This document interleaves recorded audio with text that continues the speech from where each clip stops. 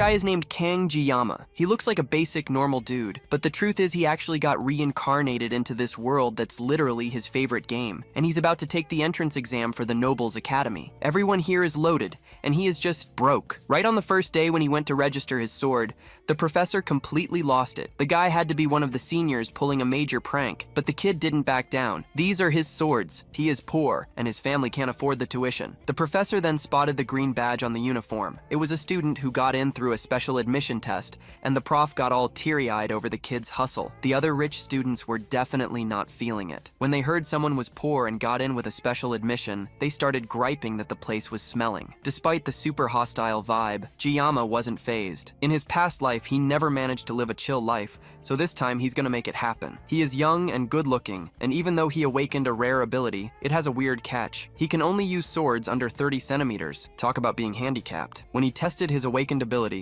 the power was so intense he felt lightning shoot out of the sword and echo through his whole body. The pain of activating it is too much. If it's like this every time, he's never using it again. But maybe it's just the first time, like with girls. But testing his ability again, the pain was exactly the same. Near where he was, people were gathering for the ceremony that would set the students' ranks. All the young talents were there, and sitting right at the top was one of the 7 legendary heroes, Klinge Siegfried von Nibelung. He is a disciple of Joachim, the Academy's founder hero. All the students know and look up to this guy, but the bored old man wasn't pleased. Not even the arrival of another of the 7 heroes cheered him up. This girl, whose curves were more legendary than her title as the Sage of the 7 Heroes, greeted the old man. The girl's name is Media, and Siegfried mocks the girl for being 70 years old and dressing like a youngster. Media didn't take it as an offense. Actually, she took it as a compliment. She also said that if Siegfried accepted her blessing, he would look 10 years younger. The old man refuses. The elderly have to accept their nature. Media has a young essence, and that's why she looks that way. Despite the old man's insults, the girl accepted the invite to watch the Academy's first day. She used to hate these people, but accepted anyway. The reason is she is curious to see Siegfried's granddaughter. All the gathered students looked like a sea of colors with their dyed hair. Jiyama was the only one with black hair, and the jokes about him not being a noble didn't stop. People forgot all about him when a girl showed up. Her blue hair and attractive aura made the guys turn totally red. Siegfried's granddaughter, the Sword Emperor. The girl is named Abel von Nibelung, and she's the main heroine of this game. The exam was about to kick off. One of the ancient heroes created a place in the Academy called the Subspace. In this place, everyone can be injured and eliminated, but when they return to reality, nothing happens to their bodies. That's why any method of combat is allowed, even the lethal ones. Siegfried and Media say it's an Academy tradition. The students who survive the longest get the best rank. The 2 old people were interested in the special student, but the other students were now focused on the student with very special attributes. Jiyama could have been one of the guys to join the herd chasing after Abel,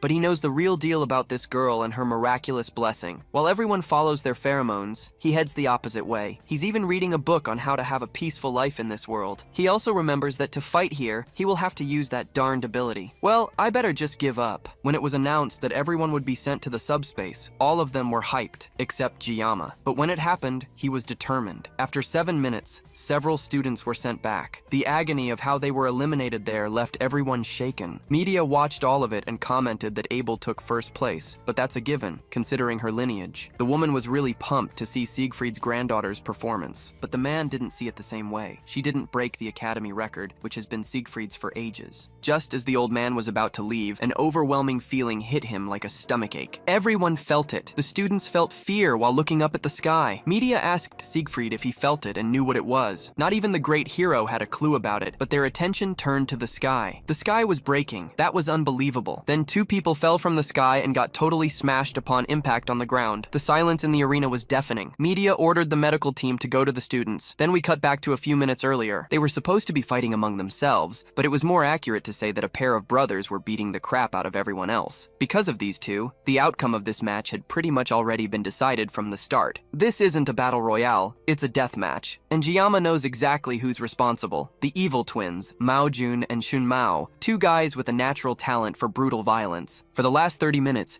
they've been deliberately toying with the weaker students, just enjoying the act of tearing other people apart. Jiyama looks so weak that they didn't even notice him. Eventually, their playthings all die, leaving the 2 brothers bored and looking for their next target. All that's left is a single girl, shivering in the back as they point at her. It's clear they have horrible intentions, and Jiyama can't just stay quiet anymore. As Shun Mao walks towards the terrified girl, telling her she's perfectly his taste, Jiyama has had enough. That's the last straw. Withdraw, Jiyama yells from the back of the arena, catching the twins' attention. He stepped in without even thinking, and now, the two boys who hadn't even noticed him before have him locked in their sights. They see the color of his name tag and laugh him off as a worthless special admission student. They decide to end him quickly so they can get back to the girl. Jiyama wonders what he should do, now facing them both head-on. His painless blessing only lasts 30 seconds. Not nearly enough time against these guys. There's only one choice left, and the answer is in his bag of sashimi knives. But if he wields a blade, the blessing will activate, bringing that unimaginable pain all over again. He wanted a safe, quiet life, and not even half a day has gone by. He reaches into his bag and pulls out a knife, causing both brothers to burst out in laughter. Shunmao decides not to waste any more time and launches forward to take Jiyama out. This isn't a situation where Jiyama can be picky, but he has a desperate plan. Use his painless blessing for 30 seconds to cancel out the pain from the sword god blessing. All he has to do is hold on. He activates his painless blessing right before drawing the sashimi knife, and once again, the blessing of the sword god flares to life, just as Shunmao descends on him with a wicked smile. There's only one way for Jiyama to survive this. If he can't cut through this situation, he will die. But can a sashimi knife really cut through a person? He remembers asking his old master, an ex-gangster, why gangsters in movies always use them. His master told him it was just movie nonsense. He said you can't slash a person like a piece of fish, not even if a god comes down. But the blessing is clear. If he wills it, then he can cut it. Trusting the blessing over his master, Jiyama thrusts his knife towards the large man jumping at him, and in an instant, Shunmao is sliced clean in half. The other students and the remaining brother, Maojun, stare in absolute shock. The quiet, gloomy kid just did the impossible with a simple kitchen knife. Shunmao's body falls to the ground in 2 pieces. His brother screams. He desperately forces his brain to remember that this is subspace, that Shunmao isn't really dead. But that doesn't change what he just saw. Maojun tells himself that his brother must have been careless. Now, as the remaining twin, he has to pick up the slack. He looks at his brother's fallen body and takes the power gauntlet for himself. With the gauntlet equipped on both hands, its true power awakens. Maojun's defense is boosted, his jumping power increases by 200%, and his fists hit like a truck. He's confident that not even an S-rank weapon can pierce his defense now. But Jiyama isn't even paying attention to him. He's just focused on the countdown, tracking the seconds he has left before his blessing ends. Maojun sees an opening and rushes in for a sucker punch while Jiyama is distracted. And then, in a single instant, it's all over. Maojun is on the ground, covered in his own blood and barely alive, while Jiyama finishes his countdown. The moment it hits 0, the painless blessing ends, and the full agony of the sword god blessing slams into him at once. He screams, still clutching the knife, and finally collapses. Sometime later, Jiyama wakes up in a white room, probably some kind of clinic. Before he can even get up, 2 people walk in. He's never met them, but he knows exactly who they are. 2 of the legendary 7-star heroes. The strongest of humanity, Siegfried, and the Academy's director, Medea Poison. He can't help but wonder why 2 of the most powerful people in the world are here to see him. Medea asks for his name, but Siegfried gets straight to the point, his hand resting anxiously on his sword. He demands to know what on earth Jiyama did. He explains that during the fight, they both felt a powerful sensation that was clearly caused by him. The hostility is so thick you could cut it with a knife. Realizing he's being targeted by the strongest man alive, Jiyama makes a smart move. He first apologizes, saying that his actions went too far, and tells them he's ready to accept any punishment. As the 2 stare each other down, Medea is forced to step in before a fight breaks out. She tells Siegfried to stop scaring the kid, and then reveals something shocking. While Jiyama was unconscious, Siegfried actually cleaned his clogged meridians. Jiyama can't believe the Swordmaster would do that for him, but now that he checks, his body definitely feels a lot lighter. Medea then explains that they reviewed the video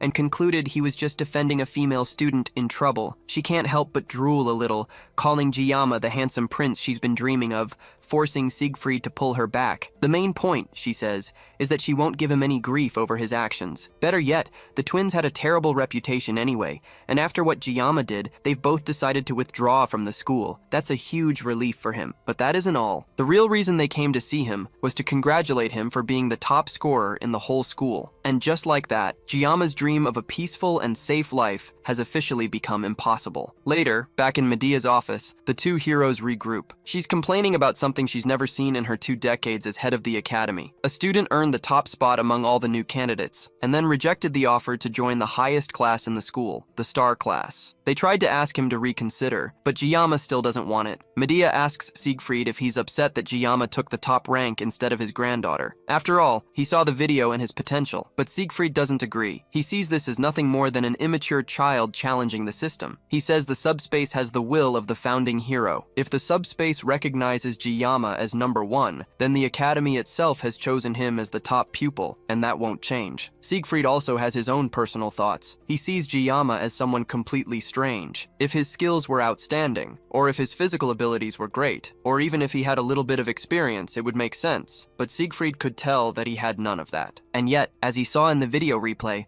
there was a great essence of skill in how Jiyama moved. It represented the ultimate form of swordsmanship, something he has been pursuing his whole life. When he was unblocking Jiyama's acupoints, he sensed how feeble his body was, that he had not yet received any physical training. But it also appeared that something was stored inside him that even the strongest human cannot comprehend. Because of that, he's feeling incredibly competitive towards someone the same age as his granddaughter. Medea, on the other hand, is more focused on the fact that he's quite attractive. She's still smitten that he revealed his skills to save a woman in danger. She jokes that if she were just 10 years younger, she would go after him for sure. Lost in thought, Siegfried stays quiet until she asks him what's on his mind. He doesn't answer, and eventually asks her what she thinks students call people like her. Interested, the school administrator tells him to go on. His answer is definitely not what she wants to hear, and she ends up exploding in anger. Meanwhile, Jiyama goes to attend his first class. He had rejected going to the star class, so the best they could downgrade him to was wolf class. Any lower, and the elders would have thrown a tantrum. He originally wanted to be in tiger class, but Medea practically begged him to go to wolf class. In exchange, she promised to keep it a secret that he is the top student in the school. He originally wanted to complete his studies securely in a lower class rather than battling it out in a higher one. Wolf class is a bit high level, but it's still within the range of what he would have expected. Jiyama pushes through the large doors and enters his new classroom. For a moment, all the students look at him with mild curiosity. Then they notice he is a special admission student, and just like that, no one could care less about him. Jiyama doesn't mind. The fact that they are ignoring him means that Medea kept her part of the deal. Now, all he has to do is live the tranquil life he has always dreamed of. He settles down at his desk as a familiar student walks towards him nervously. She shakily thanks him for helping her previously, but Jiyama has no idea who this is. She clarifies that she's the girl he saved during the test. Jiyama brushes her off and tells her that she doesn't need to thank him. After all, he says, anyone else in that situation would have done the same thing. It may look like he saved her, but he feels he actually did it to save himself. Accepting her gratitude would make him feel like a hypocrite. Jiyama changes the topic by introducing himself instead. The girl follows suit and reveals that her name is Chloe. It's an interesting coincidence that they ended up in the same class. Now that introductions are done, Jiyama tries to remember if he has ever heard of a character named Chloe in the game. Maybe she was introduced after he stopped playing, but that makes no sense. When he quit, the game's core narrative was already so far along that introducing a new character would be pointless. It looks like he has run into an extra, just like him. Jiyama asks her to keep the incident during the exam a secret. He doesn't want word of his power getting around and ruining his safe and easy lifestyle. Chloe agrees, but then starts to make a request of her own before being cut off by their homeroom teacher,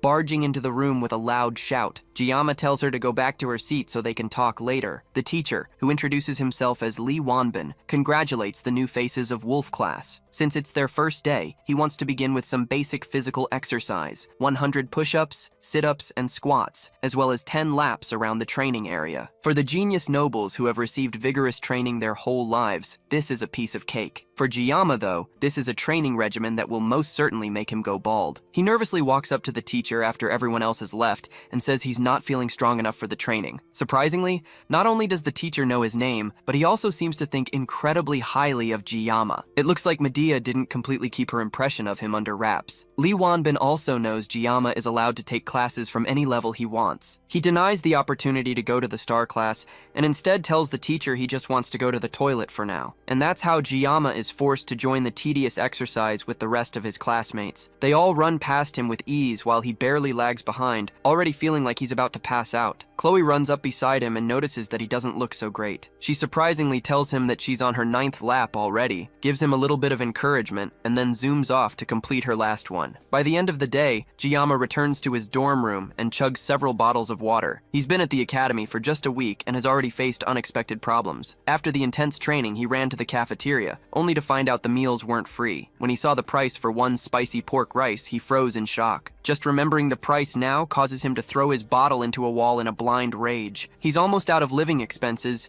and severely regrets not accepting the money his father tried to give him. For the past few days, he has been surviving on nothing but the cheapest water from the campus shop. He even misses the complimentary dinners from his army days. For now, all he can do is try to think about something else to forget his hunger. The first thing that comes to mind is his blessing. As usual, the status screen appears, giving him the details. It's gotten a lot longer since last time. His physical level has risen, which has also upgraded the blessing of the sword god, allowing it to activate with slightly longer swords now. He checks himself out in the mirror, and sure enough, it looks like he has made good physical progress. It's probably because the swordmaster activated his pressure points. It almost feels like his body has evolved. However, the sword god's blessing still hasn't spread beyond the length of a sashimi knife. If he keeps improving, maybe one day he'll be able to use a small sword. His hands even start to itch when he's not carrying a blade now, probably a result of the blessing. There's a knock on the door. He opens it to see Chloe. She asks if she's interrupting, and he asks why she came over. It's because she hasn't seen him in the cafeteria and came to check if he's all right. He lies that he doesn't normally consume food made by others, but his internal self practically salivates at the thought of food. Chloe looks disappointed, telling him she was hoping they could have dinner together. Before she can even finish her thought, Jiyama is dressed up and calling for her to follow him to buy ingredients. Later that evening, the two have a great meal cooked by Jiyama. Chloe is genuinely impressed. Since Chloe grew up near a beach and loves fish, and Jiyama's expertise is cooking fish, it's a perfect match. The itch in his hands to grab a knife also hadn't left him, so this is a great time to refresh his skills by slicing some sashimi. The problem is the sword god's blessing. He can't hold a simple kitchen knife without it activating. He asks Chloe if she owns a larger knife, saying it would be awkward to use his own weapons to cook. She heads into her room and comes back with a large sword, definitely way too large for a simple fish. With no other choice, he is forced to use his blessing. The painless blessing will last for 30 seconds, so he just has to make sure he's fast enough. He was once called the greatest swordsman in his country,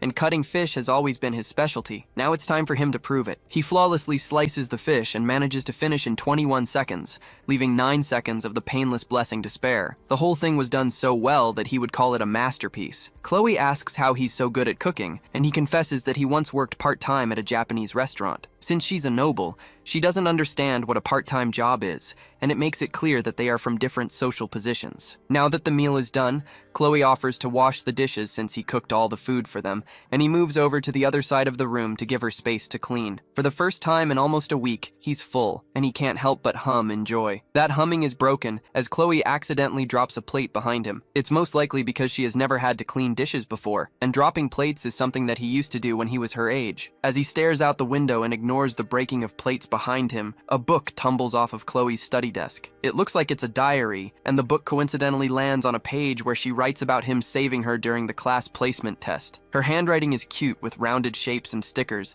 and he finds himself picking up the book and smiling at it. The wind from the window turns the pages of the book to another part where she writes about meeting him in the same class and being interested in him. He finds it all really cute and can't help himself as he turns through more pages, admiring how cute she is. He turns a few more pages and sees his name again, followed by numerous pages with the words, "I love you," written countless times. Another plate breaks again, and he turns to see Chloe staring at him with blank, scary eyes. She simply asks him if he has read her diary. Chloe's emotionless state isn't a new thing. It's part of her upbringing, and it's more like a self-defense mechanism. Heroes earn respect by defeating demonic beasts, and this allows them to increase their social standing and to gain global reputation. However, within their stagnate ranks, there are certain factions that abuse the weak in the name of authority. When the law is unable to punish these abusers, another group is called from the shadows to take care of these people, and the name of that family is Auditor Sicily. They are a family that maintains order and carries out assassinations. They are known to work in the shadows while leading towards the light. Those born in the Auditor family have been training for assassinations since before they even reached adolescence. Their emotions are restrained,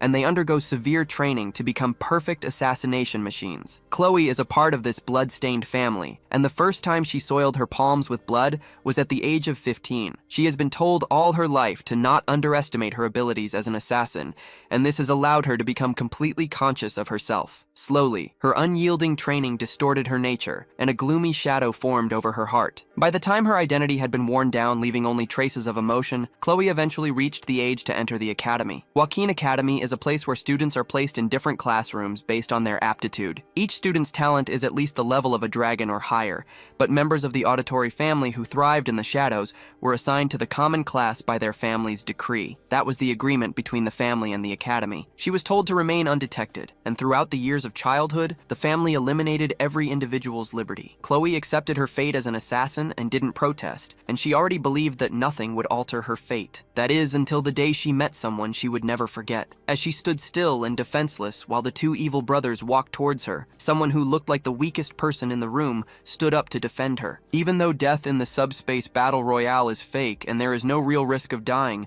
this boy still tried to save her. Chloe had quietly accepted death and was waiting for her predestined fate. She had long since given up on meaningless struggles, and she was trained to act in a meek and unnoticeable manner. But somehow, thanks to the boy's intervention, it's like the sun had broken through the clouds in her mind, and she watched as the boy used his sword not to assassinate, but in self-defense and to protect her. Right as she saw him fighting for her, she remembered a children's fairy tale she read aloud under her pillow in secret. The tale told of a princess imprisoned in a castle that was rescued by a prince. As the memories of the fairy tale came to her mind, her chest tingles and her cheeks became red. This unidentifiable feeling in her was most certainly love. Now Guillaume has committed the ultimate sin by looking into the private thoughts of this girl. As she stares him down, he tries to, but he knows deep down that he is screwed. He tries to figure out exactly how he got into this situation. Was it when he took the pure sentiments of a teenage girl? Or maybe the moment he foolishly followed her because she offered to feed him? No matter how he found himself staring at death itself in the form of a teenage girl, his first priority should be getting out of here. He changes the topic, commenting on how lovely the moon is before casually trying to find a way to leave the room without getting his head chopped off. She doesn't let him finish his sentence and asks him again if he saw her diary. He tries to play it off, pretending that he only saw her reference book, and compliments the amount of effort she put into studying. But none of that flattery will save his life right now. He can't even believe that she saw him reading it in the first place, since she was busy washing dishes while he was peeking through it, and she has even abandoned the formal speech she was using to talk to him before. It's almost like she has become an entirely different person out of nowhere. He promises that he didn't see it, but she pesters him until finally he admits that he saw it. As soon as he says that, Chloe decides that his life must end, and she pulls out the same sword that she offered him before to cut the fish. Guillaume looks around and weighs his options. They are currently on the 4th floor, so jumping out of the window isn't an option. The only way out for him is through the front door, but Chloe definitely won't let him just walk out of here, at least not with his limbs attached. She really is coming towards him with the sword, and it looks like his time is running out. He tries to figure out why she's suddenly acting this way, and he can only think of one possibility. Her unmoving pupils and her dark red eyes can only mean one thing. He's dealing with a textbook yandere, but if he takes into account her sudden shift in attitude from an adorable little strawberry to a fierce killer, it gets even worse. She's a yandere with a dual personality. Managing her yandere characteristics alone will definitely be difficult, but adding a dual personality disorder to it makes things even worse. It looks like her change in personality was triggered by him opening her diary. This might be harmful, but he's sure that she'll pursue him until the day he passes away if he doesn't do something to snap her out of it. He has to find a way to secure his future by taking the initiative today, else things are only going to get worse for him. The only way he's making it out of here alive is if he gets a weapon, but he only has 9 seconds remaining after using 21 seconds to slice the fish. His sashimi knife is still in his room, but he can use the kitchen knife from earlier. There's no way he's going to be able to reach that without his arms getting severed, though. He looks around again and notices a box cutter on her study desk. There's nothing else he can use, but there's no way this little thing is enough to activate the blessing of the sword god. Chloe finally rushes him with a sword, and it looks like there's only one way to find out. He grabs the box cutter, spilling the rest of the stationery on the ground, and then unloads the blade. Numerous status screens pop up in front of him. Being resourceful in a situation like this increases his mental resilience, and he temporarily gains an intimidation buff. The system then makes necessary adjustments before activating the blessing. Chloe rushes at him with her sword right as Guillaume pulls back with the box cutter. Before she can cut him down, he tells her that her hair is a little long. Thanks to the intimidation buff, Chloe freezes for a moment right as Guillaume unleashes the blade. Everything goes dark and fuzzy, and by the time Chloe wakes up later in the evening, her room is dark, tidy, and empty. Her thoughts immediately go to Guillaume, and she wonders where he went off to. She calls out to him a few times, but the silence confirms that she is alone in her room. The last thing she remembers is sneaking looks at him while he was looking out of her window, but everything is fuzzy after that. She suddenly feels the need to look for her katana, but she sees it leaning against her study desk. She sometimes loses consciousness whenever she holds her katana, but it looks like she managed to hold herself together this time. At least that's what she thinks anyway. Back when she was younger and still honing her skills, she would lose consciousness when holding her blade, and by the time she would come to her place would be covered in blood, and her elders would dismiss her whenever she would ask what she did while passed out. They would always remind her not to deny her talent as an assassin. Still, the fact that she can't remember what she did with Guillaume makes her feel embarrassed, and she buries her head in her bed in shame. But that shame quickly turns to something else entirely as she starts thinking about Guillaume. Then she notices the box cutter laying on the floor, and also that her hair looks shorter. Inside her trash bin, she also sees some of her hair, neatly cleaned up. That's when she realizes that he must have helped her cut her hair, and she opens up her journal to write about her love for him a little more. Guillaume, on the other hand, isn't nearly as lovesick as Chloe is at the moment. In fact, right now, he can barely believe that he's even alive. Behind an inconspicuous wall at the far side of the college, he throws up the food that he was just praising Chloe for feeding him. He barely managed to go past the first 5 seconds after the 9 seconds of his painless blessing ended, and even then, he still feels incredibly sick, and after throwing up his only good meal in over a week, Guillaume sits on a bench and contemplates what to do next. Now he's hungry again, and feeling even worse than he did before Chloe came to visit. His mind drifts to Chloe again, and he starts to wonder who exactly she is. Her swordsmanship is clearly honed to cut off an opponent's life with a single strike, or at least subdue them. The way Chloe wields her sword, it's like she is persistently aiming for the vital spots, almost as if her technique is specialized in assassination. If she had caught him off guard, Guillaume certainly wouldn't have survived. He felt like his life was being threatened, so he instinctively aimed for her neck. Fortunately, the knife was too short, so he only managed to cut her hair. Before he left, he cleaned up the mess so there shouldn't be any problems later, but this is just further proof that keeping his peaceful and safe life isn't as simple as it looks. Apparently,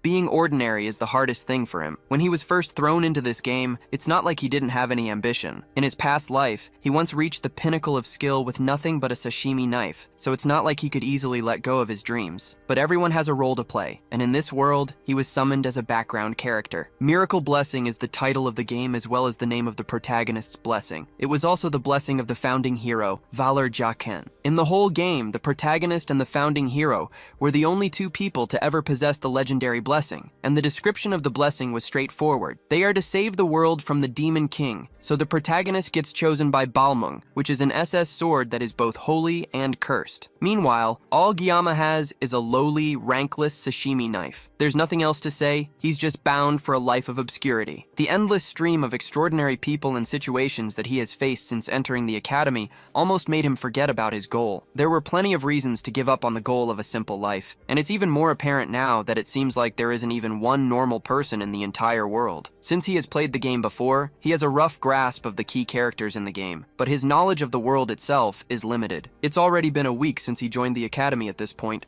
which means that the protagonist should have already awakened his blessing and begun the late admission process. This is when the game's story actually begins, and Guillaume knows the general plot, but he never played it to the end. For the first time, he actually regrets quitting the game halfway through, but still, since he knows the canon route up to the first half of the story, that already gives him a big advantage. All he has to do is stick to the canon route no matter what. If he starts meddling in everything, then he'll end up losing the only advantage that he has. From his memory, he knows that the storyline takes a sudden dark turn around the second semester of the third year, which is when the demons realize that the hero has awakened, and they launch an attack on the academy, led by a legion commander. As the fight escalates, the demons and the humans spiral into an all-out war, and from there, the game's story turns into a typical fantasy novel. Back when he was playing it, he just wanted to emulate the carefree, simple, youthful life that he never experienced as a teenager, so he deleted the game without a second thought. The problem is that now he's part of the world that is destined for war, and there's a very real possibility that he might die too. He still has 3 years before then though, and he needs to stop running from reality so he can focus on what's possible. He won't let himself die, and he will focus on growing stronger so he can survive. Besides, cliché games like this one always have happy endings where the protagonist manages to save the world. All he needs is enough strength to protect himself, so he can't let himself be some helpless weakling that gets killed off. He just needs to train enough to protect himself while keeping as low a profile as possible. To do that, he will have to minimize his use of the blessing of the sword god, because just the few times he has had to rely on it has put immense strain on his body. It's a powerful ability, but it comes with way too many drawbacks for his liking. Thinking about the blessing once again activates a status window that gives him information about it. Weirdly enough though, there are new entries to the information that he didn't notice before. The 3 new entries are a body, mind, and armament grade, and the numbers beside them seem to be levels. They all reflect how much he has grown, and each one will lessen the strain of his blessing on his body. There's also one more called synchronization, but he has no idea what it means, and its description is just some question marks. He tries tapping on it, but access to it is denied because he has not met the relevant conditions. That's another puzzle to add to this mysterious blessing, but it's not important right now. His main priority at the moment should be improving his body and finding a new weapon. He can't depend on the 30 seconds of the painless blessing forever, so he also needs to learn to wield a sword that doesn't meet the condition of the blessing. Luckily, there's a monster hunting training for the midterms that's happening in a month. The reward for the training is the longsword more same. It's a B-tier weapon that should serve him until graduation. It's also too big for his blessing to activate, meaning that it's the perfect weapon for him. There's a lot to figure out, but it already feels like he's making good progress. While lost in thought, a voice calls out to him suddenly. He looks up, and staring back down at him is someone he never expected to see or talk to. It's Abel von Nibelung, the granddaughter of the Sword Emperor, and the one person that he really shouldn't be interacting with if he wants to avoid changing the game's story. She tells him that he's on her seat, but he's too stunned to get up for a moment, forcing her to yell at him before he finally gets the message and slides away to give her space. He still can't get over just how pretty Abel is, and he caught himself staring without even noticing. As he tries to leave, she tells him that he doesn't have to go, he can just shuffle over a bit instead. It's weird that she'd call a public bench her seat, but he lets it go since he doesn't really want to get involved with her. He still can't help staring at her, and just as he would expect from the heroine of the game, she really is gorgeous. Suddenly, she starts talking, and that startles Giamma back to the present. This is definitely way too odd since the Abel that he knows is usually standoffish and doesn't talk to people. Even the handsome protagonist of the game couldn't get her to warm up to him. She continues talking, asking him if he also uses a blade as his weapon, and he sheepishly answers her before asking how she knows. She tells him that her grandpa once told her that swordsmen have a different look in their eyes. Then she shows him her sword and asks if he wants to hold it. He's still feeling a bit odd about the whole thing, so he declines the offer, but that just makes her pout in annoyance. It looks like he heard her feelings, but he just can't get used to her talking to him. Then she asks him if he knows her. Giamma is surprised at first, but that's an odd question for her to ask. There's no one in the school who doesn't know who she is. He answers her in a blank way, saying that he sort of knows her, but then she tells him that she doesn't know him. She considers that a bit unfair, the fact that he knows her, but she has no clue who he is. Giamma doesn't agree since they have only just met, so it's not important if they know each other's names. But she tells him that he could be a spy sent by the Demon King, who's sneaking into the academy, dressed as a student. It's quite suspicious that he's out here alone this late at night, and although it looks like she's just saying random things, it almost looks like she's Giamma then throws the question back at her and asks her why she's out so late at night. It's obvious though from her clothes and weapon that she just finished training and working out. She tells him that she did breathing exercises and then points at him as she talks, unintentionally giving Giamma a full view of the scars on her hands. She hurriedly hides her hands, but Giamma has already seen them. They are signs of her hard work, and Abel agrees with that, since it's obvious that she of all people would be working hard. People don't understand what it means to belong to the Nibelung bloodline. They are expected to always be at their best, and to be flawless. One slip up and they could become a target. Abel then reveals that she is not the top student of the year, and this is the first time that she has ever lost to someone in her life. But somehow, even though she should be upset, she feels strangely liberated. She can't help wondering who exactly beat her, and became the top scorer though. She would love to meet them, so she can tear them apart. That causes Giamma to cough out in shock, and he asks her why she would go that far. The reason is because she feels humiliated. She begged her grandfather to tell her who that person is, but apparently the person isn't even in her class. On top of that, they also skipped the speech, which means she had to do it in their stead, and that only felt even more embarrassing as the second place. She stops herself before she goes even further with her ranting. It's odd of her to decide to share all this information with someone she just met. On that note, Giamma finally asks the question that has been on his mind this entire time. He wants to know why she's talking to him in the first place, considering her personality and how she usually feels about others. The reason is definitely not what he expected. It's because he looks weak. It's her family's motto to be unyielding to the strong and merciful to the weak, and all her classmates are already unbearable enough, so she doesn't have any friends. That would explain why she's so cold to the protagonist in the game. With that done, Abel gives a little stretch, then prepares to leave. As she gets up, she pauses for a moment and then asks him if he really isn't going to tell her his name. Just like before, Giamma refuses with no room for negotiation. Time continues to pass, and to Giamma's surprise, he continues his academy life without any trouble. Chloe seems to have made some new friends apart from him, and she has settled into the class just fine, and Giamma has been keeping himself busy by avoiding her ever since the incident in her room. Sometimes when their eyes meet, her new friends look at him with disdain because of his status as a special entrant. But Jiyama has managed to stop caring about people that look down on him for being a special entrant. After all, he's not the only special entrant in their class anyways. Although there aren't many of them in the class, they have all been really good at avoiding each other. There's definitely some kind of inferiority complex at play, but Jiyama is sure that things would be so much worse if he was placed in a higher tier class. By now, the students in the Star and Dragon classes have most likely split into factions and become wrapped up in petty power struggles. Even back when he played the game, it was pretty shocking to experience. But now that he's living in this world, just the thought of being in that world sends a shiver through his spine. In good news though, he has been getting proper meals now. That's thanks to something that Medea gave to him the other day. As a special privilege for being the top scorer in the school, he gets a faculty card that allows him to eat whatever he wants from the cafeteria for free. He's so thankful for this little gift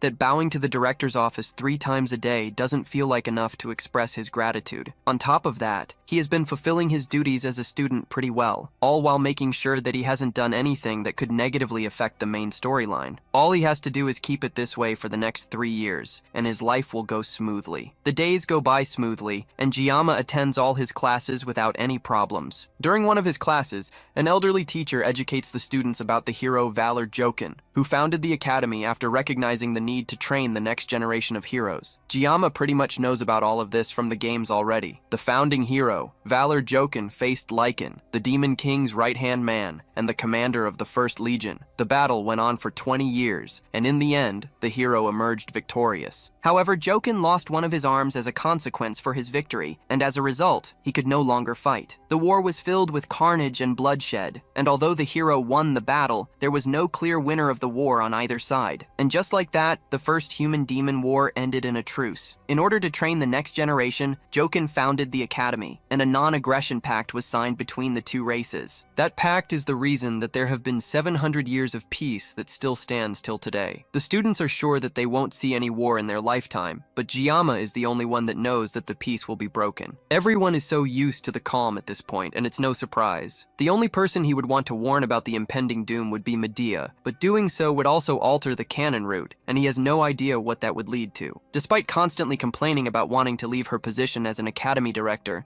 Medea was one of the first to notice that something was about to happen, thanks to her blessing of perception. In order to protect her students, she was the first among the 7 stars to step onto the front lines, but Jiyama never played the game to that point. However, he did learn of her fate from reading the game's fandom wiki. Medea was the first of the 7 stars to fall in battle against the Demon King's army. Knowing this makes it hard to keep the war a secret, but he wishes that he never knew in the first place. The class ends, and students start to head out to the school halls because of some sort of commotion going on out there. It looks like it's finally time for things to start, and Jiyama takes a moment to check his phone. Just like he thought, it's the 5th of May, and today is the day that the protagonist will finally join the school. He joins the group of students crowding at the class door, and they are all in awe of him, and some are already certain that he's going to join the star class. Just as he suspected, the protagonist of the game walks through the halls as people part for him to move. Leon van Reinhardt walks with a confident aura among his fellow students, but Jiyama knows that today is the day that the peace that lasted 700 years would start to crumble. Jiyama watches as everyone in the school seems to fawn over him, but he already knew that this would happen. After all, in the game,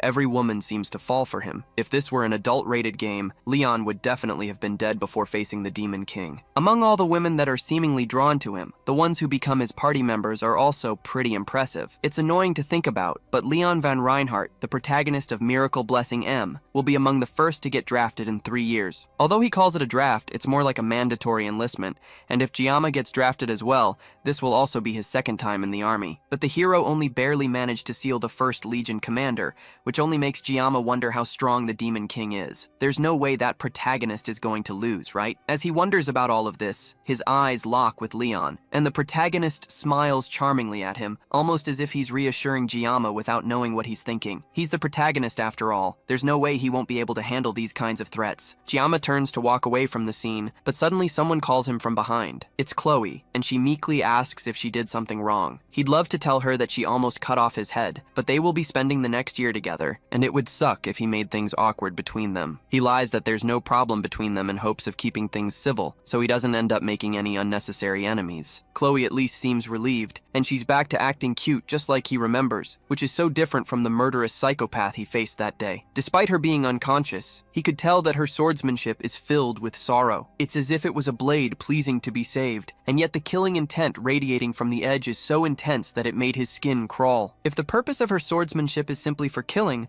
then she's probably more dangerous than the Mao siblings. He's snapped from his thoughts when she asks to treat him to dinner again tonight. She wants to treat him, but she warns that she's not as good at cooking as he is. The mention of having dinner with her again brings those thoughts of her bloodlust back to mind, and he almost instinctively wants to refuse her. But the puppy dog eyes of a cute girl are a terrifying weapon. It's almost impossible for him to say no to a face that cute, and he feels bad for even thinking of refusing. But if he doesn't refuse, he might wake up in a fridge tomorrow morning. Instead of dinner, though, he has a better idea for them to spend time together. He asks her for a favor, and tells her that she's the only one that can do it for him, and that caused Chloe to become docile immediately. Guillaume wants her to teach him swordsmanship, and he needed a sword instructor anyway. Later in the school's training grounds, he swings a wooden sword while testing his own limits. Just as he expected, because of the size of the sword, it doesn't affect the blessing. Now all he needs to do is try to develop some swordsmanship skills. Chloe is insanely strong. She'd be the perfect person to train him. This is also a pretty good excuse for him to avoid going to dinner with her again. Ever since that day, he made sure to watch a video called Surviving a Yandere before going to bed. Somehow, it looks like it has helped him in dealing with Chloe for the meantime. Chloe walks up to him in casual clothes with her katana attached at her hip. He just arrived since they planned to meet at 8, but she's been waiting for him since 6:30. Guillaume takes a moment to admire her, and her crop top gives him a good view of her muscles. He couldn't notice it before because he only ever saw her in a school uniform,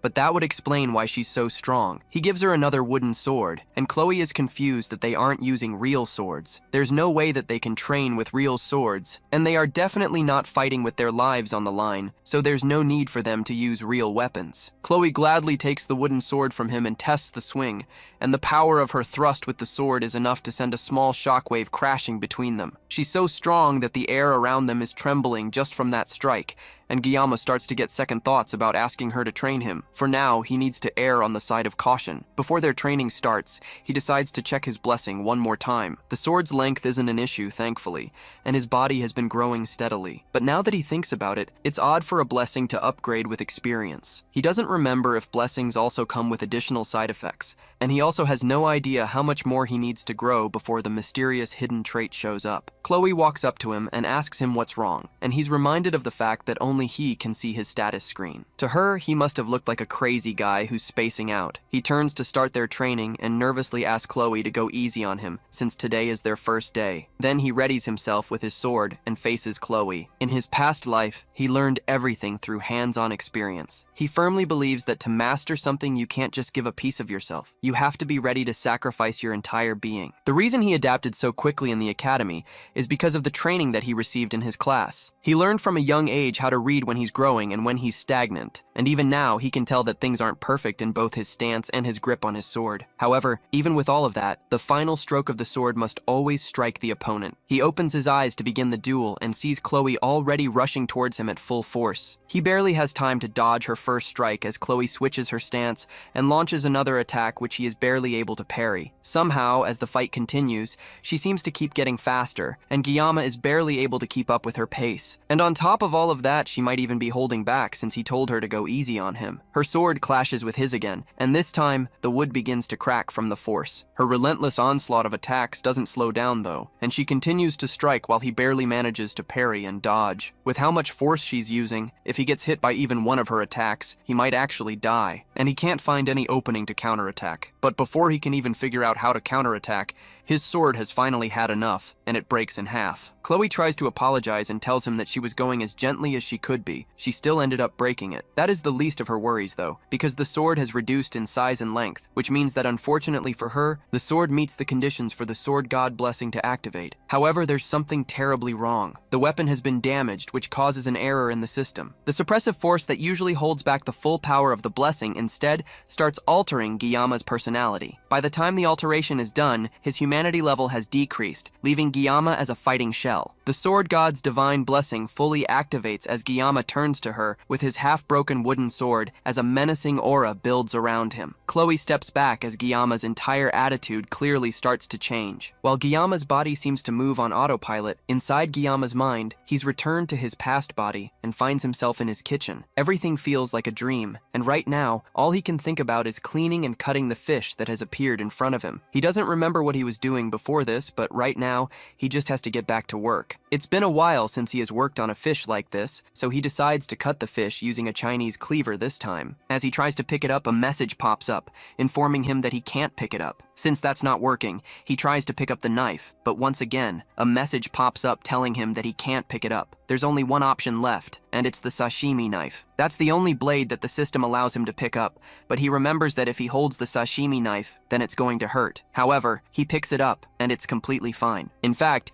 he even feels refreshed, if anything. A voice speaks up in his head, telling him to just accept the situation and let things go. In the real world, Guillaume continues to approach Chloe with the knife. She tries to call out for him, but he continues walking towards her with obvious bloodlust. Suddenly, he rushes towards her, and Chloe is just barely able to block his attack with her sword. He pushes against her sword and sends her flying backwards and crashing into a wall. He suddenly feels completely different from when they were sparring before. He jumps towards her and tries to stab her with the sharp end of his stake, but she barely jumps back and avoids the hit. Chloe only got hit with one attack, but she can barely move. She can't figure out how Guillaume became this way all of a sudden, but she has to find a way to stop the spar before he ends up accidentally killing her. She tries to ask him again to stop, but Guillaume doesn't respond and launches at her again. He's moving so fast that there's no way she's going to be able to avoid it at her current state. All she can do is continue begging him to stop, and eventually she shouts out his name right as the sword strikes down straight towards her head. Back in Guillaume's dream world, he wonders why the fish he has been trying to cut is avoiding him. The fish also seems to be making a lot of noise while bouncing around, and he can just barely tell what it's saying. It sounds like it's calling out someone's name. The sound becomes less fuzzy until he can just barely hear the fish calling out for someone named Guillaume. Chef Kim's mind starts to clear, and eventually he realizes that he is Guillaume, and the fish is calling for him. He's just barely able to realize what's right as he is about to stab Chloe with the broken sword. Just before the wood can pierce her skin, Guillaume throws the sword, slamming it into a wall just before he accidentally kills his friend. Chloe opens her eyes and sees Guillaume holding her and smiling down at her. Because he's no longer holding the sword, the blessing has ended, and he's back to his senses. Chloe nervously asks if he is all right, and he calmly tells her that he's fine, and then turns to leave while thanking her for helping him to train. After he leaves, Chloe makes her way back to her dorm room as well. She's had a feeling since the entrance exam,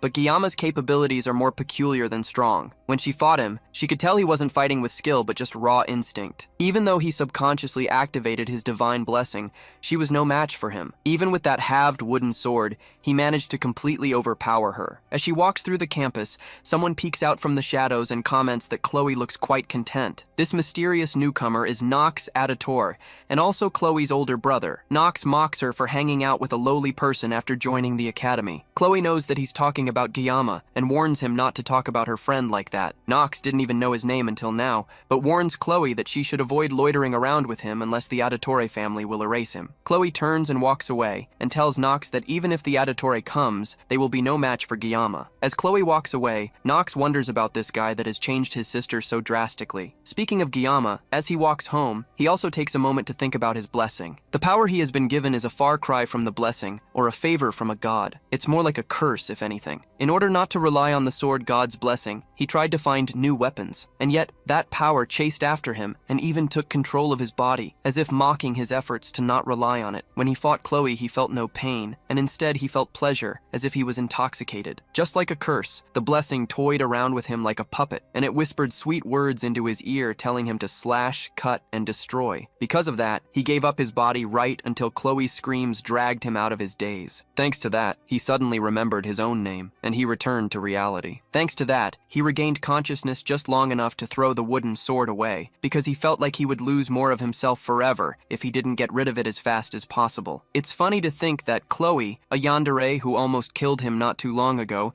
is now the girl that managed to pull him out of his daze. He was pissed off that she broke the sword in the first place, but in the end, he felt a deep sense of gratitude. That's why he didn't make a fuss when he returned to reality. He was terrified of activating the sword god's blessing again, but today proves that he can't just ignore this issue for the rest of his life. This gift is something he has to deal with for the rest of his life, and it's the reason that his wish to live life normally will most likely never be fulfilled. As he practically crawls his way back to his room, Guillaume realizes that there is something in him that is trying to devour his sense of reason. This definitely isn't a blessing. It's a curse that is trying to consume him whole. 3 days later, classes continue as usual, and Chloe chats with her new friends, but something is clearly wrong. Since they had that duel, Guillaume has not been coming to class, and they never shared their contact info, so she hasn't even been able to check on him. Every time she went to his dorm, the only thing that she would hear in response to her knocks were pained groans. She considered breaking the door down, but she feared that he would end up hating her for it. She likes watching him from her seat during class, and she lost track of how many times she would secretly glance at him during the day. At first, she thought she was drawn to him because he risked his life for her, but that's probably just an excuse at this point. Whatever the reason that she's drawn to him now, she just misses him. The next day, Guillaume still hasn't shown up to class by the time the teacher is yelling at everyone to settle down and be quiet. It's raining today, so the teacher tells them that they will be having a study hall instead of training. As the students start to make their way to their seats, he too also notices that Guillaume has not shown up for several days. However, knowing him, there has to be some reason for it, so the instructor decides to just wait patiently for him to return on his own. As he disciplines his students, the doors to the class creak open, and Guillaume calmly struts in with a completely new look. Chloe stands out of her seat in shock as Guillaume apologizes to the instructor for being late to class. His eyes are sunken and look almost dead,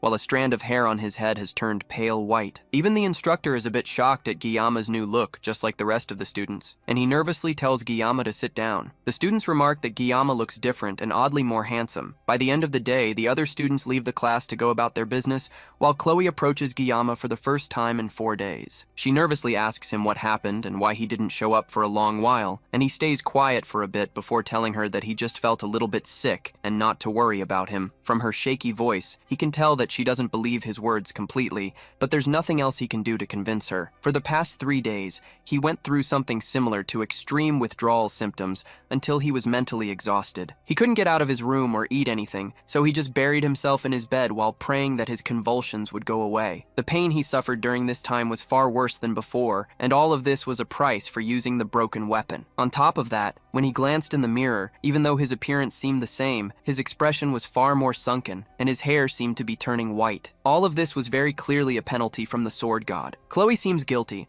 and it's probably because the last time she saw him was at the training grounds, so she must think that this is somehow her fault. To calm her down, he asks her if she's still interested in having that dinner with him like she wanted before. That shocks Chloe even more than him coming back to class, and she nearly rushes him in a hug. It looks like that was the right choice because she seemed to really like that suggestion. She asks him what he would like to eat, and the first thing that comes to his mind is fish. As they talk, a strange sensation passes through him, and he turns to see someone staring at them from the end of the hall. It's Chloe's brother, Knox, and the atmosphere changes as soon as they see him. Guillaume goes directly to confront the newcomer and tells him that instead of staring, he should come in and talk to them. Right away, Guillaume notices something wrong with the guy's eyes, but Chloe tries to get in between them before something crazy happens. Her voice is shaky, and there's definitely some hesitation in how she's acting, but she's still trying to protect him in her own way. Knox asks Chloe if this is really the guy she's choosing to break Adaro's rules for. Chloe tells him that she wants nothing to do with her family, but her brother reminds her that she can't just wash the blood off her hands. If someone is born as an auditor, then they will always be an auditor. Chloe is speaking as if she's a rebel, and the brother is speaking as if he's from a historical drama, but Guillaume is just annoyed by the whole thing. Knox continues to insult Guillaume, and that finally causes Chloe to snap. She yells for Knox to stop talking about the man she loves like that, and her angry voice surprises even him. Guillaume hoped that this whole thing could at least be done in moderation, but he's starting to get used to these disruptions in his life. The more important thing is the Auditore. He knows that they are a group that works in the shadows and specializes in assassination, and they show up in the middle of the game to play a major role. It's said that they are weaker compared to other heroic houses, but they are unrivaled in assassination. All the members of the Auditor clan are ridiculously strong thanks to their abusive training regimen, which they all undergo from childhood, which molds them into cutting-edge assassination tools. For Chloe to be from this assassination group, that means her cute and bubbly personality makes her the abnormal one in this situation, unlike her brother. Nox has an expression that shows that he's used to killing, and although Guillaume has nothing against that, it looks like Chloe wants to lead a normal life instead. Just like his blessing of the sword god, the environment of the auditories is something that Chloe had no say in being a part of. She's destined to live a life as an emotionless murderer, and that's almost unfortunate to think about. Guillaume doesn't think he's a hero, and he has no intention of ever becoming one, but even if he can't save the world, he can at least try to save the life of one girl. He steps between Chloe and her brother and confronts Nox directly. In the end, he tried escaping the sword god's blessing, but he couldn't. So instead, he'll take a step forward and embrace this curse. After all, the name Guillaume means sword demon. With that, he walks past the two assassin siblings and tells Nox to follow him. Meanwhile, Lee Wanbin sits in his office with thoughts of his student running through his mind. When Guillaume came to class that morning, it was very obvious that something had happened to him. His expression was void of emotion, and he looked deeply troubled. As he's thinking to himself, one of his fellow instructors walks into the room cheerfully, while also remarking on the man's baldness. Before they can keep talking, Lee Wanbin gets a call from the administrators, and they want his permission to allow a student of his to use the subspace. Lee Wanbin desperately asks to know which of his cadets requested to use the subspace all of a sudden, and they confirm that it is Kang Guillaume who requested it, hoping to face Nox Auditore. The stage is set for Guillaume and Nox's fight, and our MC waits patiently in the room with 15 minutes left before the fight starts. He thought the process to get access to the subspace would be complicated, but it went by pretty quickly. It's definitely thanks to Medea, who at least wanted him to be safe while fighting a professional assassin. At least since he won't be fighting in reality, that means that he doesn't have to worry about physical injuries, but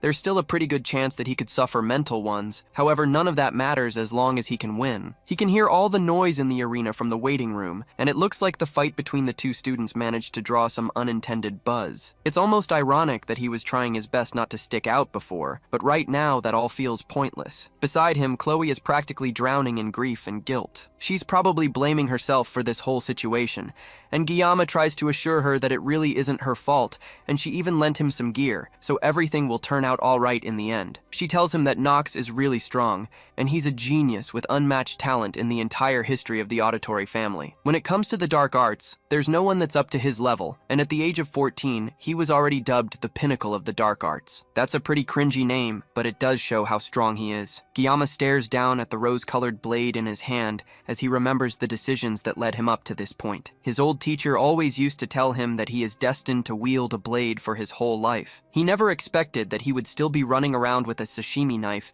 even in his next reincarnation. An announcement comes over the speaker, informing the students that the subspace battle is about to begin. He gets up to leave the locker room, but not before reassuring Chloe one more time that he is going to win. He steps out into the arena and is immediately bombarded by the excited cheering of his fellow students. Guillaume feels like he's one of those gladiators from the Roman Empire with how intense the atmosphere has become. Over in the distance, he can also see that the entire star class is attending as well, including the main cast of characters from the game. Nox walks into the as well and immediately calls his attention. It looks like the assassin is insulted that Guillaume would dare come to challenge him with a girly kitchen knife. This guy's killing intent is no good, and it would be best that Guillaume tries his best to avoid provoking him. So naturally, Guillaume taunts him even more by telling him that a true master never blames their equipment. Nox pulls out his blade, an S-rank sword called the Two Hongrian Blades. On top of the powerful equipment, he also has one of the best auras in the game, the Blessing of the Crow. However, Guillaume has also come prepared with dual discount grade kitchen knives. Truly, this will be a fight for the ages. The subspace barrier is deployed,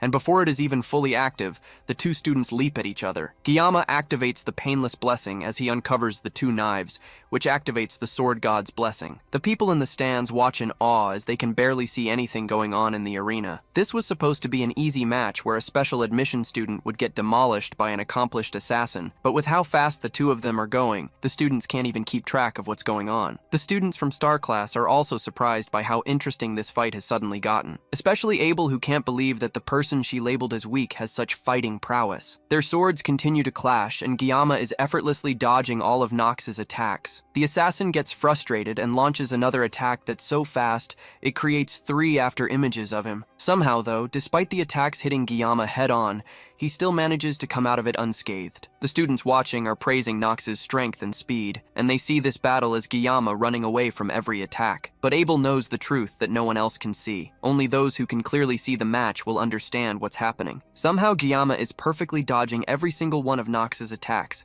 almost like he's not even trying to fight. Meanwhile, Nox is getting even more agitated, since he even used his Blessing of the Crow, thinking that it would be enough to annihilate him. But Gyama somehow managed to everything like it was nothing. Now that Nox has seen for himself how skilled Gyama is, he decides to be more cautious and aim for a powerful strike that can slice through a wide area in just one go. Gyama suddenly drops the sashimi knife that he brought with him and holds the rosy blade that was given to him by Chloe. Just looking at the confidence in his stance makes Nox even angrier, and he doesn't think a nobody like Gyama should have the nerve to act like a big shot. As Gyama charges his attack, Nox also activates a powerful attack aimed to our MC with a single strike. Before he can even move though, Gyama goes on the offensive, and in a flash, the match is decided. Gyama wanted to live a comfortable life, and to achieve that, he stuck to the rules and tried not to stand out as much as possible. Now he has given his body up to the sword god, with the sole aim of cutting Nox up so cleanly that he wouldn't even be able to see if he was cut at all. The whole crowd falls deadly silent as Nox's arm, still holding one of his blades, flies through the air and falls limply to the ground. This is the beginning of Kang Gyama's origin, and it's the moment he says goodbye to his peaceful future. Gyama turns around and finishes the job, slicing Nox cleanly into pieces and officially ending the battle. The subspace barrier gets turned off, and the crowd is still in stunned silence, and Nox tries to catch his breath with his arms on the floor. Gyama puts his blade back in its hilt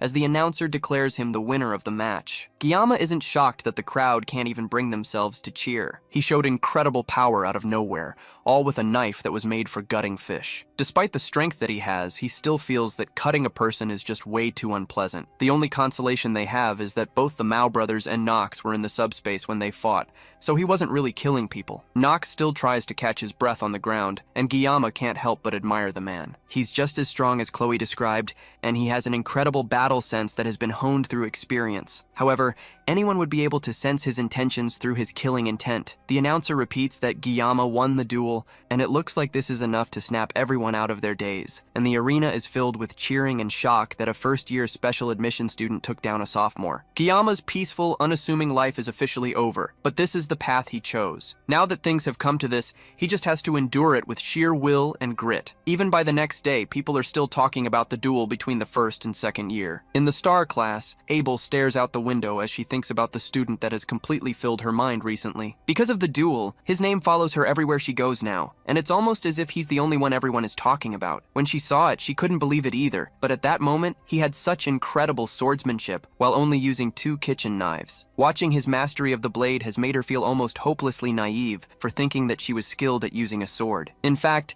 he was so good that she's sure that he was the top student her grandfather was keeping as a secret from her. That makes her even more frustrated since she talked to him as if he was weak when he was actually stronger than her. Her loud annoyance is enough to wake up her seat partner, Rachel. She apologizes to her friend, but Rachel can immediately tell that something is seriously bothering Abel. The blue-haired girl tries to play it off by saying that she's frustrated because she hasn't been able to work out recently, but Rachel can immediately see through all of that. She tries some guesses to see what might be bothering Abel, and hits the nail on the head when she mentions that it might be boy trouble. Rachel breaks out in uninhibited laughter at the thought that Lady Abel would be interested in romance. All the while, Abel tries to convince her friend that it really isn't what she thinks it is. Rachel ignores her and shifts her focus to figuring out what man has gotten her dear friend so flustered. She runs through the list of options, starting with Leon, the class star with a handsome face, but Abel is so deadpan at the mention of that idea that it's obviously not him. Then that leaves only one option, the special student from the duel yesterday that shocked the entire school with his strength. Again, Abel freezes and isn't able to outright deny it, which is all the information that Rachel needs. Immediately, she grabs Rachel's hand and drags her to the Tiger class to meet the boy that has been on everyone's mind. The two of them barge into Tiger class with Abel reluctantly following along with her friend. Everyone in the class freezes in shock as the two school beauties make their way through the class. Rachel stands on a target, but someone tries to come and scold her for suddenly leaping on another student's seat. She's able to completely confuse him by showing off how pretty pretty she is,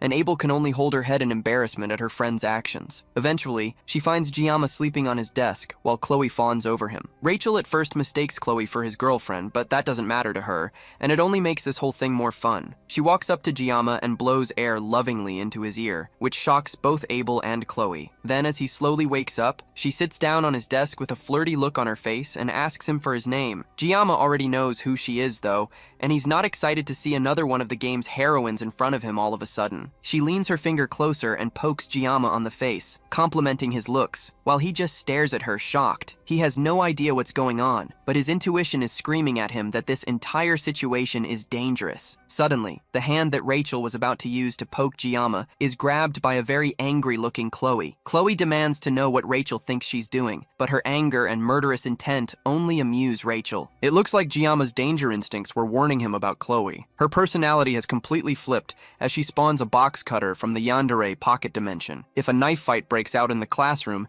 it could spark some serious problems for him down the line. This is a combination he has never seen in the game before, and he can only wonder why this is happening all of a sudden. Abel comes in and tries to drag her friend out of the situation, especially since this isn't even their classroom, but Rachel won't budge. She claims that she's only here to say hello, and then, as if to pour salt in the wound, she places a hand on Chloe's head and tells her that she's not supposed to interrupt when adults are talking. That only makes Chloe even more angry, and she opens up the box cutter and prepares to strike. Giamma and Abel watch in shock as Chloe tries to stab Rachel, but her hand is easily grabbed by the much stronger girl. At this point, she's just pointlessly provoking Chloe into a fight, and Abel yells at her once again to stop what she's doing before something bad happens. Rachel frowns and quickly tosses Chloe away like paper, but Chloe is able to catch herself before falling, causing all the boys in class to scream out in joy at the building cat fight. Giamma is more annoyed than anything at the weird buildup happening in front of him. Then Rachel activates her blessing that's built from the foundation of her clan, the clan of the Spear Saint. In her clan, they believe that skills are useless when faced with overwhelming strength, and they believe that brute force triumphs over all else. That's the same motto that Rachel Demora, the niece of the Spear Saint, believes in as well. She bluntly asks Giamma if Chloe is her girlfriend, and our MC doesn't hesitate in saying no, and that causes Chloe's aggression to momentarily turn to him. He clarifies that she's just a friend, and Rachel seems to get even more interested in the whole ordeal. Meanwhile, Giamma is still trying to figure out just what in the world this whole situation is about. Now that he's more awake and has a chance to look around, he finally notices Abel, who looks just as frazzled as he was not too long ago. He cuts straight to the point and asks why the two of them came looking for him, and Rachel says it's because Abel was interested in him and wanted to see his face. Abel yells that her accusations are definitely not true, and it's Rachel that practically dragged her there. Rachel thought that Abel genuinely wanted to see him because she followed her to the Tiger class. As the entire class's attention turns to her, she tries to shyly explain that there was a misunderstanding, but now Giamma just wants them to leave. He tells that to them bluntly, and that shocks the two girls, and Rachel can barely hold back her laughter. That makes her even more interested in Giamma, and she likes interesting guys. She tries inviting him over to her dorm room after class to do some ungodly things together, and that's the last straw for Chloe. She yells for Rachel to get away from her Giamma right this moment, and Rachel tries to mock her again, but Abel has had enough. Even she can barely hold back her anger at Rachel's flirting. Sensing that things might be getting too far, Rachel finally backs off, but not before telling Giamma that she'll see him later, which he quickly refuses and tells her not to come back. The two girls finally leave the class, and Giamma immediately goes back to sleep while Chloe rushes to check up on him. No one notices Abel pausing for a moment to stare longingly at Giamma before walking away. Abel and Chloe continue their walk back to their class, and Rachel can't get over just how impressed she was by Giamma's attitude. It's one thing to be cold, but from his hollow eyes, Rachel could faintly tell that there was an underlying subtle feeling that she could get her throat cut if she continued poking him like that. She was just curious about him, but he went far beyond her expectations and actually gave her chills. From the little she could see, she can already tell that he's easily a step above all the style with no substance students that are all over the star class. Her clan pulls no punches when it comes to getting betrothed to the most outstanding warriors, and in a way, he just might be a precious resource that she wouldn't want to let go of. Rachel turns around suddenly and apologizes to Abel. Abel, on the other hand, feels like she should apologize to the students of Tiger class for the scene she made, but that's not what Rachel meant. She's apologizing about Kang Giamma, because going forward, she's not going to yield now that she's interested in him. Elsewhere in the school's clinic, Knox pulls himself angrily through the halls with only the thought of killing Giamma in his mind. He has lived his entire life without knowing defeat, constantly being called the auditory genius. Now someone has come and defeated him with nothing but kitchen knives. Just the thought of Giamma's face face pisses him off to an outstanding degree. If he has to, he will call the power of his entire clan just to cut off Giama's head, and then once he kills our MC, he will get Chloe back. Chloe has the potential to become similar, if not greater than him, and he won't let some random special admissions nobody take her away from him. All he has to do is call on the power of his clan to strike, and then they will show him. At least that's what should have happened. But the same Giama that he has been relentlessly plotting to kill sits calmly in his clinic room, eating an apple. Before then, though, while the class was in session, Giama watched Chloe worriedly. The two girls have left, but Chloe is very clearly still upset, even though she was the one who pulled the blade out first. As she's having her psychotic thoughts, Giama goes over to her in hopes of calming her down. Even though he can probably talk her out of whatever mental break she's about to have, he still wished she'd at least put the box cutter down when talking to him. He asks her about how Nox is doing, and she sadly tells him that her brother is in the academy's medical ward. That's odd though, since people can't actually get injured in the subspace, so he shouldn't have any need for medical attention. The last Chloe heard, he was admitted into the ward despite having no injuries. But it should be fine, and there shouldn't be any reason for Giama to worry. Giama can't help but think about it though. Even though he was sliced up in the subspace, Nox isn't the kind of person that'd be weak enough to be traumatized from that. To make sure that nothing else happens, he has to check in on Nox. And to do that, he asks Chloe to tell him where Nox's room is. To sweeten the deal, he even pats her head, which is another tip he got from the How to Handle Yandere type series. That's how we got to where we are today, as Giama stares down Nox, who is still surprised to see our MC in his room. Giama comments on the room and how the auditories must be loaded with cash for them to get a hospital room this fancy for just one person. Before Nox can ask Giama how he got into this room in the first place, our MC picks up a skinning knife from the bedside counter, and Nox momentarily goes on guard, wondering if Giama wants to finish what he started. However, instead, Giama simply picks up another apple and cleanly peels the skin off before placing it right back on the table. Then Giama gets up and walks right past Nox, advising him to take fruits and vegetables for his health. That pisses Nox off even more, and the assassin reveals a knife hidden under his sleeve, ready to stab Giama while he's least expecting it. But as if predicting this, Giama warns him that if he ever has ideas of getting any sort of revenge, then he will be cut up along with the entirety of Adatore. With that, Giama slams the door shut as he leaves, and the force is harsh enough to turn the apple that he cleanly peeled into slices, revealing that he cut it up so fast that Nox didn't even notice. Giama walks out of the medical unit with his mission hopefully accomplished. Now Nox is nothing more than a candle that can be extinguished at any time, and his will has been totally destroyed. This is all thanks to Giama's bravado-filled intimidation, which he hopes doesn't come back to bite him. After all, the Adatores are an incredible group of assassins, and there's no way that he can take on an entire clan with just 30 seconds of pain neutralizer. Although he should be able to take out 10 people in 30 seconds, the rest of the clan is an entirely different case, and that's only in the worst case scenario anyways. Giama would love to avoid killing as much as he can. As he walks under the moonlight back to his dorm room, he feels like he's standing in the eye of a storm in a weird way. He's starting to get used to this new crazy life of his. As long as Nox doesn't stir up any trouble, then he doesn't have to worry about things getting too insane. But he has another problem to deal with, and that's the girl that he wanted to avoid the most, Rachel. In the original game, she approaches the main character first, and gets attached to the main heroine, Abel. Now that she has decided to approach him instead, this is a clear sign that the timeline has changed drastically. He also needs to prepare for the midterms, and for once, he's going to have to take things seriously so that he can get that reward. The test will need a group of 5 students to subdue a demonic monster. The 5 students will be picked regardless of class, and this test is meant to emphasize teamwork. Individual prowess is definitely important, but having faith in your comrades is certainly more important on the battlefield. The best thing a weak student can do in this situation is find the right teammates and hope to be carried by them. Although it's not like the monsters are much of an issue anyways. The monsters that they will be hunting in this test are D-rank demonic monster mermen. Giama remembers them looking really gross in the game, which means facing them in real life is going to be even more disgusting. If they were mermaids, then they would at least be more attractive to look at, but mermen are just going to be gross. But mermaids are considered demonic humans, and they are the main force of the demon army, meaning that they are way more powerful. Compared to demonic humans, demonic monsters are nothing more than just guard dogs or pets. Fortunately, only mermen should be on the island, meaning that students don't have to deal with demonic humans. It's already been a month since Giama came to this school, and this is the first night that he has felt a bit of peace. It's been 700 years since the humans and the demons swore a truce, and just like how human history isn't without war, there have been a few disputes between the humans and the demons, both big and small. An example is half a century ago when Vasmon,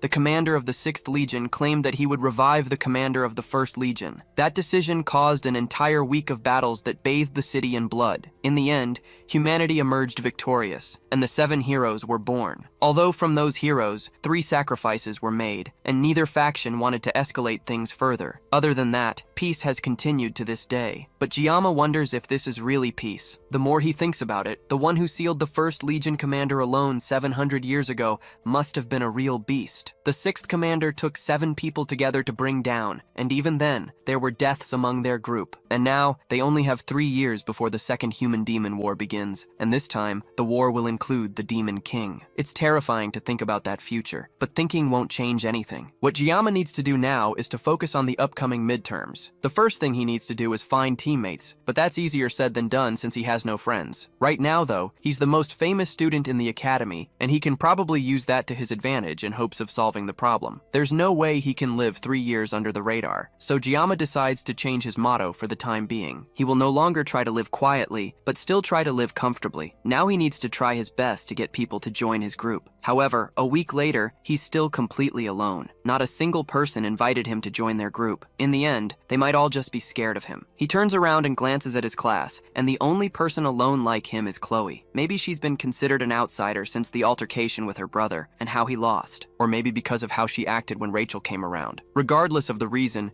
he approaches her and asks if she still hasn't found any cadets to partner up with. Just like him, she's still alone, and Jiyama is worried about her. After all, he's used to being alone, but she had some friends at least, and yet they are all gone. She claims that she will be alright as long as she has him. In any case, he offers her to partner up with him so they can find 3 other people. With Chloe's capabilities, she will be a huge asset to him. He can only fight for 30 seconds, so she is like 30 soldiers packed in a cute bundle. The peace in the class is broken up as Rachel comes charging in, calling for Jiyama. He doesn't hide his disdain for seeing her again, and Chloe doesn't hide her bloodlust either as she pulls out a box cutter. Rachel continues to bother him, even falling over on his desk, and then she asks him if he has found any groups to take the test with. Since she's clearly not listening to him, he answers her question, and the fact that he doesn't have a group yet is perfect for her as she invites him to her group. Jiyama is suspicious of the sudden offer, since there is definitely a huge line of other students available to join her group, so why would she come for him specifically? She tells him plainly that he seems more fun to do the test with than any of the other students in her class. Jiyama then tells her that he's already in a team with Chloe, but that's alright too since Rachel's group has 2 spots left. Jiyama is still suspicious of the whole thing since this is a bigger risk for Rachel. Doing something like this could risk her grades if they underperform for the island test. He glances at Chloe, and she begrudgingly nods, agreeing to join the group. With nothing holding him back anymore, he tells her that he will join, and Rachel immediately opens her phone to test someone after telling him that he can't back out. Then Jiyama asks who the other members of the group are, and the first person she mentioned is none other than Leon. Not just any Leon, the counterfeit protagonist of this world, and the one person Jiyama wants to interact with the least. Jiyama can't help wondering what crimes he committed in his past life that gave him such terrible luck. Like, yeah, he spent 30 years wielding a knife, but that was because of his job. He's getting involved with the heroines for some unknown reason, and even though he tried his best not to stand out, he's still getting intertwined in the main story. The heroines at least are eye candy for him, and it's not so bad getting involved with pretty girls. The real problem is Leon van Reinhardt. He's the main character, and interacting with him will definitely turn the main plot on its head. Right now, Jiyama has no clue how things will pan out in the future, but he's sure that everything will be his fault in one way or another. He even tried to see if he could change his group, but Rachel already put his name down in the application before talking to him. This is the first time in his life he has wanted to cut down a girl so badly. And then, of course, there's the biggest issue in the yandere that he shares a class with. And speaking of the devil, she comes up right beside him to ask how he's doing since he has looked petrified ever since Rachel left. He tells her that he was just a bit overwhelmed thinking about taking the exam with Star Class cadets. Chloe tells him that no one is stronger than him in Star Class, and he weakly thanks her. He did choose to team up with Chloe Chloe, so he can't take the exam without her in good conscience. In fact, thinking about it more rationally, there aren't better people for him to take the test with. This could turn out to be a good thing if he wasn't so pessimistic about it. He asks Chloe when and where they are supposed to have their first group meeting, and she tells him that it's at a cafe on campus. It's nearly time for them to meet up, so he suggests that they start heading there now. They get there first, and both he and Chloe order drinks for themselves. Chloe gets a delicious avocado smoothie for herself, and Guillaume can't help but watch her in envy as he thinks about how expensive a single cup of that thing is. Then he takes a sip of his cheap espresso and almost has a seizure at how horrible it tastes. Since this cafe is an outside company, the faculty cards don't work, so for the first time, he's forced to use his own money. As he rethinks his life choices, his phone buzzes with a message from Rachel. She tells him that and not long after she walks into the booth with Leon and someone else close behind her. Leon and Guillaume make contact for the first time, and then Guillaume glances at the person beside him. The first impression he can get from the guy is that he must be some sort of delinquent. Leon is the first of the guys to introduce himself with a hand outstretched to our MC. Guillaume takes it in a handshake, and Leon compliments him on the battle he had in the subspace a few days earlier. Just from the way he talks, Guillaume can tell that he's a perfect blend of intelligence and class. Then they all sit down, and Rachel suggests that they do proper introductions. Leon goes first and introduces himself as the group's leader and a student of star class. He ended up becoming the leader of their group somehow, and he seems genuine when he says that he looks forward to working with them all. The next to introduce herself is Rachel, but everyone there already knows her, so she passes the baton to the person sitting beside her. His name is Speed Weapon, and he's also a student of star class. His introduction is short and to the point, but Guillaume is more interested in his unusual name. Chloe goes next and introduces herself as a student from Wolf class, who made it into the group thanks to Guillaume. Rachel mocks her for the way she calls Guillaume Guillaume-kun instead, and the two of them have a stare-off for a moment before Chloe calms herself down with a sigh and ends her introduction. Finally, Guillaume introduces himself, and his introduction is even shorter and more straight to the point than Speedwagon,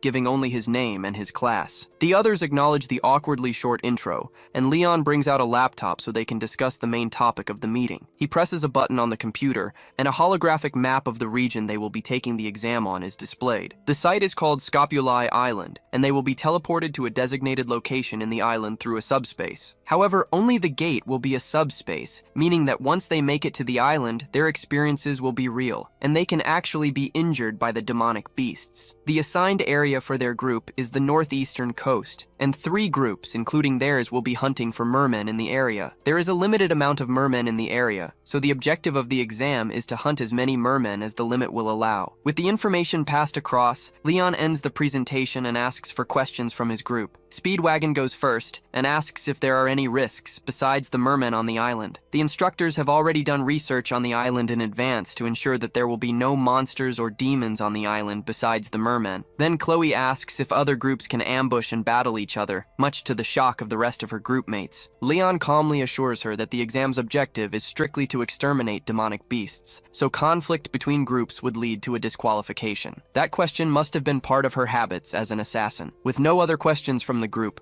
Leon disbands them and tells them to prepare themselves for the midterms until they meet again the next day for another discussion. The other cadets exit the cafe, leaving Giamma alone with Leon. The atmosphere is awkward, so Giamma moves to hurry up and leave, but Leon suddenly calls out to him. The faux MC asks Giamma where he came from. Giamma pauses and takes a moment to ponder about the strange question from Leon. He heard a similar question before, but this question coming from Leon is fundamentally different. Leon also looks deadly serious while asking this question, and Giamma can't tell what he's thinking. He could have asked that question earlier while they were introducing themselves, but Leon specifically chose to ask that question after everyone had left. After noticing the long silence, Leon apologizes for springing that kind of question out of nowhere, and says that he can't help but feel like Giamma is similar to him. While it's true that this world's official language is Korean due to where the game was made, that doesn't mean that other cultures don't exist. Anyone can tell just from a glance that Giamma is Korean, so it's for Leon to ask where he's from and say that they are similar. With still more silence from Giamma, who is struggling to comprehend this weird conversation, Leon tells him to pretend like he didn't hear anything before getting up and leaving the cafe. Giamma stops him and throws the question back at Leon, asking him where he came from. It was a reflex response, and Giamma regrets it immediately,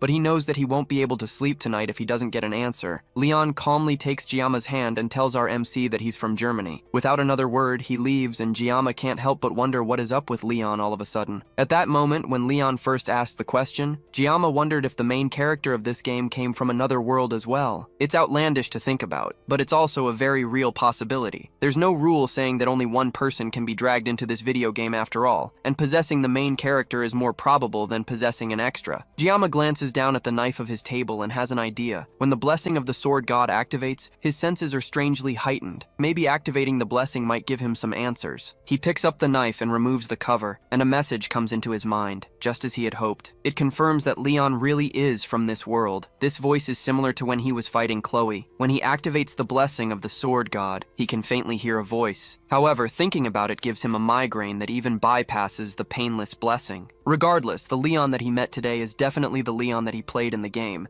and no actor could replicate Leon so perfectly. It's weird that Leon would ask him which country he came from out of nowhere, but then the claim that the two of them are similar is also quite concerning. He heads over to a wiki page, but there is no information about Leon in this world. Things are getting weird, and Giamma decides that this is the last time he will be involved with Leon. If something like this happens again, he can just go and see Medea about it, while ignoring her attempts to run away with him. Giamma is also surprised by how calm he has managed to be, despite the situations that have been unfolding recently. Maybe this is also an influence of his blessings. He takes a look at his status screen, and as usual it looks like he's making smooth progress. His mental fortitude and armament are the same, but his physical fortitude has increased thanks to the training that he has been doing. His armament will also probably increase when he gets Murasame from the midterm exams. The only thing he's not sure of is the assimilation rate. It has gone up a lot, and it looks like it will soon unlock something special for him. Maybe it's related to what he has done so far. It's still annoying that he doesn't know what it is, and it's not like he can ask someone else either. At the bottom of the status screen, though, there's something new. His blessing of painlessness has increased by 10 seconds, meaning that he can now use his blessing for 40 seconds. It looks like after so much time, his labors have finally borne fruit. As the days go by and the groups continue to meet up to discuss their battle strategy for the exam, Giamma continues to train and hone his skills, until finally, the day of the exam arrives. All the groups stand in front of the subspace gate, and Giamma can tell that it has a completely different vibe than the training grounds subspace. The rest of his team arrives as well, and they seem just as excited as he is. In their previous meetings, they decided on which roles each person will take in their team. Rachel will lead the front as the main damage dealer, while Leon takes a center role as the leader to keep everyone together. Speed Weapon will be behind Leon as a support,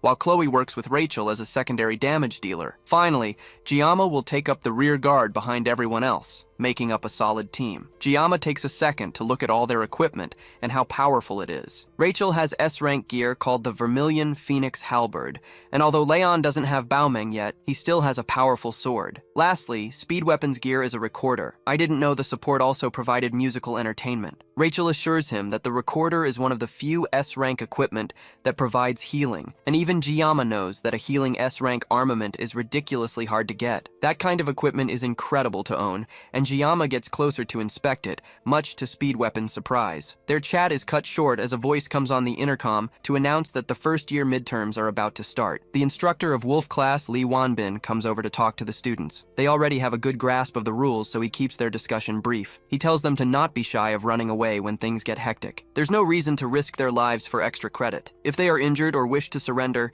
they can just call for the instructor in charge. Now that the exam is officially about to start, Lee Wan tells them to do their best and try not to be nervous. Chloe seems anxious, and Giamma asks what is wrong. She tells him that she remembers the fact that mermaids can appear on the island, but Giamma assures her again that the instructors have already confirmed that everything is clear. Chloe tries to take his word for it, but she can't help being nervous. Back in Sicily, where she grew up, mermaids were often sighted, and they were known to cause large amounts of damage. Humans now have a truce with demonic beings, so they are rarely seen outside of dungeons. But the fact that these rumors have persisted, even though the truce means that the conditions of where mermaids appear have yet to be fully confirmed. He places a hand on her head to calm her down as the teachers call for the cadets to step through the gate. She smiles and decides to place her belief in Giamma. Much later, she hears Giamma's voice calling for her through a haze in her mind. It looks like she lost focus for a moment, and now things have turned on their head. When she opens her eyes, she sees Giamma and the others standing in front of something large and powerful. Rachel asks Speed Weapon if he has been able to contact an instructor in charge, but since they are in a cave, he doesn't have a connection on on his phone. Meanwhile, someone lays on the ground, bleeding and clearly in danger. And then in front of them is the main cause of this sudden chaos, a mermaid. Let's go back a bit before our group found themselves in this terrible situation. As soon as they arrived on Scopuli Island,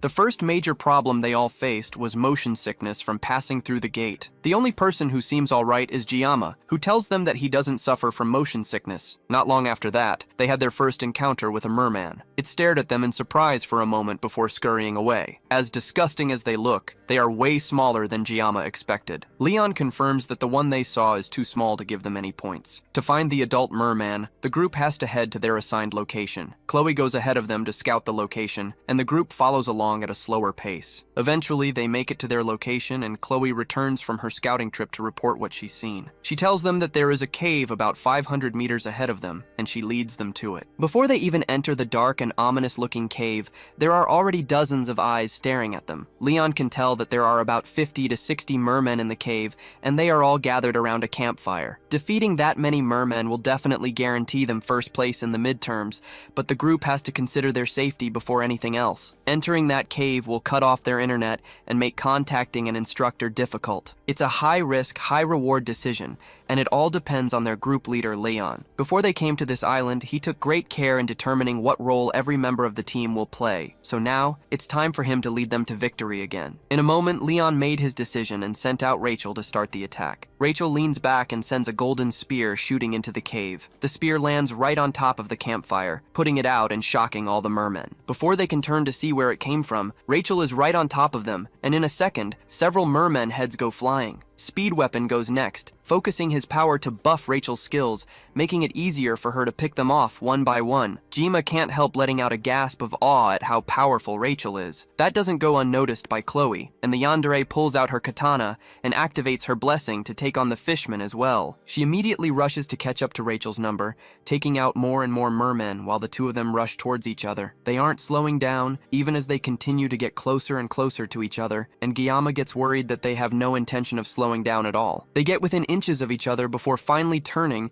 and taking out the last merman that was rushing towards them both. Then they step away from each other and continue taking out the others, while Guillaume breathes a sigh of relief. In the end, he was worried about both of them for nothing, and eventually, with their combined efforts, all 60 mermen were slain. It looks like they are done here, and Leon suggests that they go somewhere else to continue the exam. That kind of determination and leadership is what makes the blonde MC the heart of their team. That further proves to Guillaume that Leon really is the true MC of the game. There's no way anyone would be able to replicate these qualities of a hero. As Jayam's thoughts continue to wander, he takes his eyes off Leon for a moment. He looks back up just in time to see the blonde hero fall to the ground after taking a fatal blow to the stomach. The others stare in shock as something powerful rises from the pool of dead mermen behind Guillaume. It's a demonoid mermaid, the exact monster that Chloe feared would show up unannounced on the island. Guillaume had a feeling that things were going way too smoothly for them. Now the question is whether they should run or stand and fight. There's no telling if they will even be able to get to safety while looking after an injured Leon. Rachel tells Speed Weapon to call the instructors and inform them that a mermaid appeared. But just as Guillaume feared, the cave is messing with their internet access, and there is no way to contact the instructor. Everyone is panicking, and it looks like Guillaume is the only person not panicking at the moment. With Leon down for the count, there's only one person that can take the lead in this situation. He steps up and starts giving orders to his teammates. He tells Rachel to keep the mermen away from them no matter what. Then he orders Speed Weapon to dump as many healing blessings as he can on Leon. Finally, he calls Chloe, who seems to have zoned out, and he tells her to evacuate the other cadets and tells the instructors what's going on. It takes a moment for his words to sink in, but eventually she heads off to do what he says. Now that everyone has been given proper instructions, Guillaume steps up to the mermaid, much to the shock of the others. He tells Rachel and Weapon that he's leaving the mermen to them. As for the mermaid, cutting up bitfish has always been his specialty, so it's only fair that it goes to him. Demons can use a unique power similar to a human's blessings. It's called magic, and it's a power that was strong enough to take down the protagonist in just one hit. That's the difference in strength between humans and demons. Giamma has the blessing of the sword god, but that doesn't guarantee that he will survive this battle. Even in the original game, it was impossible to take down a magic-utilizing demon without a party, and yet here he is, about to solo a boss that usually requires a full-scale raid. In other words, realizes Giyama is in deep shit, but there's no way he can back out of this now. It should take Chloe about 10 minutes to find help and come back. Despite that, Giyama has only 40 seconds to take this overgrown fish down before he meets a worse fate than the main character. Rachel struggles to keep the merman away, while Speed Weapon focuses all his power on healing Leon. The wound is deep, but it's recovering regardless. Despite the daunting task in front of him, he can't help but focus his attention on Giyama. Just looking at the mermaid is making Super Weapon's bones shiver, and yet Giyama wants to fight it all by himself. The demon strikes first, launching the same laser attack that took out Leon. Giyama dodges the attack and rushes in with his knife to close the distance. The mermaid seems to primarily use long-distance attacks with water magic properties. Giyama doesn't know much about magic, but he does know that this demon is just a fish with flesh and bones. All he has to do to come out on top is dive in and cut it. He jumps close to the demon and slices it, but it dodges out of the way and heads for Speed Weapon instead. Before it can get to him, Giyama comes around and manages to cut off one of the monster's fins, causing it to scream out in pain. The cut was way too shallow, and our MC goes in for another attack, but it quickly dodges away and dissolves into water. Since the mermaid went after Speed Weapon, it looks like she is deliberately going after the ones who are injured. Leon is somewhat healed now, and Speed Weapon calls out for Giyama. It looks like he's all right, and Giyama takes a moment to check on him before rushing off to fight the mermaid again. In Speed Weapon's eyes, Giyama is really cool. During one of their many meetings, Speed Weapon talked about how he looked up to heroes that sacrificed themselves for the sake of others. So far, since Speed Weapon entered the school, he hasn't seen anyone that matches the title of a hero. That's why he entered a group with Rachel, in hopes of finding the hero he was looking for in Leon. He even told Giyama frankly that he is far from a hero in Speed Weapon's eyes, and yet now, in this crazy situation, the one that's stepping up and risking their life is Giyama himself. The mermaid continues the attack, launching fish-shaped magic blasts that Giyama skillfully dodges. However, this time, instead of just zooming past him, they turn around and follow him. The mermaid can control these attacks, and they chase Giyama around the cave. With Giyama distracted, the demon tries again to attack Speed Weapon. Giyama gets there just in time to cut down the monster before it can launch the attack, but it's shallow again. He can't take it down with small cuts. If he wants to kill this demon once and for all, Giyama is going to need to stab it as deeply as he can. The mermaid sends another blast at Giyama, but this time he manages to dodge, causing the blast to break through the top of the cave, shooting into the sky. The attack is so powerful that cadets around the mountain are able to see it, and they hear a loud roar following it as well. On top of that, it also started raining. The instructor with one of the groups suggests that they take the wounded and move quickly before the rain starts to affect them. Back in the cave, the mermen start to retreat, and the cadets have a moment of rest. The mermaid was crushed under the debris from the cave breaking open, but Giyama is sure that she isn't dead. Just as he suspects, the mermaid breaks through the rocks piled on top of her and rushes towards the students. This whole time, Giyama hasn't been able to fight properly because he has been conscious of the injured Leon. Now that the mermen have retreated, he tells Rachel to take care of Speed Weapon and Leon for him. Speed Weapon still can't believe that Giyama is taking on a demon by himself. He thought our MC was a madman before, but now he might just be witnessing the birth of a legend. Meanwhile, Giyama is just happy that he can finally focus now that he doesn't have to worry about his teammates. He only has 10 seconds left of the painless blessing, and he has to make up for lost time if he doesn't want to die. Giyama and the mermaid stare each other down for a moment before rushing in for the final clash. Elsewhere, Chloe dashes through the forest as fast as she can, looking for anyone to help her. She's tired, but she knows she can't stop running unless everyone she left behind will be in danger. Her body hurts incredibly bad, but the more she feels like stopping, the more she thinks about Giyama and the fact that he's in the cave, fighting that monster on his own for their sake. Giyama really is the strongest person she has ever met in her life. He clearly doesn't like fighting and tries to avoid drawing his blade whenever possible. The only time he stands to fight is when there is really no other choice. Since Giyama made the best decision fighting that mermaid, she knows she has to do her best to get help, but she can't help feeling that if she was just a little stronger, then maybe she would have been able to help him somehow. Behind her, a loud blast tears the side of the cave apart, and she knows that it's the sound of Giyama and the mermaid fighting. In her worry, she trips off a vine and almost falls, but manages to catch herself on the ground and keeps running. She can't stop or fall until she has found someone to help. As she continues to run, she senses something ahead of her. She can't send it clearly since her head is in a mess, but her first thought is that they must be mermen. She draws her sword to defend herself and unleashes a blow towards the closest one to her, but surprisingly, the merman blocks with their sword. That's because it isn't a merman, it's Abel. As soon as she realizes that she has finally found another person, Chloe stops moving and collapses to the ground. Abel's teammates get suspicious and start to suspect that there is some sort of ambush in the area. Meanwhile, Chloe weakly tries to tell them that they should go and help Gima. Luckily for her, Abel remembers her face from when she and Rachel went to Gima's class. Back in the cave, Speedweapon is left in complete awe at what he's witnessing. He wonders if there will ever be a day as astonishing as this ever again. The way Guillaume fights seems like a skilled swordsman handling a live fish on a chopping board with skill. At this point, this whole thing is beyond just fighting a demonoid. Guillaume is completely overwhelming it. This scene unfolding right is definitely something that will be etched in his memory for the rest of his life. Even Rachel, who's the successor of the Spear clan and grew up among strong people, clearly hasn't seen this caliber of skill before. Despite that, she's the first to push him out of the way when a stray attack comes towards them. Speedweapon nearly forgot where he was because of how intense the sight was. Jama's opponent is a demon that uses magic. A blade against magic isn't a good matchup to begin with, even if our MC has the upper hand right now. If the demon uses magic that can't be countered, then Guillaume will be in danger. As soon as Speedweapon has that thought, as if on cue, the mermaid raises its hands in the air and calls a different magic attack called Needle Squall. The rain around them starts to crystallize and freeze, and everything halts for a moment. Then the mermaid drops its hand, and all the sharp crystallized raindrops fall towards Guillaume. He dodges some and parries the rest, but they are too hard for his knife. The blade starts to break apart as he fights with it. Instead of keeping the blade aside, Guillaume tosses it at the mermaid. It cuts straight through the mermaid's side, leaving a gaping hole in its waist. Guillaume then follows up with a final attack, cutting through the mermaid's flesh with one powerful slash. Except the mermaid managed to dodge, and instead used the body of a merman to distract Gima. Then it charges up a massive attack right in front of our MC. This one is way too close and there is no possible way he can dodge it. Just before the attack hits and he starts to panic, his mind is suddenly teleported to a clear space. In that space, he sees a red line that indicates where he should cut, and he hears a voice telling him that if he can slice it,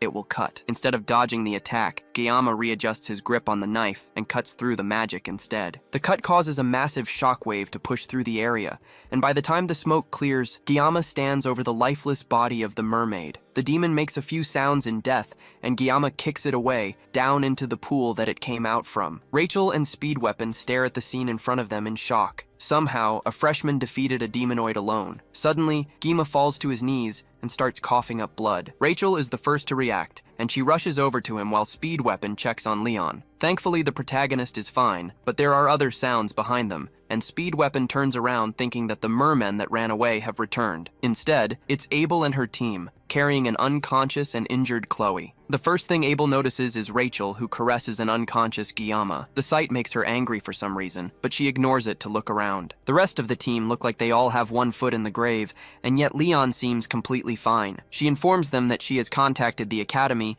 and they will be arriving in an hour to aid them. Now that help is on the way, she wants to know just what exactly happened. She tells Speedweapon to explain, but he's more frustrated by the academy and the instructors who claimed that they thoroughly checked the island. He doesn't believe that they will believe him anyways, but he starts to tell them what he witnessed. Speedweapon gives Abel a basic rundown of what happened and how Guillaume defeated the mermaid alone. Just like Speedweapon predicted, she can barely believe it. The tales that her grandfather told her when she was younger were more realistic than this, and yet, as ridiculous as the story is, the evidence around them proves that it's the truth. Why would they lie about this anyways? And yet, Abel still can't accept it. She's a descendant of the acclaimed hero Baylor Joaquin and his disciple Aaron Nibelung. Those are the roots that she has in her, and it has given her a special attribute since birth. Her bloodline has always been filled with promise and potential, and she put in incredible effort to make sure that she wouldn't be overshadowed by her roots. And yet, even with everything going in her favor, and with how far she has managed to get, Kangima continues to prove that there is a ridiculously large gap between their skills. Abel can't help feeling a mix of fear, dread, and admiration. She tells the healer in her group to try to heal Gima while they wait for the teachers. After getting a better look at him, she can see that he's tattered and at death's door, and yet he fought a demonoid alone and came out victorious. Abel can't help but look at him in envy. Speedweapon snaps her out of it and tells her that it probably would be best if they don't tell the instructors what happened here in detail. The academy claims that they scouted the island beforehand, and yet a demonoid popped out of a cave that would be easily noticeable by cadets. There's some things that just don't add up in this whole story. Leon tries to cut straight to the point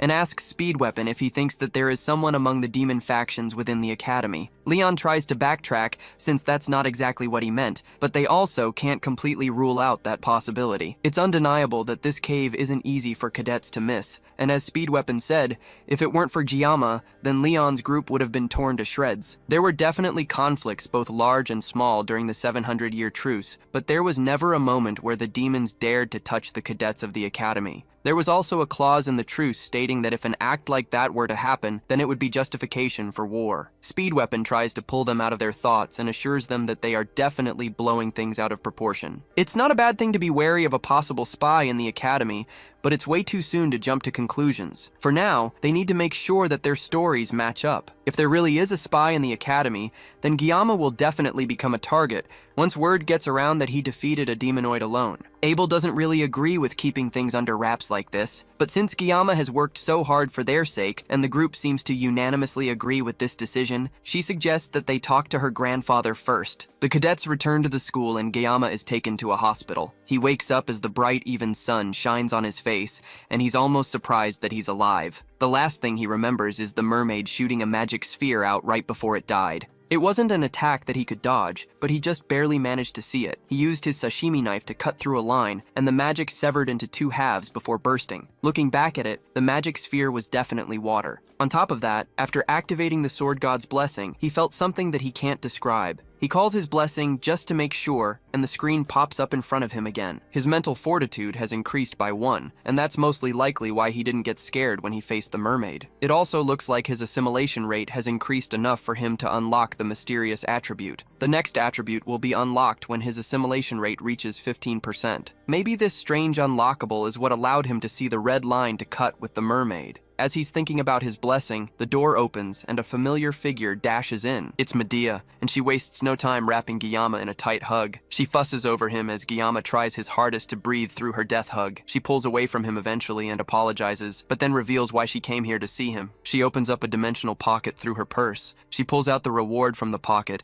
and it's what he had been hoping to get from the exam, the Murasame sword. The Murasame is a B-rank sword with high-level stats, and it's exactly what Gyama was looking for. He stares at it in disbelief as Medea asks him if he likes it. She apologizes for giving it to him in this kind of situation, since he should have gotten it officially. Meanwhile, someone lurks at the door watching the whole interaction. Medea calls out to the person and tells them to just get in the room instead of stalking at the door like some kind of shy creep. Siegfried Nibelung clears his throat and walks through the door sheepishly to stand beside Medea. This interaction gives Gyama a strange sense of déjà vu, considering what happened when he first came to the academy. He asks what exactly the Sword Emperor is doing here as well. Medea reveals that she heard what happened from his teammates.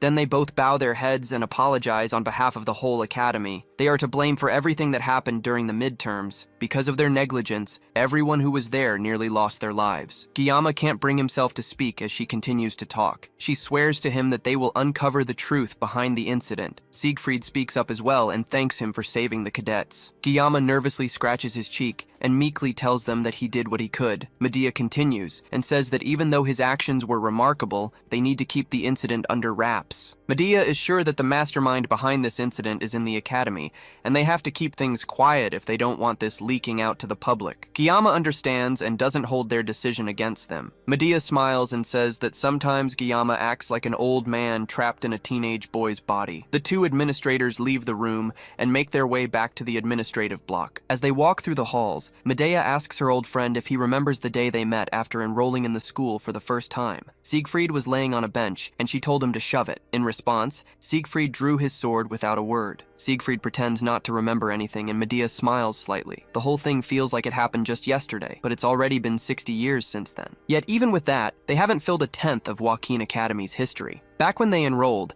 the school was already ancient and filled to the brim with history. There were big and small incidents, but the academy nurtured and protected its cadets for 700 years. Suddenly, the atmosphere changes, and Medea's aura causes the surrounding windows to shatter. Before the midterms, she received reports that they had completed multiple preliminary surveys of the island. Even though it was rare, the Scopuli Island was known as a ground for mermaid sightings, so she took every precaution to make sure that nothing would happen to her precious students, and yet something terrible like this would happen under her watch. Siegfried places a calming hand on her shoulder, and she snaps out of it with an apologetic look. Then she immediately switches to fangirl mode as she thinks about how amazing Geyama is. The fact that he took a mermaid down all by himself is incredible, and she asks Siegfried what he thinks. Siegfried has seen natural-born talent countless times. He has seen many names hailed as the chosen ones of their era, only for them to lose sight of their light. In families of heroes that are desperate for glory and honor, the word genius is recklessly thrown around. When a child shows the slightest bit of promise, they are called a genius because of their bloodline. It's also a word that he forbade from being used to describe even his own granddaughter, Abel. But if it's Geyama whose talent is so unfathomable, then maybe the word genius can only apply to him. If he continues to accumulate experience, Siegfried wonders just how far he will go. Maybe Kang Geyama could even reach the place that Siegfried could only dream of. Without answering her question, Siegfried walks past Medea, but not before advising her to stay put at the academy for now. She smiles and follows after him, and the two continue their small talk as they make their way through the halls. Later, Geyama is released from the hospital, and he goes to attend class as usual. Just like the headmaster instructed, the fact that he took down a demonoid on Scopuli Island seems to have been kept under wraps. Geyama can't help but feel that his classmates can be so carefree because he stopped the mermaid. After he was initially discharged, the first thing he did was to visit the school's forge to reshape and enhance Murasame. The sword was just a metal rod to him at the moment, considering the sword god's blessing, so reforging it is a must. He went to meet the blacksmith Vollander. Now he can only hope for a successful enhancement. As he thinks through the recent events, he hears Chloe call out his name. He turns to see her walking towards him in crutches, while her leg is in a cast. Thanks to Speed Weapon's emergency treatment, the doctor said that she will be able to walk without crutches within a week. Despite her injuries, it looks like she's doing much better. Even if Geyama did take down the mermaid alone, it was thanks to everyone's efforts that they all came out of that situation alive. Chloe's rescue call, Rachel's merman clearing, and Speed's healing and blessings all played a part in that battle. The only person who didn't play a decent role would be Leon. Geyama can't help but wonder if he is going to be able to defeat the Demon King with a fighting spirit like that. Maybe it's because he got injured first or something. Their chat is interrupted when their instructor barges into the class and orders everyone to sit down and pay attention to a few announcements before the training assembly. Once all the students are in their seats, he informs them that there will be someone co-instructing them. The students are initially annoyed by this sudden change until they see just who will be instructing them. Siegfried calmly walks into the class, much to the astonishment of the entire class, as Lee Vonbin bows to him in respect. Even Geyama can't hold back his shock at seeing the strongest human coming to his class. Meanwhile, elsewhere, an old man is thrown against a wall before being grabbed by the scruff of his neck and held up the wall. A pink-haired woman slaps the old man across the face, sending him flying to the ground. He apologizes to the woman named Instructor Kim while she struggles to control her breathing. This woman that is mercilessly beating up this man is the 5th Demon Corps commander, and she is not pleased at all. She asks him why he didn't cooperate with her when he had the chance, and the man tries to apologize, but that only gets him another smack to the face. It's clear that the purple-haired instructor is tired of apologies. The goal of this whole scheme was to bring Leon back from the exams half dead. He may be a hero candidate, but there's no way he could take out a mermaid alone. But now, because of the old man's incompetence, Leon is now comfortable at the academy. Instructor Kim gives the elder another kick to the face, but immediately regrets it when she sees that she got blood on her shoes. She still can't believe that a full demonoid was taken down by a bunch of first years, but looking at the new students that joined the academy this year, she can't say that she is surprised. The elder speaks up and clarifies that taking on the mermaid was done by just one cadet. Instructor Kim first thinks he's talking about Leon, but he clarifies that it's the academy's top student, Kang Geyama. The Demon Corps commander recognizes the name of the special admission student, and that tells her everything she needs to know. It looks like there's new prey for her to hunt now. The prey in question, though, isn't the most efficient person to hunt. Wolf class once again goes on their daily training with the exception of Chloe, who is still in a cast and crutches. Geyama can't help being jealous of her getting to rest, and he's forced to run for his life with his fellow students. And to make it worse, there's now an older man breathing down his neck after every lap, and he's surprisingly fast and nimble for his age. Siegfried runs up close to Geyama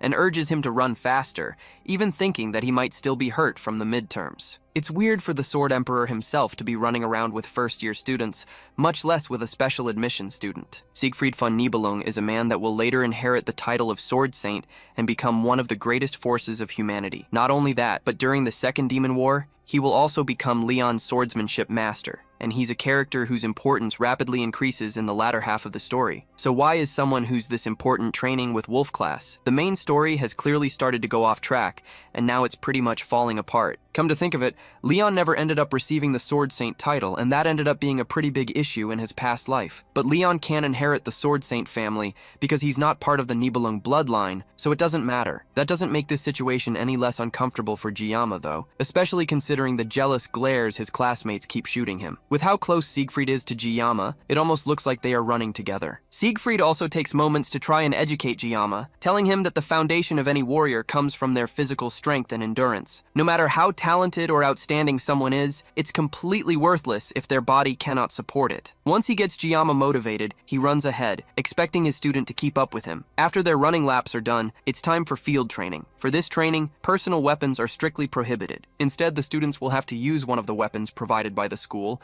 and learn to master it. Siegfried dumps a variety of weapons on the ground. He notices that there is even a sashimi knife among the pile. The rest of the students are surprised by this sudden condition that their teacher has given them. One of them asks why it wouldn't be better to just use the weapons passed down by their families. That's because the basics are more important than anything else. The more a person relies on high-grade weapons, the more they will start to neglect their training, and it's easy to mistake the power of a weapon for one's own strength. At the end of the day, a master can never blame their equipment. Those words resonate with Jiyama specifically, and he nods his head in agreement. With no more room for idle chit-chat, the Sword Emperor tells the student to pick up the weapons and master the basics with them. Cadets who can handle ordinary weapons skillfully also have a high probability of receiving a high score in the class, which will affect their promotion evaluation at the end of the year. That additional bit of information gets the rest of the students excited, and they rush to pick up any weapon they can find. Jiyama naturally goes towards the sashimi knife, laying unnoticed on the floor. As soon as he picks it up, he notices Siegfried's eyes watching him. The students gather together again after picking up their weapons, and Siegfried tells them that they will spend the day getting accustomed to their new weapons by performing one-on-one training between the cadets without a subspace. To make sure that the students don't go overboard with their training,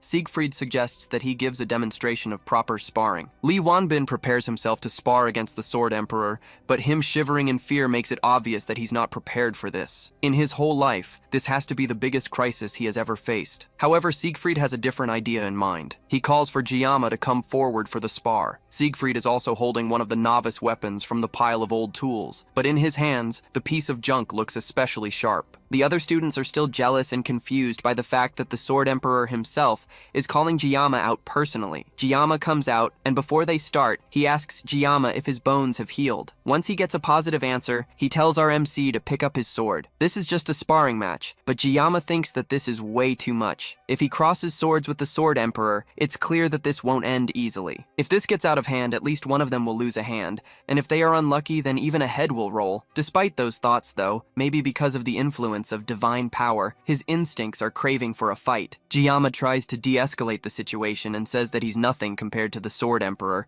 so Siegfried should lower his sword. The rest of his classmates mock him behind his back, making fun of the fact that he's chickening out of a fight. Siegfried also isn't impressed, and calls Jiyama out for continuing to hide his power and his pride as a swordsman. There's no reason for Jiyama to have such extraordinary talent while living as a cowardly person. Pride is a word that Jiyama had engraved in his heart ever since he claimed the title of the greatest swordsman in the country. Those characteristics are also the reason why he never put down his sword. The provocation from the Sword Emperor is supposed to test him, and if he falls for the prohibition in this situation, then he will definitely end up regretting it for a long time. Still, he can't ignore his pride as a swordsman and his urge to fight. Li Wanbin notices Jiyama's change in demeanor and rushes to stop what's about to happen, but Siegfried stops him. It seems like Jiyama has already made up his mind. Jiyama pulls out the sashimi knife from its cover and prepares for a fight. The two of them stare each other down for a moment, and even at 70, Siegfried can recognize vividly the enlightenment he gained through the sword. When he was younger, he had memories of a one-armed wandering knight teaching him the way of the sword. The swordsmanship that the knight showed him was undoubtedly at the level of a certain realm, and now, the boy that he has been keeping an eye on since the allocation test, Kang Jiyama, might be the person that will lead him to that realm. Jiyama takes the initiative and charges as Siegfried, but the swordmaster is ready and greets him with a slash of his sword. Jiyama is quick enough to dodge and then turn around for another strike, causing Siegfried to deflect with his sword, and the two clash again. The boldness of Jiyama to charge in head-on without avoiding the strike is almost inspiring to Siegfried. As the two of them continue to fight, Siegfried notices that even Jiyama's physical capabilities have increased a lot. He can even push the Sword Emperor back attack so effortlessly. However, his sword isn't light either, and Siegfried is determined not to take this match lightly. Meanwhile, the other students watch the two of them fight, but they can't tell what's going on. From what they can tell, Jiyama just got lucky during the matchup in the last subspace sparring with Nox. And yet, even the Sword Emperor seems to care a lot about Jiyama, who is just a special admissions student. They at least hope that the Sword Emperor will give him a proper lesson that will leave him crying. And yet, after several minutes of watching, the two of them are just standing there, staring at each other. Lee Wanbin knows what's really happening though. They aren't just standing still. They have reached a level that the Wolf class instructor doubted was even possible. Before the spar, he warned Siegfried that if the headmaster found out about this, then things might get out of hand. On top of that, the other cadets could also be affected. But Siegfried assured him that he has no intentions of crossing real swords with Jiyama. The older man already knows that our MC has the power to cross into a special place. The place is called the Mental Realm. To enter this place and withstand a battle with Siegfried, Jiyama must be on an entirely different level than they even gave him credit for. A duel in the mental realm is an intense battle of wits, and Siegfried can tell just from the short time they have crossed swords that Jiyama is growing at an impressive rate. If that's the case, the Sword Emperor might have to take things to another level as well. He activates a powerful blessing called the Sword Spirit Protection, and even outside the mental realm, the students can feel the intense pressure coming from the two of them. The blue light coming from Siegfried's sword is definitely some sort of aura. It looks like the battle was so intense that the two of them broke out of the mental realm and returned to reality. Things are starting to get out of hand, and if Lee Wanbin doesn't do something to stop this, then there will definitely be bloodshed. Before he can stop them though, Jiyama and Siegfried take off and launch at each other, but a loud cry stops them both in their tracks. Medea arrives before they can cross swords again. An appearance causes the ground beneath her to break apart with her anger. The fight ends, and Siegfried is taken back to Medea's office for a proper scolding. He apologizes, but the headmaster is clearly not taking any weak words from him. She yells at him for going way too crazy and trying to pick a fight with a student after she went through so much trouble to get him a spot as an instructor in the school. In that moment, Siegfried lost his self-control and exerted his aura to the fullest. He would probably have gotten an even greater scolding, but as soon as Medea arrived in situation, he turned around to her and apologized. In over 50 years that they have known each other, Medea has never heard him say sorry, and yet he said that today, not just once, but twice. That's the only reason she's calmly trying to listen to him right now. She directly asks him why he would unleash the Sword Spirit's blessing on a student. If Medea hadn't arrived when she didn't, things would have gotten deadly. Siegfried tells her that if he hadn't released the blessing, then he wouldn't have been able to gain the upper hand against Jiyama. That stops Medea in her tracks. For someone with as much pride as Siegfried to admit that, things must be truly incomprehensible. She knows about the innate talent of Kang Jiyama, but she also knows better than anyone just how strong Siegfried truly is. Then he reveals that Jiyama has already reached the mental realm. Siegfried, for comparison, only managed to master it at the age of nearly 30. The fact that a 17-year-old has done it is more than Medea can believe. Siegfried doesn't know either, but there's no denying what he experienced. All this new information is way too much for Medea to understand, but she remembered what she saw after she stopped the fight and went to check on Jiyama. The moment she ran up to him, any semblance of dignity as an educator or one of the 7 stars vanished. In that moment, the only emotion she felt towards Jiyama was fear. A fear similar to the feeling she had when she met the 6th Division Commander Vaesen. She can't figure out why she would have such an eerie feeling towards one of her own students, but it does give more credibility to the crazy thing Siegfried is telling her. She then asks Siegfried directly if he lost, and the normally calm and quiet man becomes irate in a second. He yells that even if Jiyama's talent is innate, there's no way that it would compare to his. And on top of that, he even says that he wasn't fully armed at the time, which is the reason why things went the way they did. Medea calls him out for breaking his own rule of blaming his equipment. And can equipment really be an excuse when facing off against a student? The way he's overreacting just makes him look ridiculous. Her words make him so angry that he tries to activate the Sword Spirit's blessing right there, but a firm slap from Medea pulls him out of it. Elsewhere, Jiyama wakes up from a dream where he relived the fight with Siegfried. Everything ended well, but the Sword Emperor is quite hot-headed. If Medea hadn't intervened, things could have gotten really dangerous. The mental realm is also a really strange thing to experience. The mental realm is only achieved when one grasps full mastery and understanding of their weapon. It's an active space that can be activated when certain conditions are met, and only peak masters who have honed a single weapon for their entire lives can enter it. Because of this, even in the World Miracles Blessing game, not even 10 heroes can freely enter the mental realm. Leon Leon, the protagonist,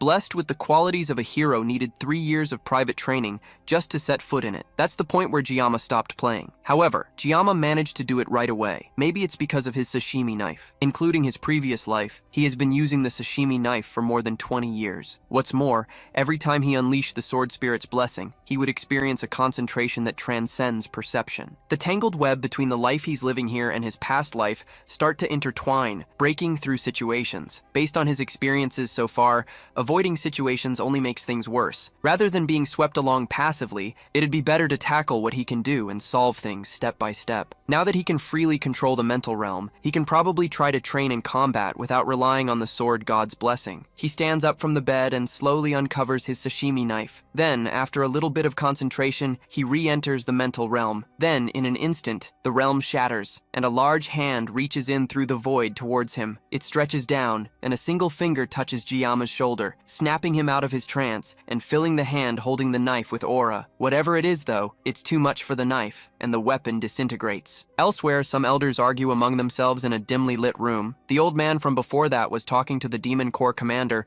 argues with the rest of the Academy's elders. The main thing he's trying to do is convince the rest of the elders to investigate Jiyama on suspicion that he might be a candidate for the hero. The rest of the elders don't agree, since it's already well known that the hero candidate is Leon. The elder tries to make the argument that Leon is still half-baked and can't even properly manifest his blessing, while Jiyama has very obvious capabilities that were first shown when he took down the Genius twins during the class placement exam. What's more, Medea is also blocking information about him under the pretense of protecting the student. Everything about him is just way too suspicious, and it means that they have to investigate. He also reminds them that the 7 stars have been meddling way too much in their affairs, and since Medea, who is one of the 7 stars, became the Academy director, their standing as elders has been severely weakened. After Basman was defeated, the public only looked at the 7 stars while treating the elders like outdated relics. If a hero were to appear, then that would shift their reputation even more. The other elders agree with that, and also feel like they need some sort of public enemy if they want to maintain their power. They unanimously agree that the hero that threatens the Demon King must be eliminated. The man became an elder of the Academy because of the purple-haired instructor, and that's why he's putting so much effort into persuading the elders through sheer force. If he doesn't do something here, then Heir Acor, the 5th Demon King Division commander, will definitely make him wish he were dead. After some more persuasion, the elders finally agree with the verdict that Kang Jiyama needs to be investigated and eliminated, and for that, they need to issue orders to the Auditore family. That isn't the only problem on Jiyama's plate, though. Right now, he's staring at the blacksmith that he trusted to take care of his weapon as the man backs away in fear. Despite his hopes of using the Murasami as an alternative to sashimi knives, somehow, Volunder managed to turn his only hope of escaping the sword god's blessing into a sashimi knife. And if that wasn't bad enough, the sword has also been reduced to an E-rank weapon from a B-rank. Even Volunder is confused, and in the 30 years that he has been smelting weapons, he has never seen something like this happen before. What happened was, when he tried to work on the sword, it's as if it refused to be forged. He hastily melted the metal and reforged it, but he barely managed to give it a proper shape. If any ordinary blacksmith had tried to do this, they would have ended up with a useless lump of metal. Even with Jiyama's 20 years of experience with knives, he can tell that the craftsmanship is impressive, and the specifications also align plenty with the sword god's blessing, but the hardness is still E-rank. The knife still has the potential of a good weapon though, so if it's reinforced, it will definitely become useful. All Jiyama has to do is bring the reinforcement materials, and Volunder will fix up the weapon without any additional charge. Jiyama still isn't convinced though, and he angrily asks what will happen if it breaks again. Volunder shakily assures him that even if it's an E-rank weapon, it has the growth potential of an A-rank weapon, and it could grow to become even better. There's also the Never Fail material, which will guarantee that the Murasami will become stronger, but that material can only be obtained from A-rank or higher demonic beasts. A-rank demonic beasts are on par with E-rank demonoids, so sending him on this mission is the equivalent of telling him to fight something like the mermaid again. It'd be crazy to risk his life to reinforce equipment, especially since even low-rank demons drop reinforcement materials. Jiyama asks Volunder to promise, and the blacksmith swears on his honor as a blacksmith. That aside, he wants Volunder to at least refund half the cost of the leftover scrap metal, which is worth about 10 million won. Volunder can't agree to that, especially since he he made the weapon exactly as Giyama ordered, and he even said that he wouldn't charge for enhancement costs. Giyama argues that his B-rank sword was reduced to scrap, and considering the market price, this only seems fair. Volander still tries to fight back, but the glint of the blade and the death glare from Giyama are enough to shut him up. Volander, realizing that he can't get out of this, tries to bring the price down to 500, but Giyama changes it to 1,000. That's still way too much for him. But Giyama isn't going any lower, and his sword is definitely more than ready to get value out of Volander in other ways. It's either the money or his life, and Volander finally agrees to the price. Giyama heads to a lone bench on campus to take another look at his blessing. After obtaining a new weapon,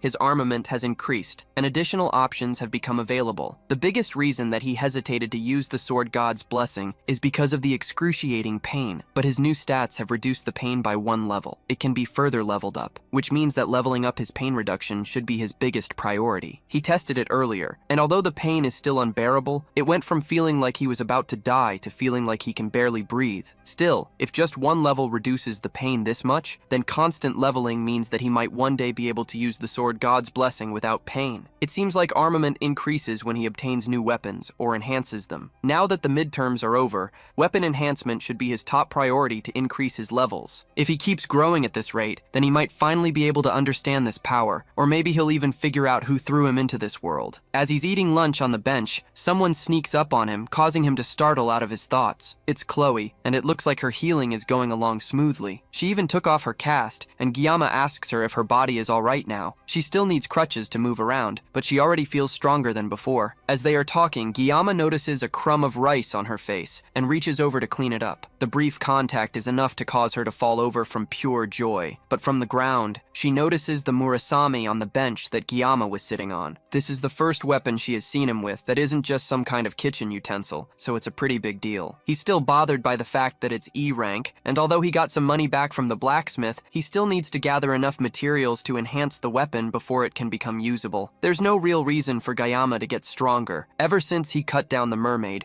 he's been able to handle mid-tier magical beasts. The main reason he wants to enhance the weapon is to reduce the pain. Chloe mistakes his thoughtful expression as him being disappointed by her mentioning that the weapon is E rank. She immediately decides, through perfectly reasonable yandere logic, that the blacksmith that made Giyama sad must die. Giyama snaps her out of it, but also notices that someone or something is watching them from close by. He walks over to a nearby tree and kicks it hard, causing an unexpected guest to fall down from it. It's Nox Aditor, Chloe's brother, and he doesn't seem very happy that he was found. Chloe is prickly about him suddenly appearing, but Giyama can't smell any blood on him, and he doesn't seem to be armed either. However, he was following them, so there must be something that he wants. Nox stands in silence for a moment, and Giyama assumes the worst, but Nox quickly clarifies that he isn't there for the usual murderous reasons. He came to warn Giyama that the Academy elders have requested for the Aditor family to get rid of him. Chloe confronts Nox and asks if that's why Nox came over, but he doesn't respond. Instead, he tells her that since she has been away from home for a long time, she has lost her edge. Chloe doesn't listen and instead tells Giyama to get behind her so she can protect him. The two guys watch the slightly disabled girl desperately swipe at Nox from far away, before Nox continues his warning. Nox doesn't care what Giyama has been up to recently, but the elders are oddly fixated on him. It's not just him either, but the whole Aditore family has a sense of unease, so they have temporarily postponed the request. They made the request in secret and even bypassed the academy head, however. Since it's a direct order from the elders, it's hard to ignore. If the pressure continues, the family will have no choice but to investigate our MC. Regardless of the reason, since Chloe is a member of the Aditores, Neox felt like she needed to know this as well. That explains his motives clearly. He came under the pretext of family principles, but in the end, he was just worried about Chloe. With nothing else left to say, Nox turns to leave, but Giyama stops him for a moment. He wants to ask Nox about what he said last time about Chloe becoming weak while being with Giyama,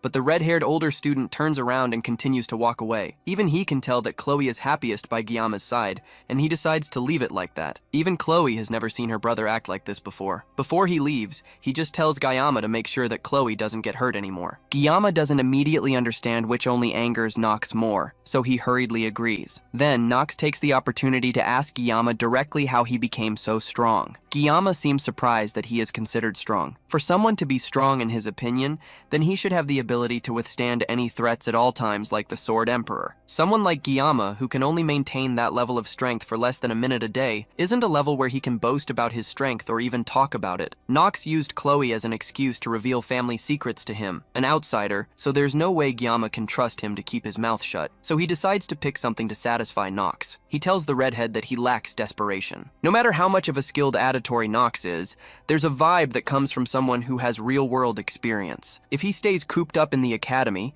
then he will reach his growth limit, so he has to go out first and gain real-world experience. If he continues working hard, then he will definitely gain something. That's about as much rubbish Gyama can spew out without sounding like he's lying through his teeth, so he quickly gets up and walks away before Nox can ask any more questions. Back in class, the students learn about history and the nature of blessings. Gyama isn't focused on the class and is more interested in the intel that the Academy elders are targeting him. The Academy elders descend from 5 of Bailar Joachim's 7 disciples. Gyama remembers that they are a group with immense influence not just in the Academy, but in the whole world. Their role in the game was to constantly obstruct the protagonist for the sake of their own power and safety, and they were called the corrupt remnants by the players. Since they should be targeting the main character, why are they suddenly focused on Gyama? He jots out some possible reasons why they would be after him. Looking at all the achievements he has since coming to the school, he really has caused a lot of trouble. At this point, it's like he's trying to stand out. But no matter what he has done, it makes no sense for the elders to target him. One of the moments that stands out to him was the mermaid he fought on Scopuli Island. It's clear that the mermaid wasn't after him, but Leon, who was an obstacle in their way. No matter how well Medea covered the incident up, the fact that he defeated the mermaid must have reached the ears of the highest ranks in noble society. And the fact that they were targeting Leon, who is a hero candidate,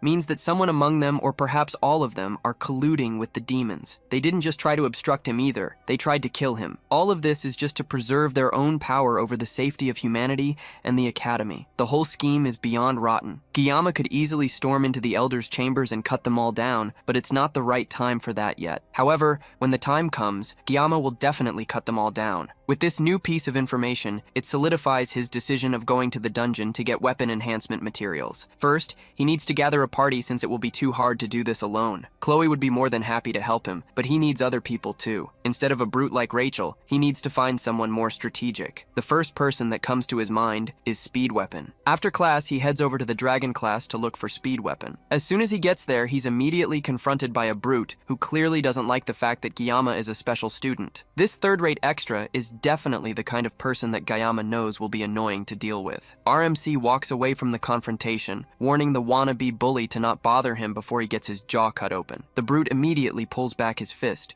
ready to start a fight, and Gyama immediately feels that the punch is way too slow. Before he can retaliate though, someone else beats him to it, smashing their fist right into the brute's jaw. The commotion attracts the attention of other students as Speed Weapon blows on his hand that hurts from hitting such a hard jaw. Gyama has heard of strength mages, but a strength healer is definitely new. Speed Weapon then smiles and asks Gyama if RMC came looking for him. Gyama agrees to talk outside, and he tells Speed Weapon everything that he needs. The breakdown is that he needs to form a party as soon as possible, and he needs help recruiting party members. If they work together, the clear rewards will be split among the rest of the team. In exchange, Gyama wants to keep the materials from the magical beasts. The reason he needs help is because in his class, if he says that he's gathering a party, no one except Chloe will come. But if Speed Weapon lends a helping hand and talks to people from Dragon class, then things will go a lot easier. Speed Weapon thinks that if it weren't for the Academy's rules, then Gyama should easily be able to clear 5 or 6 dungeons on his own. That would be true if he could handle the effects of his blessing without his magical painkiller. Gyama admits that he can't even clear one alone, but Speed Weapon doesn't agree with that and thinks that Gyama is just being humble. The switch to idle chatter and Speed Weapon talk about how Gyama looks a lot better now after the events of the midterms. After some small talk, Speed Weapon accepts Gyama's offer since there's no reason to refuse, and he has a feeling that working with Gyama will be a new experience. The dungeon Gyama has in mind is a C rank called the Buffalo Dungeon in Kowloon. Gyama, Chloe, and Speed Weapon means that they have a party of 3, so they just need one more member. Gyama straight away says that he would prefer it if it weren't Rachel or Leon, but they wouldn't want to come anyways. Rachel has been in seclusion since Gyama was hospitalized,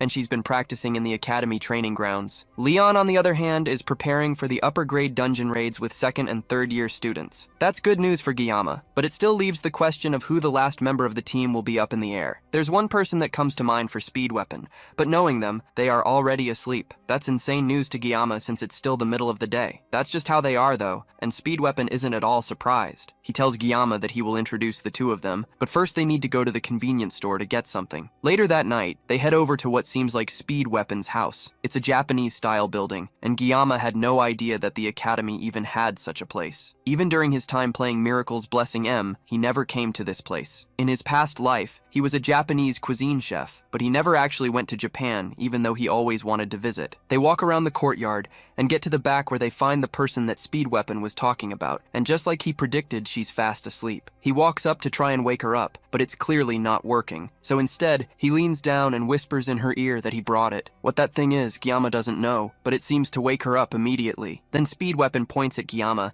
and tells her that what she wants is with him, and without wasting a beat, she sprints towards our MC and snatches the bag that he's holding in his hand. The speed that she uses to snatch the item from his hand causes her to spin mid-air and land on top of him. Guillaume is left in shock as the new girl lays on his chest, eating the treats that he and Speed Weapon bought from the convenience store. While he's trying to figure out what in the world just happened, she asks him, while still laying on his chest, if he had any more yanggayang, which is a Korean dessert made of bean paste. In Guillaume's past life, after a life of nothing but work, Miracle Blessing M and escape from living a life surrounded by men. And like any gacha addict, our MC sat hopeful on his porcelain throne after sending a concerning amount of money, praying that RNG would be on his side. The angel who made him spend all his money was none other than Abel von Nibelung. And just like any other gacha addict, he's immensely disappointed when he finds out that RNG will never be on your side, and is more likely to spit on your face as a standard but equally rare character flashes on his screen, asking if he has any yanggayang. Her name is Saki Ryozo, and her beautiful appearance on his screen only further makes him realize that gacha games are a scam. Miracle Blessing M is a narrative centered around the protagonist, Leon, and it also features numerous heroines. Among them, the character officially known as the main heroine by the developers is Abel von Nibelung. Each heroine had their unique charm and abilities,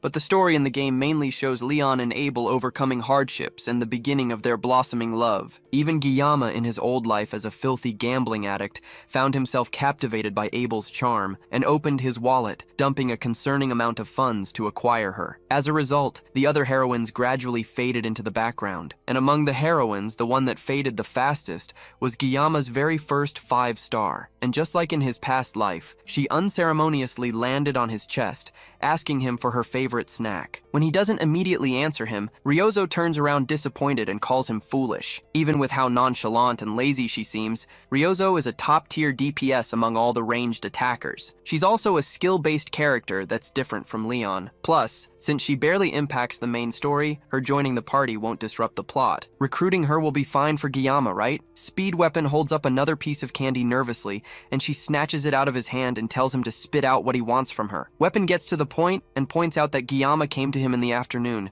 and he's looking to form a team for the Buffalo Dungeon raid in a week's time. Ryozo looks at him quizzically for a moment, then walks up to him and asks if he's the one that fought the upperclassmen back in the subspace training. Guillaume doesn't immediately answer, and the two of them stare at each other before Ryozo turns and care. The dungeon clearly reflects on their grades, and there's no real reason for her to refuse, but Guillaume seems to lack the conviction that she would have liked to see. It's pretty odd for her to judge someone when she's still half asleep, but she makes it clear that she doesn't want to work with someone who seems so unmotivated. Speed Weapon tries to advocate for Guillaume by reminding Ryozo about the fight that happened recently, but she still isn't convinced. Then Speed Weapon almost accidentally blurts out what happened in the midterms with the mermaid. He quickly covers his tracks before she can get curious about it and turns it around on her, reminding her that she drools over Yangang without a care in the world. Guillaume just watches the two of them argue, and he's not impressed. A party member can be greedy or rude, but not both. There's no reason for Guillaume to waste his time begging her. He turns around and calls for Speed Weapon to follow. They don't need her uncooperative attitude poisoning their party. Ryozo coldly asks him if the dungeon raid is really that unimportant, and the two have a brief stare-off again. Then without warning, he pulls out a knife concealed in his belt and tosses it at one of her archery targets without looking. The knife hits dead center, and before Ryozo can process what happened,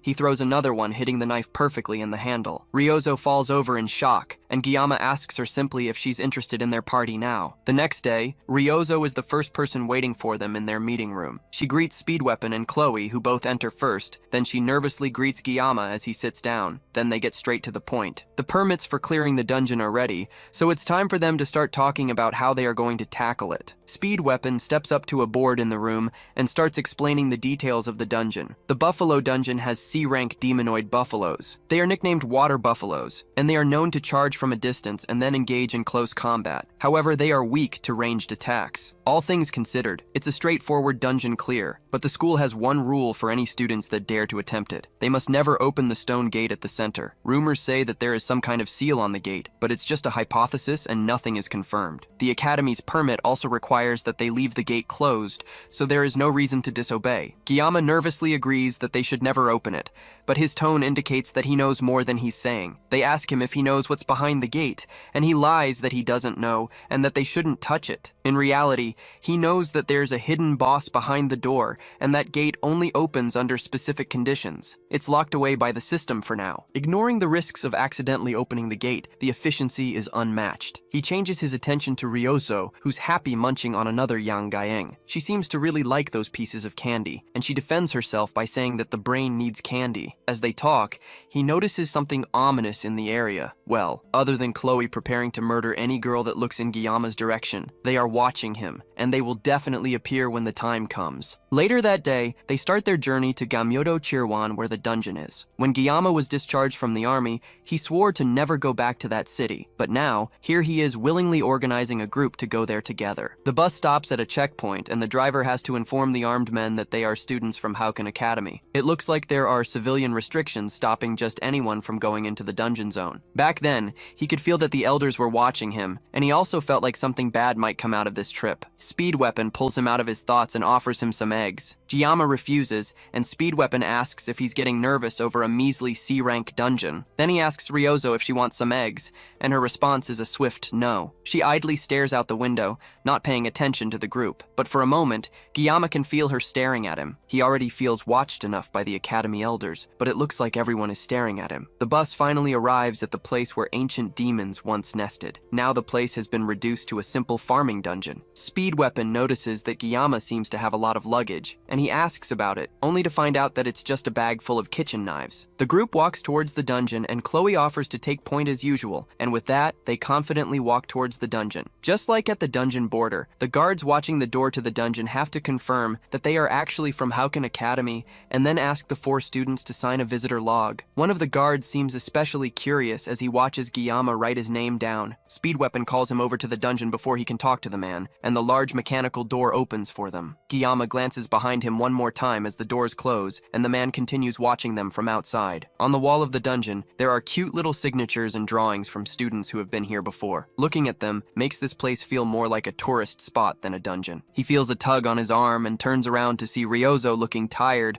and out of breath. She asks him if he has something sweet to make her feel better, and Guillaume reaches into his pocket and pulls out a piece of candy. Candy isn't really her thing though, and she asks him if he has any Yang Gaeng. Guillaume isn't here to babysit anyone, and he tells her to bring her own, but she's saving hers for later. Their conversation is cut short as Chloe notices some monsters charging at them from 200 meters away. Speedweapon turns to make sure that the rest of his group can stick to the plan. He sets up to buff the attackers, and Saki pulls out her weapon and ready to attack. Guillaume notices that her weapon is an S-grade weapon called the Crimson Bow. With that kind of powerhouse weapon, clearing the dungeon will be a breeze for them. The question though is if he can trust Ryozo to do a good job, especially as she takes a second to munch on another bar of her favorite snack before the monsters get there. The monsters come barreling through the dungeon cave, and Chloe fearlessly rushes towards them with dual crossbows in hand. She jumps up into the air and fires 2 shots from her crossbows, catching 2 of them right in the eye. They fall back, and the others rush past their fallen comrade, still charging straight at Chloe. The red-haired girl pulls out a sword from her back as Speedweapon tells her to fall back, but Ryozo is faster, shooting 3 arrows straight at the monsters and taking out 3 monsters in turn before they can get to Chloe. Guillaume is impressed by her skills, but he's more concerned about her breaking the horns that he needs for his weapon enhancement. Regardless of her attack power though, a hard carry is still a carry, and she's a skilled DPS that can't be stopped. They head deeper, but one of the monsters that didn't fully die suddenly gets up and charges straight at Ryozo before she can react. She turns to try and take it down, but her foot catches on a rock and she starts to fall. With no way to defend herself, she falls to the ground and takes up a defensive position. But luckily for her, Giyama is there just in time to catch her fall and cut the monster before it can get to her. Ryozo stares at him in shock as he holds her off the ground, and her excitement and shock comes out in a cute little hiccup. Meanwhile, outside the dungeon, the same man that was eyeing up Giyama earlier answers a phone call from an unknown person. It looks like a plan has been set up in the background. Now that most of the monsters have been taken down, Giyama takes his time collecting the buffalo horns that he will need for his weapon reinforcement. As he's collecting them,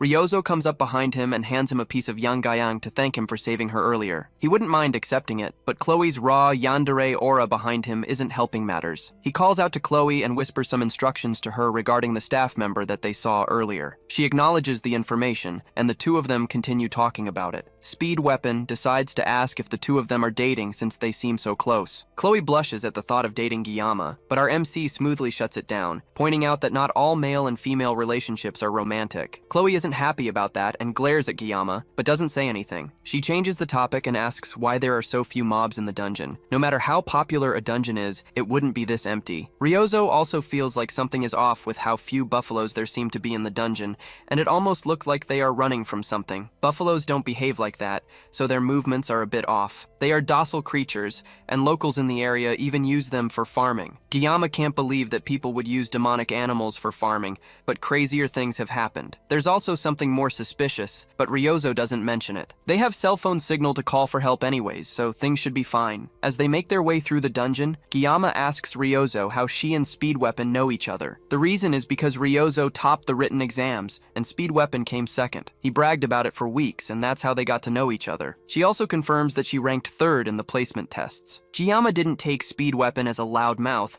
but Speed Weapon surprisingly tells them that Rachel is his distant cousin, so being loud is in his blood. Being distant relatives also explains why Giyama, who is a player of the game, didn't know about Weapon's connections to the main characters. Weapon's family is a branch of the Changsong clan, while Rachel is from the main branch. That's why they at least know each other. It's not the time to talk about this though, and Weapon assures Giyama that he's living the dream. If anything, Giyama is the impressive one here, so there's no need to worry about Weapon. Weapon even says that Giyama could join the 7 heroes, and Chloe agrees, but Ryozo doesn't say anything. Instead, she walks forward, away from the group, and declares that she hates the 7 heroes. The others watch her, puzzled, but they don't have time to focus on it. For now, they just need to work together to finish the dungeon fast and then go back. They need 20 kills for it to be considered a dungeon clear. As they walk through the area, Giyama notices some strange, cursed-looking claw marks on the walls. Weapon and Chloe walk ahead, and they call Giyama to follow them since he was lost in thought. Meanwhile, outside, the man continues to talk to the mysterious person on the other side of the phone. He confirms that Giyama's group should have encountered the enraged buffaloes by now,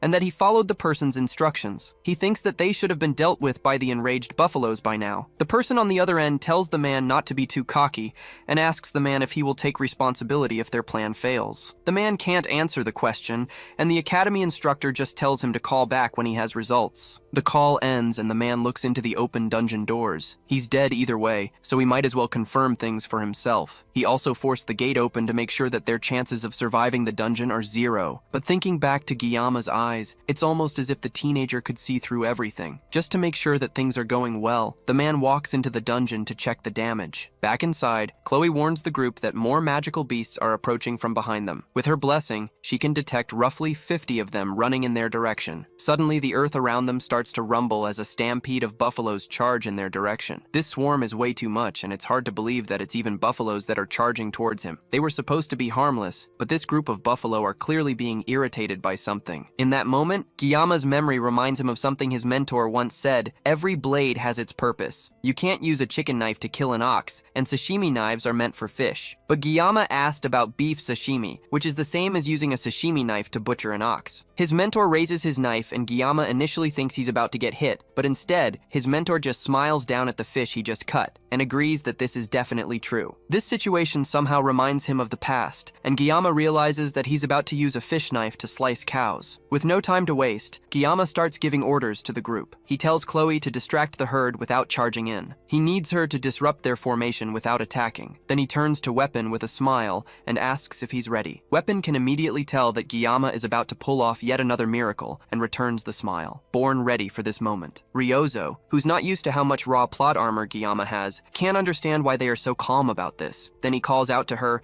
and tells her to hold down the front and stop anything that gets close. She shakily agrees, then asks Weapon why Gyama seems so calm. Ryozo simply tells her not to be too surprised when she sees what's about to happen next. A herd of 50 buffaloes is still a lot of buffaloes, and that's why he came prepared with an army of sashimi knives. One of the closest buffaloes finally makes it to the group, and Gyama tosses his knives at it like throwing knives. In just a matter of minutes, the 50 buffaloes are reduced to nothing but hunks of meat under Gyama. Ryozo is so shocked that she even drops her yanging. Everything happened in a split second. Chloe rushed in with her feline's blessing, attacking some of the raging buffaloes while dodging the rest, creating the perfect distraction for Gyama. Then our MC jumped in with his throwing knives, cutting through dozens of them without stopping, until the roar of the buffaloes caused him to stagger and freeze. The others took the opportunity to pile on top of him, and at a point, Ryozo started getting worried, thinking that Gyama might be getting overwhelmed with the number of them on top of him. But in an instant, the large number of buffaloes on our MC got blown away in slices of flesh,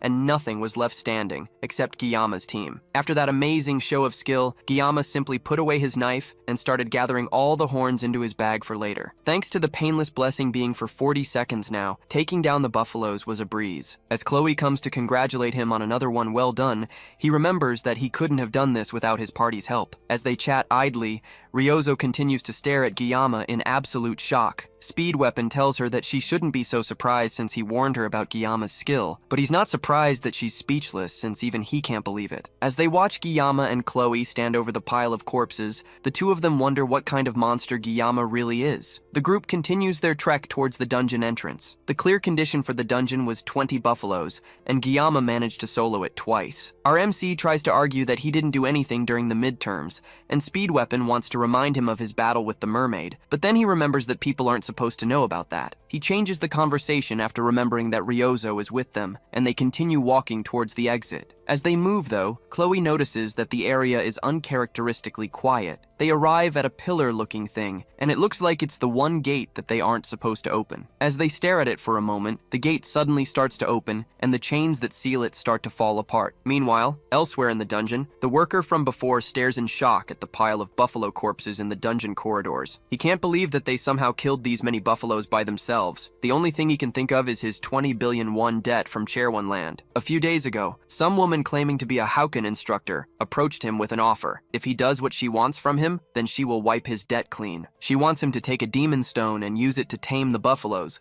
then put them in a frenzy when Kanjiyama shows up. Finally, she wants him to open the stone gate in the depths to finish things off. At first, he was hesitant because she wanted him to sacrifice the students, but the pull of having his debts cleared was way too much for him to ignore. He took the stone and salivated at the thought of all his worries going away, and the instructor left, telling him that she will be in contact and that he should answer every unknown number. With the thought of his 20 billion won debt being cancelled, there's no way that he would care about a bunch of brats. With the stone gates open, there's no way that they will survive. Gyama and his team walk through the stone gates, wondering where exactly they are. Now it's starting to make sense why everything seems so easy. They walked right into a trap, and this is all because Gyama didn't trust his gut. The gate only opens when the giant's demon stone is brought into the dungeon. The demon stone is a mid-game quest item, and the fragments from earlier were pieces of the giant's mana stone. He didn't expect the door to be left open with just those fragments, though. If this follows the game's story, then the reward for clearing this place is huge, but he needs to focus on surviving first. He can see something on the second door. There's a single red line carved into the stone gate, which is supposed to be indestructible, but he's used up all 40 seconds of his painless blessing when he was fighting, that the Murasame should hold out for a little longer, and it should allow him to slash the gate and get out before it shatters. Before he can try it out, a massive presence causes the students to pause and turn around. It's a large buffalo that looks incredibly powerful. However, the reward for beating this massive buffalo is the Blessing of Transition, which is an ability that transfers and amplifies the owner's blessing to a chosen target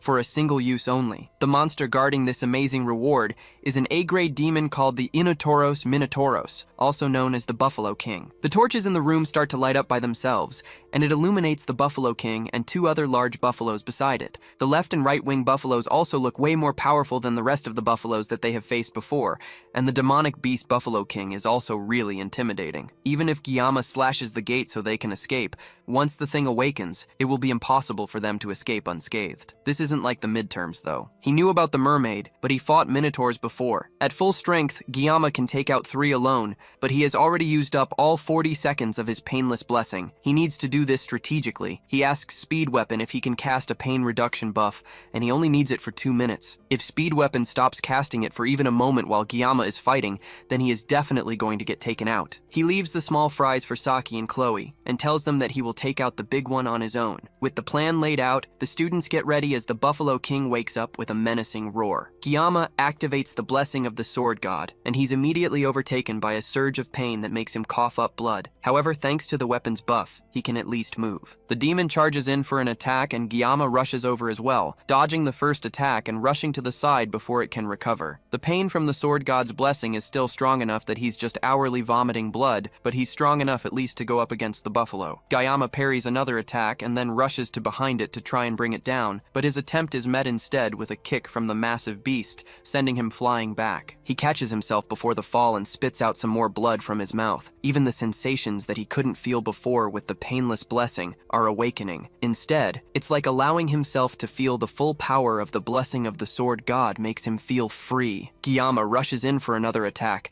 dodging a massive attack from the Buffalo King's axe and moving at speeds that the rest of the group can barely comprehend. The two monsters continue to fight as Gyama dodges all the buffalo's attacks. In frustration, the Buffalo King raises its axe above its head and brings it down in a massive swing right over Gyama's head. As the smoke clears, Gyama rests peacefully on top of the Minotaur's axe, completely unscathed. Ryozo can barely believe that a human can even move like that, much less fight at that speed. She can't focus on Gyama's fight, as she's also fighting one of the buffalo guards at the moment. She knows the basic concepts of fighting. Muscle control, stance, and leveraging kinetic energy are all part of a combat sense that breaks the enemy's center of gravity with minimal effort. However, knowing these things and putting them into practice are two very different things. As Gyama fills her thoughts, she shoots an arrow straight into the eye of the buffalo, causing it to charge at her in rage. In moments like these, even when facing death's door, Gyama still has unshakable focus. His attitude reminds her of Siegfried, the Sword Emperor. She pulls back her bow and aims at the charging bull, blowing its head off with a single powerful shot. She turns back to Gyama and remembers a rumor floating around recently that talked about a special admissions student that was strong enough to aim cause Siegfried used his aura. Meanwhile, Gyama's aura isn't too far behind, and the fear causes the Buffalo King to rage out, trying to punch Gyama off its axe. Instead, though, Gyama cleanly dodges the punch and easily cuts open the arm that the monster tries to use to punch him. Meanwhile, Chloe also manages to take down the buffalo she was fighting, and she wipes the blood off her face. She's still inexperienced when it comes to demonoids, but she knows that the more human-like they are, the deadlier they are. It may vary from person to person, but if a demon acts like a human to that extent, then it is definitely incredibly powerful. That means the one that Gyama is fighting is incredibly strong. The monster roars as it clutches its slashed arm and takes its axe in its other arm, preparing to cast a magic spell. That's strange though, since demonoids can't cast magic. However, looking closer at what it's doing, it's not casting magic. Instead, it's burning its life force in exchange for mana. It's hard to even approach the monster because of the rampant magic power. Yet even now,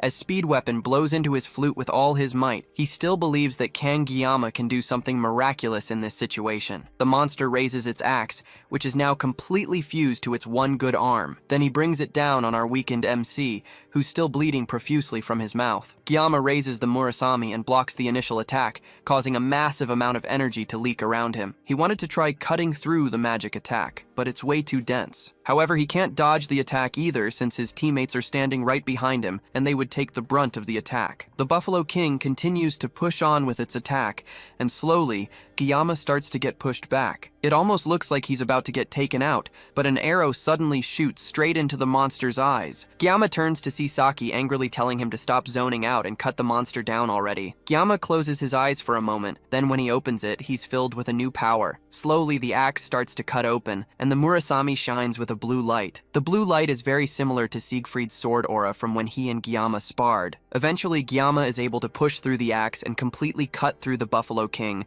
taking it down with a single slice. Even with everything they've seen so far, his teammates are still shocked by just how powerful Gyama is. The once terrifying monster falls to the ground in 2 large chunks of meat, and Gyama looks up at the dungeon ceiling as his nerves finally calm down, now that he realizes that he actually managed to cut it. Ryozo stares at him in shock for a moment, finally understanding why Speed Weapon has so much faith in our MC. On top of that, his assimilation rate increased from 9.3 to 12.7. Speed Weapon falls to the ground, his lips sore and bruised from blowing on the flute for so long. At this point, Kang Gyama continues to shatter every bit of common sense every time Speed Weapon sees him. The blue light that shone from his sword was bright enough to illuminate the entire cave. At such a young age, he's already manifesting an aura. It's hard to believe that he's even human. Ryozo comes over and reminds him to breathe, shocking him back to reality. Then she tells him that she understands what he meant earlier, when he warned her not to be too shocked by Gyama, and also why he keeps following Gyama around. Then she asks Speed Weapon if the Academy's rules stop Gyama from transferring to their class. That may be the case, but it doesn't stop a student from doing things the other way around. Ryozo smiles and realizes now that she feels like tagging along with him too. Gyama struggles to catch his breath as the adrenaline leaves his body. Even with Speed Weapon's blessing,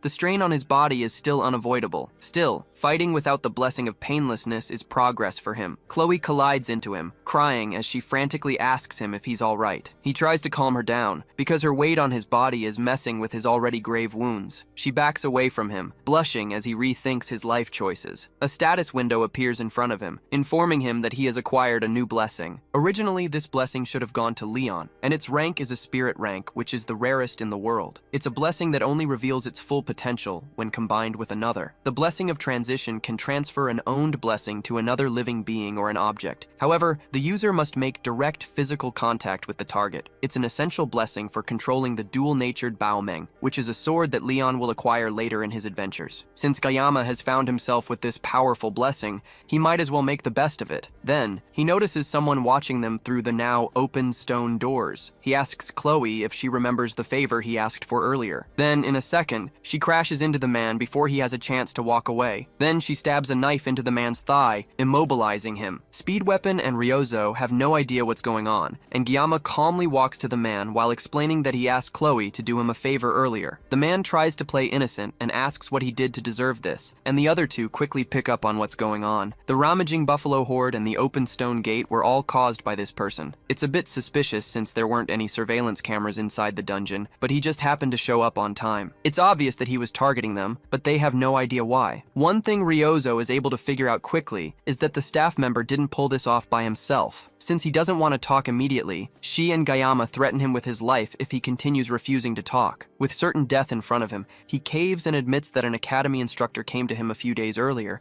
and offered to clear his gambling debt in exchange for helping her with taking out this group of students. Speed Weapon can't believe that someone would sell out a group of students over a simple gambling debt. He tries to defend himself, but that only makes Speed Weapon angrier. Ryozo holds him back from attacking the injured man and asks what the instructor looked like. He tells them that it was a woman with purple hair and eyes. She was also rather tall. Ryozo quickly guesses that the culprit is probably her class's assistant instructor. Her eyes were sharp, so she stood out to him. Speed Weapon realizes that she's also probably the one behind the midterms incident as well. Ryozo asks about it, and Gyama finally reveals to her that during the midterms, they ran into a demonoid mermaid. She realizes that the reason Leon ended up in the hospital is because he fought a demon. Now that Gyama has revealed it himself, Speed Weapon doesn't have to hide it anymore, and he reveals that it was Gyama who soloed the monster himself. She doesn't even question the fact after seeing what Gyama pulled off today. While they argue, Gyama stops the recording on his phone. He got all the information he needed from the staff member, meaning that he has outlived his usefulness. Chloe rips her sword out of the man's thigh,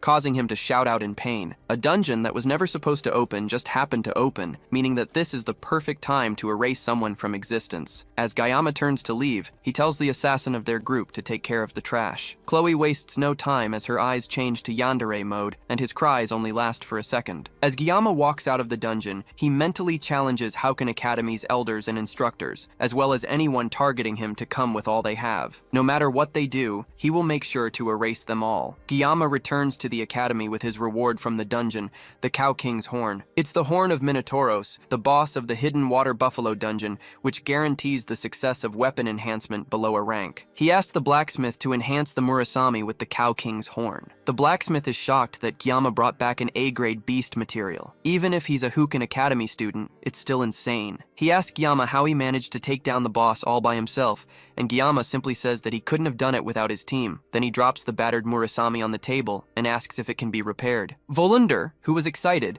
is now appalled that Gyama could wreck the E-rank sword he painstakingly worked on. But one glare from Gyama changes his mood entirely. With their business done, Gyama turns around and walks off, leaving the sword with Volunder to finish up. As our MC walks away, Volunder wonders how his life ended up like this. As revenge, he considers making the sword even shorter this time. Before Gyama leaves the shop, he turns and tells Volunder to use the leftover materials to buy a drink for himself. Volunder sighs, wondering how a kid like this walked into his life. Back in Gyama's class, he takes a moment to reflect on how much he's grown. He has definitely gotten a lot better, but it wouldn't be a bad idea to ask Speed Weapon for more blessings later. He takes a look at his blessing screen and it looks like it gets longer every time he looks at it. The most noticeable change is the assimilation rate. Unlike the other stats, the assimilation rate jumps drastically after every major battle. It's likely that clearing another dungeon will raise it again, and maybe it will unlock something even more interesting for him. Unlike his skyrocketing stats though, he has been growing gray hair since the day after he had his first spar with Chloe. Now Gyama is worried if he's going to lose all his hair after it turns white. With all the enemies targeting him recently,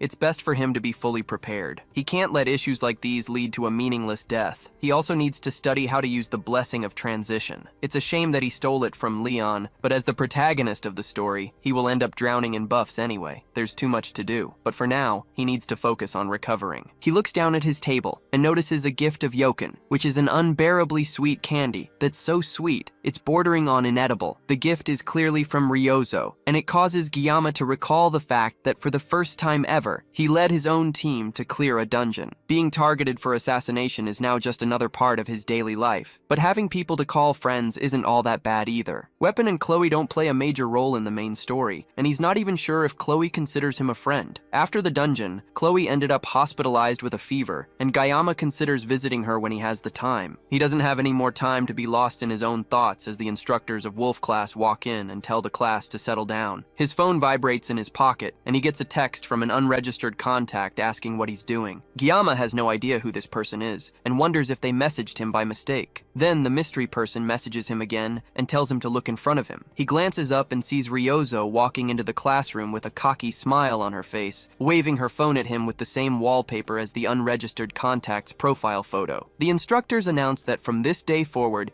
Saki Ryozo will be assigned to their class. The announcements are over, and the instructor orders them to change into their gear and report to the training grounds in half an hour. The rest of the class can't believe that Ryozo is in their class, and the instructor even said that she requested the reassignment herself. They try to talk to her as she walks through the classroom, but she ignores all of them. Gyama watches as she struts through the classroom and wonders if she's actually coming to his class. Among the year's recruits, she's considered one of the current miracle generation, since she is one of the top 4 students in the school. The others are him, Rachel, and Abel. She also ranked first in academics, and her combat skills aren't far behind. She really is a true balance of brains and brawn. She's also the daughter of Kojima Saki, one of the 7 heroes, also known as the Absolute Bow. Kojima Saki holds the title as the Prime Minister of Japan, which means that Ryozo is basically Japan's princess. And in this world, Japan is still a superpower, so people in the class are rightfully losing their minds like they just met a celebrity. Everyone except Gyama, who is desperately praying that she doesn't come and meet him. As she smiles in his direction, Gyama continues to ignore her, and Ryozo jumps over to his table, landing on his desk elegantly and showing him her phone, which basically orders him to save her number immediately. It looks like Gyama's bad feelings are never wrong. Back in Gamyodo Cheorwan, at the dungeon gates, some men are interrogating witnesses in relation to a missing person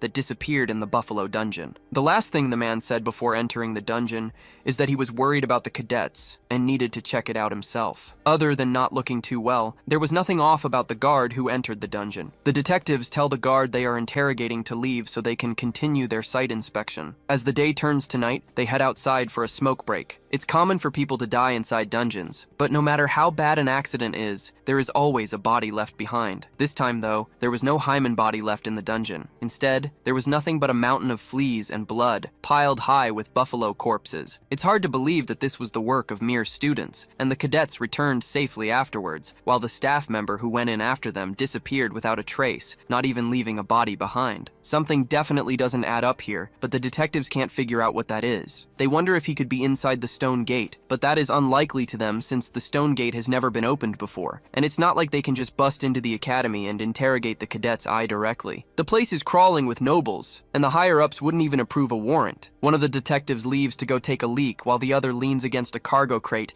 and tries to figure out what's going on. Suddenly, his partner falls to the ground beside him as long, slender legs come out from the shadows towards him. The detective immediately recognizes the power as magic, which means there's a demon nearby, but surprisingly, it's a human that walks up to him. Before he even has a chance to figure it out, his head is sliced off cleanly by the woman, leaving his body to fall to the ground. The last thing he can think of is that this is a human who made a pact with a demon. She's a demi-demon, which is a half-human, half-demon. In other words, she's a villain. Ryozo happily enjoys her snacks as she relaxes in her new seat beside Giyama. She asks Giyama why he didn't eat the snack that she shared with him, but he ignores her and tells her that Chloe sits where she's currently sitting sometimes. Ryozo doesn't seem to care since it doesn't matter whose seat it is. As far as she's concerned, it's first come, first served. Giyama takes the opportunity to try and ask her why she transferred to their class, but he's cut off by the teacher who announces that there will be 5 minutes until assembly. The rest of the students get up and make their way out of the class, but Ryozo instead puts an eye mask on her head and prepares to sleep. Giyama asks her if she's going to come for morning training, but she declines and says that she'd prefer to meditate instead. In truth, she's just going to take a nap in class without a care in the world. Before he goes, though, she tells him not to call her Saki anymore. She wants him to call her by her first name, Ryozo. In her country,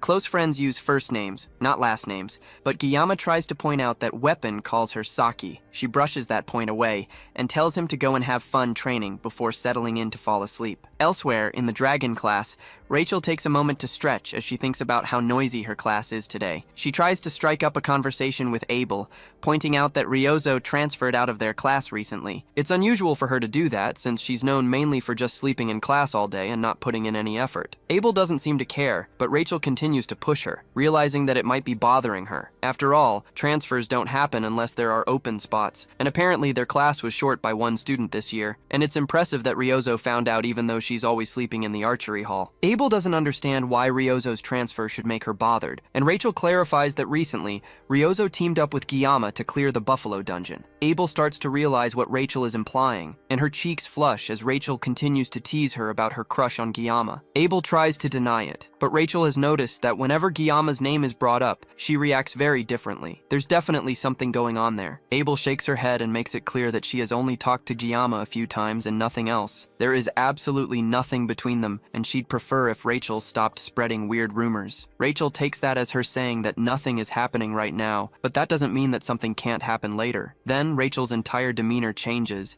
and she tells Abel that she can fool others, but lying to herself isn't a good look on her. That causes Abel to freeze, and Rachel simply tells her to think about it. This reminds Abel of an interaction she had with her grandfather recently. He told her that he would start teaching at the school, and initially she hated the idea, thinking that he's just joining the faculty to follow her around. She would hate that because she's already getting a lot of unwanted attention, but Siegfried clarifies that he's joining the school staff to keep an eye on the first-year students. After what happened in the midterms, Abel asked him for help, and that's why he's deciding to look after them. He assures her that she won't be bumping into him too much. Siegfried tries to hide it, but there's a sharp glint in his eyes that's impossible to hide. The swordmaster, who always seemed indifferent, is now suddenly stepping into the field. The only person that Abel thinks could possibly cause this kind of change in her grandfather is Kang Giyama, a prodigy who disregards status and breaks through noble society purely with his strength alone. He also possesses a ridiculous level of talent that defies all logic, and even his background is that of a fast-tracked student. When Abel first met him, he was nothing but a scrawny kid that was always sneaking around, but now he has grown into a strong, sharp-eyed young man. He's even more than Leon Reinhardt, who is supposed to be the hero candidate. Giyama is walking along the hero's path more clearly, and yet he never shows it off and never boasts about his achievements. He just quietly moves forward. If Giyama acted cocky even once, then maybe she'd dislike him. But he's just so different that she can't help but acknowledge him. In fact, she's jealous because Siegfried recognizes him, and that makes her feel even more ashamed. Rachel comes in with a mocking stare that breaks her out of her thoughts. Abel Rashidi tries to deny that she has any feelings for Guillaume, and she doesn't even have the time or room to think about him. Rachel tells her that it's a good thing she said that, because now she can go after Guillaume with barely any competition. All she has to do is to handle Ryozo, and there would be no competition. Back in Guillaume's class, he's in a lecture where the teacher discusses blessings and how they rank. The rank of a blessing is determined by what spirit resides within it. If a guardian spirit is present, then it's a guardian level blessing. But if a true spirit is present, then it's considered a spirit level blessing. As the class goes on, Ryozo jolts up in her sleep before laying back down. It looks like even the professor can't wake her up. The class moves on regardless. It's been 2 days since Ryozo transferred, and she still hasn't revealed what her reason for joining the class is. And that's mostly because she has been sleeping all day, so there's never a chance to ask. And if all she's doing is napping, then there's no reason for her to sit in the corner next to him. It's a good thing Chloe is still in the hospital, or things could get messy. Still, Ryozo covered for him after the dungeon incident, so everything wrapped up without too much trouble. She's on another level and way better than Weapon. The teacher continues the class, and the blessings are ranked in 4 categories. The least is a personal blessing followed by a guardian, and true blessing with a heroic blessing being the strongest. Most cadets in the academy have a personal spirit blessing, which is the weakest, but the personal spirit blessing can outperform a guardian level blessing. Spirit level blessings are insanely rare, and Guillaume just happened to grab one of those spirit level blessings, that being the blessing of transition. Then there are heroic level blessings, which are basically considered a legend. Since the dawn of blessing manifestation, there is only one person who has ever awakened it, the hero of origins, Valor Hawakan. In modern times, though, there's rumored to be one more person, and Guillaume knows that the person they are talking about has the miracle blessing. Their class is over, and the teacher says that they will finish the story next time, but Guillaume has one more question. He asks about the phrase that he always hears faintly whenever he activates the Sword God blessing. That phrase is, "May the blessing of the gods be with you." That causes the teacher to pause for a moment, and even Ryozo wakes up a bit. The teacher doesn't understand what he's talking about, but there's a flaw in what Guillaume has said. That is because there are no gods left in the world, which means that there can be no blessing of the gods shared. As the teacher walks out of the class, Ryozo chuckles at Guillaume for his embarrassing question. He asks her if she's done with sleeping, but she turns and goes back to sleep. Guillaume doesn't blame her either, and decides that it's time for him to take a nap as well. As Guillaume's consciousness fades, a message starts to appear in front of him. He wakes up, and there's a large message in front of him, informing him that the GM has requested to have a conversation with him. Guillaume suddenly finds himself in a very abstract world, with lots of floating scrap all over the place, as the message also floats in front of him. Then the notification changes to a question, asking Guillaume if he accepts to have a meeting with the GM or not. The message changes to read that the GM is interfering with the world line with code. World line is a word that Guillaume hasn't heard before, and this whole thing doesn't make any sense to him. Suddenly things become quiet, and a message comes saying that the dimensional gap is too large and that his current level is insufficient. He also hasn't met the requirements for the mysterious new trait yet either. Now the question is if Guillaume still wants to proceed despite all of that. He hesitates for a moment and takes a look around, trying to figure out what's going on. This environment doesn't feel like a dream to him, but there's a chance that he will finally find the answer to his Sword God blessing, and the reason he is in this world in the first place. He accepts to meet the GM, and the world starts to transform as the worldwide code gets edited. Suddenly the world around him breaks, and he's dunked to an area that he is already familiar with from the first time he awakened the Sword God's blessing at the academy entrance. And now he can see a light at the end of the area, and just like every time he's seen it, he can never tell how clear it is. But Guillaume can still tell that he's getting closer, little by little. He just has to go a little bit further and do a little more, and he should be able to get there. Suddenly he hears a voice calling for him to wake up. A hang bursts through the darkness and grabs his shoulder. The system detects an external interference. It postpones the conversation with the GM as a response. Guillaume stretches out his hand, as if he's trying to hold on to this reality, but the hand drags him out of the space by force. Before he's fully pulled out, the GM leaves a message for him. The message simply says that Guillaume should cut and sever, no matter what it is. Then it ends with wishing the blessing of the gods on him. Suddenly, Guillaume is pulled back to the waking world as Ryozo yells for him to wake up. He is always telling her not to sleep, and here he is taking a sweet nap himself. Her yapping is cut short as she notices that Guillaume is crying and not really paying attention to her. Later that day, Guillaume rests on a bench as his mind wanders back to the dream he had. Ryozo seemed genuinely concerned after she saw him crying, but looking back at it, he can't even remember what happened in his dream. It's also embarrassing that he was caught crying by Ryozo of all people. As he's thinking to himself, a group of his new unorthodox friends walk up to him. They've met up to summarize everything they have figured out so far. They know for a fact that someone inside the academy academy is targeting Giyama and that they need to take care of it. Ryozo interrupts Weapon as he starts his summary, since she already knows this whole story and doesn't want an entire recap.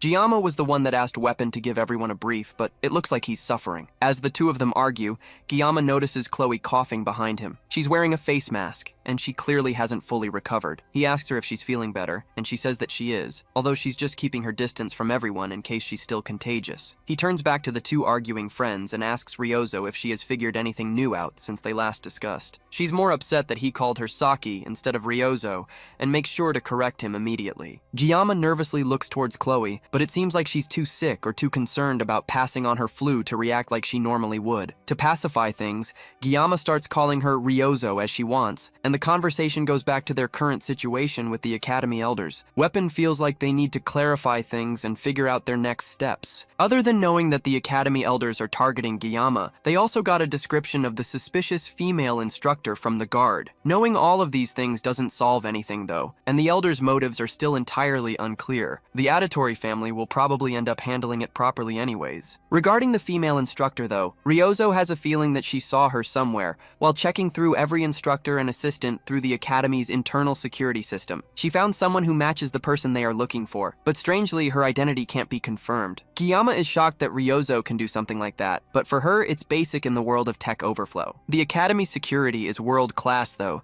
so she had to do her hacking at the crack of dawn when the system was at its weakest. She was already sleep-deprived, but now she's even more exhausted. That's the reason why she's always been sleepy during class. That's probably also how she got his number despite the fact that he never gave it to her. Basically, they haven't confirmed anything yet, and it's not like they can just march up to the elders and threaten them. However, Weapon has a different idea. He wants the four of them to start their own club. Clubs at their school have free movement and financial support from the school. The academy emphasizes cooperation among students, and there's a lot of perks, and one of them is that the clubs are treated as official academy-affiliated groups. Joining a club also means that they will get the academy's protection since being students clearly isn't enough. A club could act as a double layer of protection for them since they have enemies both inside and out. Giyama also knows about how clubs work from when he played the game in his past life. The club system was one of the many features of the game, and it was a mechanic designed for the academy-based game, letting players decorate their own personal space with furniture. Players can also invite characters and boost affection, but it's more likely a way to empty the wallets of countless hardcore fans. This became known as the housing system, and Giyama was never interested in it because he didn't have the time for it. Who knew that it would end up becoming useful like this in real life? There are special requirements for making a club though. They need at least 5 members, and then they need to submit a club proposal form to the administrative office. They need one more member, since all of his sake. As one gets older, human relationships start to become more calculated, and yet these people fully trust and support him even though they barely know each other. He can't help but be appreciative of them for being by his side in this situation. Now the first thing they need to do is choose a club name first. Chloe suggests that they call it the Memories of Assassination, but that's a bit too edgy for the rest of the group. Ryozo suggests that they call it something random since no one would care what name they pick, but Weapon shuts her lazy idea up. They think about it for a bit more in silence before Giyama suggests that they make a travel club. They can clear dungeons and travel a bit outside the academy without turning too many heads in suspicion. The group seems to be acceptive of the idea, and just like that, the travel club is born. Next, they need to pick a club advisor as soon as possible, and they need to sort things out before the exams that they will be having in the next week. Without an advisor, they can't form a club. That is the trickiest part since advisors have to be at least professor level in the school. Chloe suggests that they ask the professor from the Blessing Studies class since he's really popular and kind. The man is always so busy though, so it's unlikely that he will agree, although he would have been perfect for the job. The academy has over 500 staff, but only about 30 professors. Narrowing it down to the ones that only teach the first years, there's only 10 that they can consider. The school encourages clubs, but there are a lot of contradictions. They turn to Giyama and ask if he has anyone in mind to ask, and Giyama has an idea. Since they have to be professor level or higher, then he has an idea of who he can ask. There's one person, of course, who is ranked higher than a professor in the academy after all. When he shows just who he's talking about to the rest of the group, they can hardly believe that he's serious. For their club to become a thing, the club president needs to apply in person. Giyama is obviously the president of the club, and he has to be the one to hand in the application in the administrative building. The woman handling the documents is immediately doubtful that Giyama could lead a club. It's hard to imagine that this person is an academy employee. She's very openly looking down on our MC just because of his status as a special admissions student. Giyama tries to ignore the lady's condescending attitude and tells her to just process the application if it meets the criteria. The woman gets up and towers over Giyama completely. She tells our MC that to start a club, they need to have a faculty advisor. But from what she can see, Giyama doesn't have a professor that is willing to advise their club. Giyama asks the woman to explain what she means, but her thoughts are pretty obvious. The woman thinks that just because Giyama is a special admissions student, that no professor at the academy would be willing to advise a club founded by him. With his background, the woman thinks that Giyama wanting to start a club is a lost cause. This lady's attitude isn't that surprising. Giyama had a little goodwill left for this place, but now he's losing everything. Having worked nearly 20 years in the service industry, he has dealt with countless disgusting people, and keeping quiet is usually the best solution in these situations. However, that doesn't mean that he doesn't want to land a solid punch on this girl. Instead though, Giyama pulls out his phone and calls someone who can solve this issue for him. He tells the person on the phone that he is currently in the admin office about to submit his club registration, and the woman yells at Giyama for daring to answer a phone call right in front of her in the office. The person on the other line says that they are nearby and that they will be coming soon, and Giyama ends the call. With the phone down, the woman takes the opportunity to lay into Giyama for having the nerve to disrespect her like that right in her own office. Giyama warns the woman to just follow the procedure since the person that he called is already on their way. In all his yelling and scolding, the large woman fails to notice her co-workers bow their heads and look away from the situation. The woman continues to boast that she's the cousin of a close friend of the headmaster, and that she has the power to get a special admission student like Giyama thrown out at the drop of a hat. That line causes Giyama to snicker. Then he leans in and tells the woman to quiet down because her voice is too loud. That's the last straw for her, and she starts to show an unhinged face that Giyama calls her true face. The door suddenly bursts open and everyone jumps in surprise. From the busted door frame, a very angry headmistress walks into the office, and Giyama tells the woman to pay her respects to his club advisor. She smiles at Giyama, happy that she gets to see him face to face again. Giyama tries to apologize for the inconvenience, but Medea tells him that she would come running any time if he asks. Hearing Giyama's name for the first time makes the woman realize that she's been talking to this year's top freshman student this entire time. Medea cheerfully tells her student to leave the papers down and go study for his written exams. Now that she's there, she'll make sure to take care of everything for him. With Giyama gone, Medea changes her tone entirely as another staff member hurriedly brings a chair for her to sit down. The woman tries to explain that there is some sort of misunderstanding, but the headmistress doesn't even need to use a blessing to know that the woman was mocking his background, and of all the people for her to choose to mock, she chose the student that was personally selected by the headmistress and the swordmaster. Without a word, Medea uses her blessing to place a resignation letter on her table and tells her to start writing in 5 minutes. With everything taken care of, Medea tells him that the club application went smoothly and they just have to find one more member. The girl is probably fired, but he has no sympathy for her. Medea then tells him to come by her office after class. Giyama returns to the man that has become his enemy and friend, the blacksmith, Volander. He's here for his gear, and Volander tells him to wait a moment. Now Volander finally looks like a real blacksmith, but Giyama doesn't know what the blacksmith thinks of him. As a former player, he has mixed feelings about him, but now the negative side grew a lot stronger after everything that happened,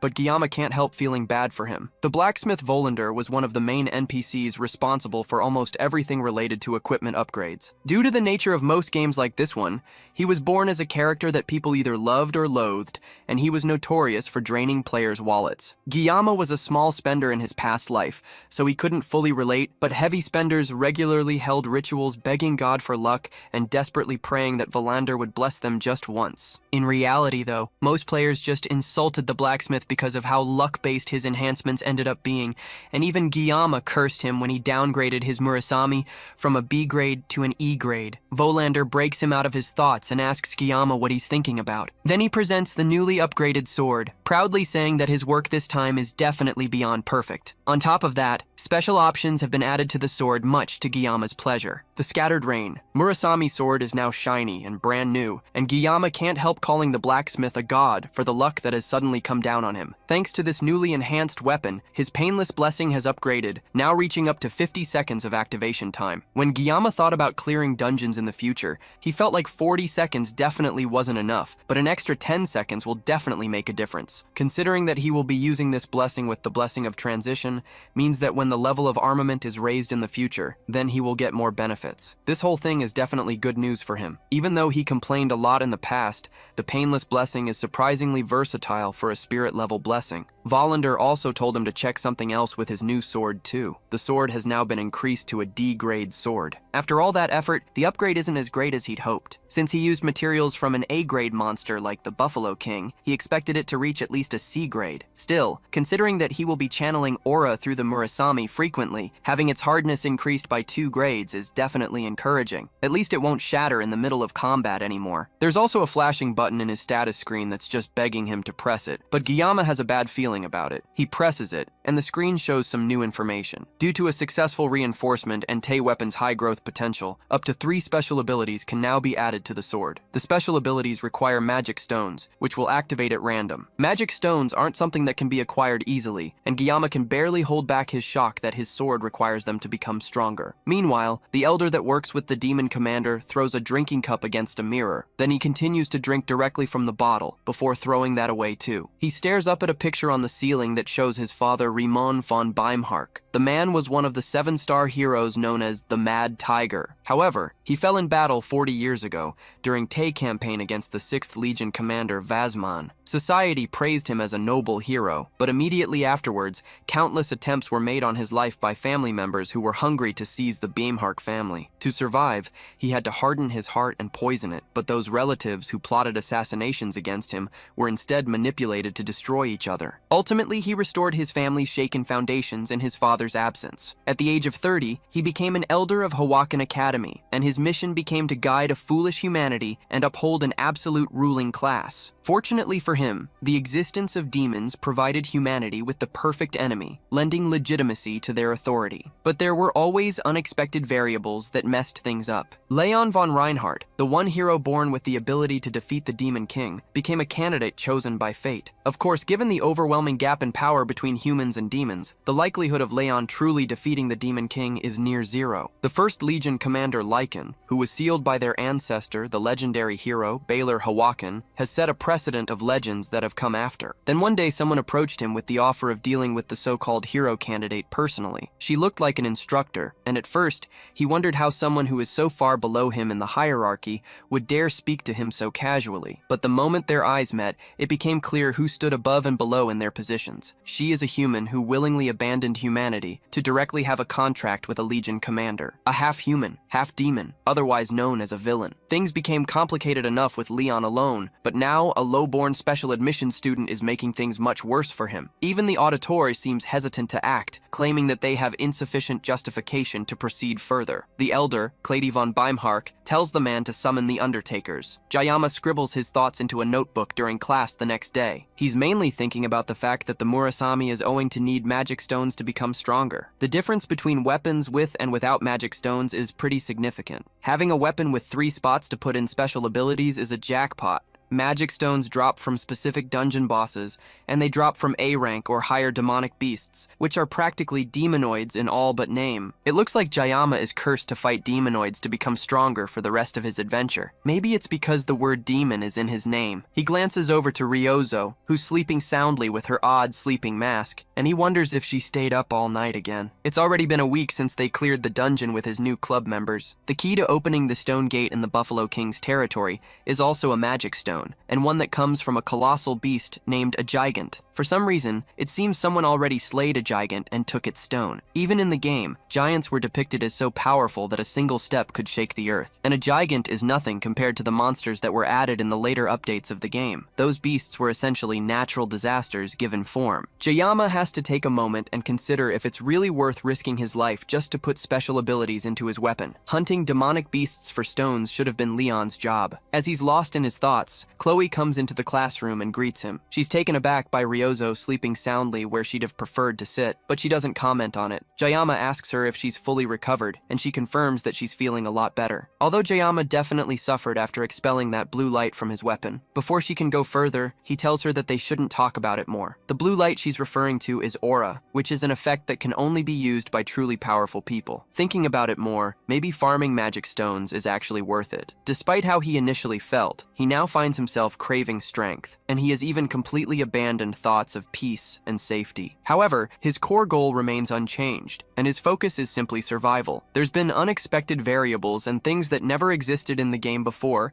have been targeting him relentlessly. The plot that he knew is being distorted, and it's as if the world itself just refuses to leave him alone. Somehow, it's already been a month since he enrolled at the academy, and the truth about the Second World War, which will occur in 3 years, will soon be revealed. Jayama choosing to strengthen himself and enhancing his weapon are more like necessities than just mere options. At this rate, he can't guarantee the war's outcome because he doesn't trust Leon as the hero candidate at all. Even if the mermaid was a demonoid, for it to defeat the hero candidate with a one-shot attract is beyond pathetic. The whole situation is way too exhausting for him to put into words, and he was so lost in thought that he didn't even realize weapon had come until he got punched in the face by Ryozo. He came to ask how the club's registration is going, and Jayama confirms that the headmaster approved it, and they can start as an official club once they find one more member. Speed Weapon also drops some news that Leon has been on a rampage recently. He has been clearing high-ranked dungeons non-stop. It looks like Leon is finally acting like a protagonist, and Jayama considers taking back what he said earlier about the blind. Rumor has it that Leon even cleared an A-rank dungeon the previous day with a small party,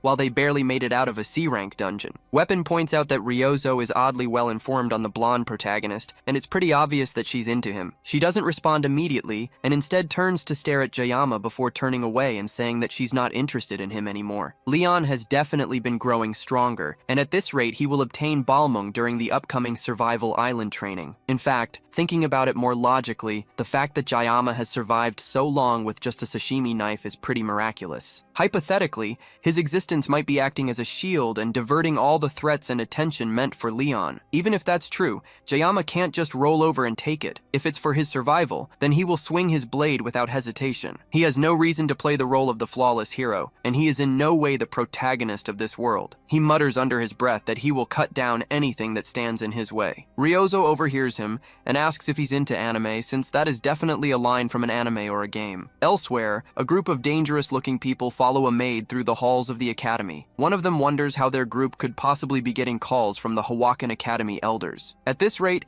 since they are getting famous enough for this, they might as well become a legitimate assassination group. The boss, a woman with short silver hair, tells her subordinate to up unless he wants his teeth pulled out. Another one of the thugs tells the guy who spoke up that since he's new, he doesn't know that their boss hates the elites, but the payout from this job was just way too good to refuse. As they continue to talk, the boss repeats herself and tells her subordinates to shut up. They reach the office of the elder that summoned them, and the maid calls out to him through the door. The man calls for them to step in, and the first to walk in are Zhang Taipeng, the deputy leader of their group, Pari, a simple grunt worker, and the boss herself, Rui Shen. These three are members of the Undertaker Syndicate, which is a mercenary villain alliance. The elder thanks them for coming such a long way, and then he gets straight to the point, ordering his maid to give them a package. The package contains information on Kang Jiama, and one of the men wonders why they are being given details on some kid. The elder doesn't respond, and tells them that Jiama is to be dealt with during the next week's Survival Island training, and if they succeed, they will get 100 million up front as they originally discussed, and then a bonus will be paid separately upon full completion of the task. Rui asks what the disposal method should be,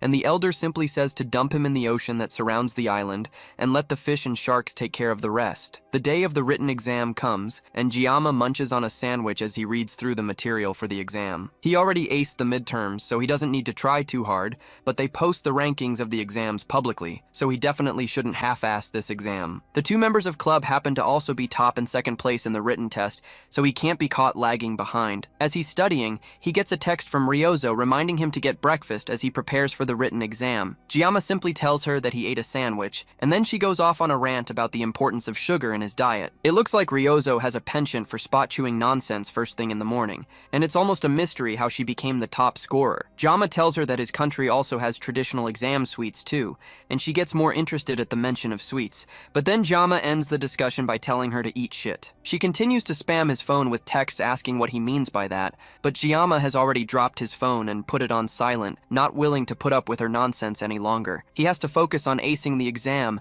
and not letting the Yangang maniac beat him. That's easier said than done though, because it turns out that Jiyama is an idiot. As Ryozo and Weapon argue about the answers to the questions, Chloe asks him how he did. He tells her that he guessed all the questions, but in reality, he scraped by using the game lore knowledge. However, he must have at least done better than Chloe, right? He asks her if she has heard anything from Nox and if there's been any updates. She tells him that her brother called the previous day, but she was asleep so she missed it. He called at 7 in the evening, and she had been pulling all-nighter studying, so she didn't see it. Jama knows that Chloe is a night owl, so it's more likely that she ignored it on purpose. Auditory member's contact info is classified, so unless Nox seeks him out directly, Chloe's intel is his only source. She has her reasons for ignoring him, but they still seem awkward around each other. Jiyama personally thinks that siblings should get along better. Weapon loudly complains that he studied for days without sleep, and yet it looks like Ryozo passed him once again in their exam scores from the discussion they had. As Weapon has a panic attack, Ryozo gets up and comes to sit closer to Jiyama, curious about what he and Chloe are talking about. She asks them if they are dating, and although Chloe starts to fantasize in the background, Jiyama quickly denies it and tells them that it's not what they think. Then she leans in closer and asks Jiyama why he's always ignoring her texts if he doesn't have a girlfriend to worry about. He tells her that it was just one time, and it's not like he always ghosts her or something. Their conversation is cut short by Chloe, who is pissed to hear that he and Ryozo have been texting. He turns around as she hauntingly calls his name, only to see Chloe in full yandere mode. She stares down at the two of them and calmly asks him about the fact that the two of them text. Chloe's sudden outburst is a shock to Jama. The redhead didn't say anything when the two of them were sitting next to each other, but now she's freaking out because of some text. Even Weapon can't understand her sudden change in attitude, but Ryozo finds the whole thing amusing. She jokingly asks Jiyama why Chloe is acting like that, but Jiyama tells her to back off before she makes things worse for them. She doesn't listen to him and keeps pestering him for why Chloe is suddenly acting like that, clearly knowing exactly why Chloe is freaking out. It's clear that she knows exactly what's going on with Chloe, but she's just having fun messing with them, not understanding how dangerous the incoming yandere nuke is. Chloe is done watching them flirt in front of her, and she gets straight to the point. Jiyama never even gave her his number, and yet he's already chatting freely with Ryozo. Jiyama tries to explain that her number is confidential, but she's not listening to him. She's more focused on the fact that Jiyama promised that he would be her one and only prince. Ryozo clings to Jiyama, eagerly curious about what is going on, and Jiyama tries to explain through the waves of killing intent coming from one of his friends. He tells her that Chloe is a yandere, but she pretends not to know what that is. Weapon pulls her off of Jiyama by her face, clearly understanding what is actually going on. Chloe pulls out the trademark yandere box cutter, ready to start cutting down everything in front of her. This is definitely different from the last time she entered yandere mode, and Jiyama doesn't know what to do. He has been slacking on his research about yandere stuff on NeoTube, and now he has no idea how to handle her. Chloe starts to take a few steps towards him, telling him that from now on, she will make sure that he will only ever look at her from now on. Without giving him even a second to react, she rushes in to cut him down with the box cutter. That's when even Ryozo realizes that this is seriously bad. She continues to slash at him with the box cutter, while ranting that Jiyama always makes her so sad. He's always hanging around with and flirting with other girls instead of her. This time, the box cutter misses Jiyama entirely and heads straight towards an unsuspecting Ryozo. Jiyama is fast enough to deflect her hand before it can reach the girl behind him. Then he pushes her down on the table, getting on top of her to stop her from squirming away. Weapon and Ryozo watch in surprise as Jiyama tries to calm her down, and the archer looks particularly annoyed by the interaction. While she's held down, he tries to get her to talk to him. She still tries to push him off, but her hands are already getting weak with him on top of her. She doesn't want to listen to him though. This entire time he hasn't even wanted to keep in touch, but now he suddenly wants to talk. Jiyama leans in close to her and tells her that he wants to talk to her face to face instead of just through a hunk of metal like a phone. That seems to calm her down a little, and she starts to shiver as Jiyama leans in even closer, intent to put an end to everything right here. He thanks her for always thinking about him, and that's enough to put Chloe in a state of yandere overload. Jiyama's riz is so potent that even Weapon starts blushing. Then he gets back up now that Chloe has been completely immobilized by his raw riz, and reminds her of back in the Buffalo dungeon when he relied on her help and they worked together. They've had many many experiences together, so there's no need for her to get so upset so easily. Now that Chloe has calmed down, Giamma takes the opportunity to escape, happy that he managed to handle the situation somehow. Weapon asks him if he's all right, but Ryozo remains silent and looks completely disappointed. Their conversation moves along, and Giamma tells them that they should clean up and head out, while Ryozo steps out of the room. Later on, both Ryozo and Weapon walk together back to their dorms, with Giamma on both their minds. They could already tell from previous encounters that whenever it came to talking about Giamma, Chloe would always give off a murderous aura. It doesn't take a genius to guess that Chloe has very strong feelings towards our MC. However, those feelings are some kind of twisted love. What was even more shocking, though, was seeing Giamma holding his sashimi knife behind his gentle words and actions. He hopes to persuade his way out of dangerous situations, but it's clear that Giamma was ready to switch persuasion for violence if it came to it. He knows how to use the threat of violence if needed, and at a glance, that might make him seem like a villain. But in reality, those are the qualities of a ruler. Weapon was already convinced before, but now he knows for sure that Giamma is destined for greatness. As these thoughts go through his head, he notices Ryozo furiously tapping on her phone. She's been making grumpy faces for a while now, and it's clear that something is bothering her. She doesn't want to tell him what her problem is, so he instead asks her why she's fiddling on her phone so much. She's deleting a video from her NeoTube channel that her subscribers weren't watching called The Perfect Way to Deal with a Yandere, the same video series that Giamma was using to deal with Chloe. Not that Weapon knows that anyways. The video is clearly doing well with over 200,000 views, but she's still intent to delete it, claiming that she doesn't need it anymore. Weapon changes the topic, and the two continue to chat as they make their way through the campus. Elsewhere, at the Academy Library, Giamma looks through a series of books alongside his fellow cadets. Starting next Wednesday, there's a scheduled deserted island survival training on Avalon Island that will hold for 3 days and 2 nights. Going by the name, it sounds like a serious survival camp, but cadets can only make teams from 1 to 4 people. The school even posted an official announcement with all the details to every cadet. The whole thing is more like a school event, similar to camping or a Giamma is in the library,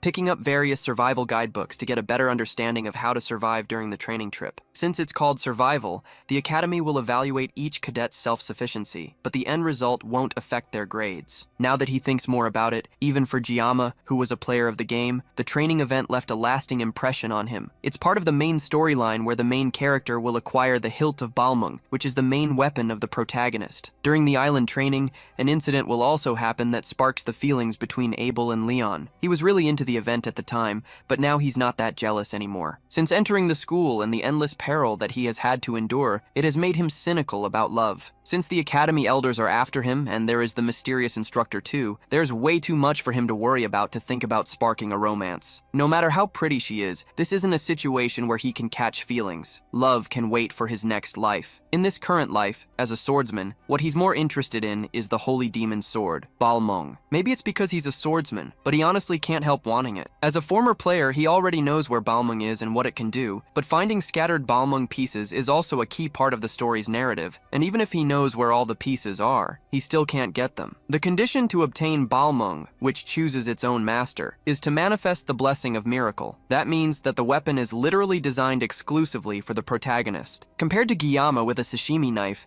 the difference in their worthiness is just way too much. Instead of longing for the impossible, it's better to focus on learning what he will actually need to know for the 3 days on the island. Because of the events that happened in Scopuli Island, the director has made a special request to the Sword Emperor to join as a guest instructor leading the Wolf class. The world's strongest hero is guiding a group of first-year students on a camping trip. The main story has definitely changed a lot, but at least he can now fulfill his goals safely thanks to that. Giamma heads over to the shelf to get another book that could have something he needs to know. He didn't come to the library just for basic survival info that he could get online. He's looking for something specific on Avalon Island. He opens a book that talks about the history of the island and starts reading. Avalon Island is located in the far western sea, and it's a mystical place where the terrain constantly shifts. In the very center of the island, there's an ancient lake called the Queen's Lake, and among certain tribes, it's called the Land of Beginnings. Currently, the island is uninhabited. All these things are stuff that Giamma already knows,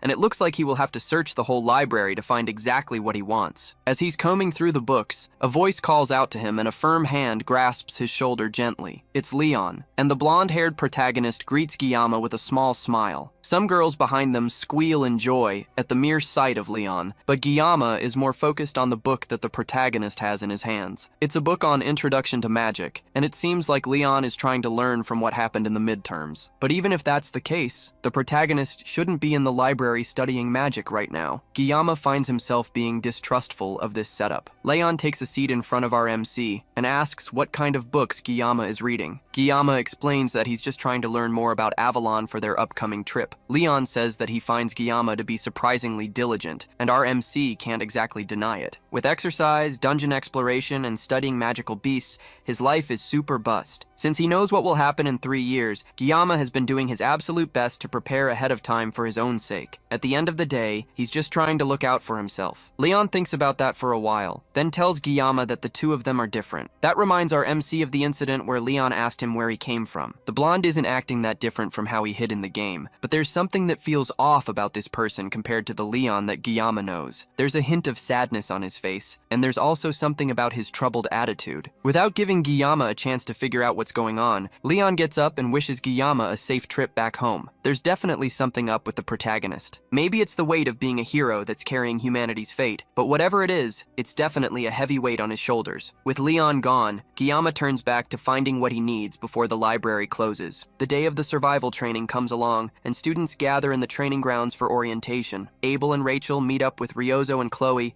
and Guillaume's 4 wives have a brief stare down. Some small talk passes between Abel and Ryozo before Rachel butts in to break the tension. She brings up the fact that Ryozo jumped into Guillaume's class and is trying to steal him from behind their backs, but Abel cuts in before she can go too far with her accusations. Rachel doesn't stop though, and gets even louder, bringing up the fact that Ryozo not only went to a dungeon with Guillaume, but also started a club with him, and now she could potentially be spending a whole 2 nights and 3 days on a survival training island with him as well. Ryozo cuts in and tells them that Guillaume said that he wants to do the training alone. His excuse is that there were things that he wanted to try himself, so he's planning to take on the entire island solo. That gets Rachel excited since it means that Guillaume will be completely alone for the entire 3 days. Rachel comes up with a little game for the 4 of them to play while scouting through the island. Guillaume only said that he wanted to go alone, but there was no rule that he can't be. So Rachel comes up with a game called the Rachel Game that will give one lucky girl a chance for some alone time with Guillaume. Avalon Island has constantly changing terrain, and even if they use the spatial gate to go onto the island, they will all get dropped in random locations. It'll be hard just trying to meet up, and even harder to form teams. So the Rachel Game will have one single rule. Whoever finds Guillaume first wins the game, and the remaining 3 must give up. The girl that finds Guillaume will get the chance to completely monopolize Guillaume. If they meet up with each other, they can team up or separate by their own choice, but they should never get in each other's way. All the girls agree, but Abel turns beet red at the thought of monopolizing Guillaume. She refuses to join in on the game, but that's just better for the rest of them, because it means that there's less people to compete against. Meanwhile, Guillaume, the man on all the ladies' minds, is struggling with staying awake because of how long he spent in the library the previous day. He noted down everything he would need to know on his phone, and came prepared with 24 sashimi knives, as well as a hidden secret weapon. Medea kept messaging him like a mum, making sure that he goes to the island prepared, and even reminding him to take underwear. It's almost like she's his grandma in the school. Before leaving though,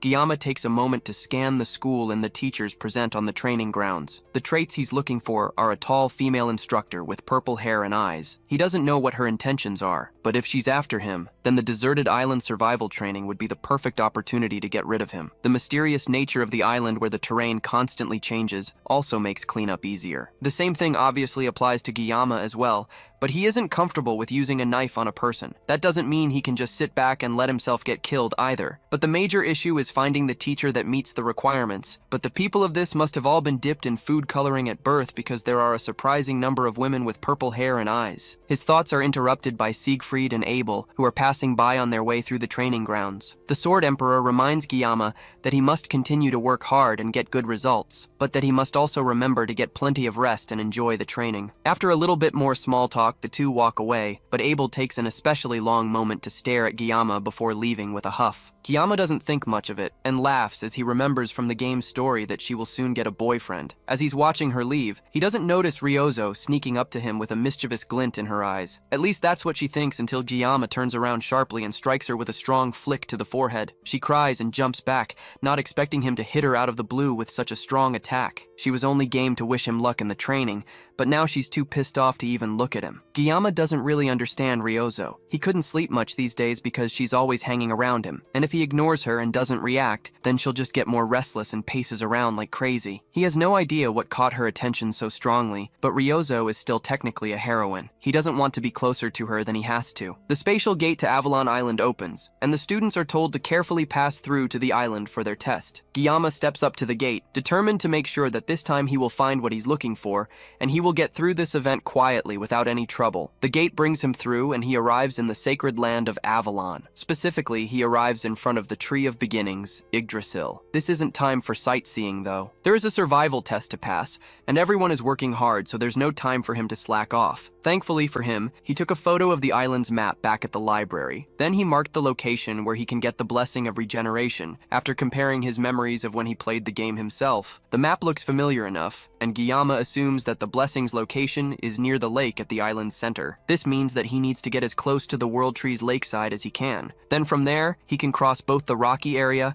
and the forest area. There are 3 days left of the island training, and the academy didn't just send them out to play around. They gave the cadets a mission to find orbs hidden around the island. It's pretty much a treasure hunt like the ones that normal schools do on field trips, and the more orbs a student finds, the better the grades at the end of the test. Apparently, the orbs can also be used as enhancement material, which only makes Kiyama more interested in grabbing some for himself. Following one of survival books that he read in the library, he pulls out the secret weapon that he brought specifically for the test. It's a medium-sized machete that he found in the hiking section at a supermarket. It's usually used for cleaning weeds and logging, but most importantly, it's long enough for him to not trigger the blessing of the sword god. He bought this machete specifically for the training, since he hopes to save the 50 seconds of the blessing of painlessness for something huge to take care of. As he's testing out the machete, a small rabbit peeks its head out of a bush and stares at him curiously. Kiyama originally thinks that this is the perfect time for him to gather some food, but his thoughts are broken when the rabbit comes out from the bush, revealing itself as a creature much larger than Kiyama. It's a menacing creature for sure, but Kiyama has taken down a cow king, so a little rabbit should be easy. He doesn't even need to activate the blessing of the sword god to take this monster out. Elsewhere, Abel also comes across a rabbit. That's thankfully normal size and a lot cuter than the monster that Kiyama came across. Abel originally considers trying to help it find safety, but the rabbit chomps down on her hand before running away.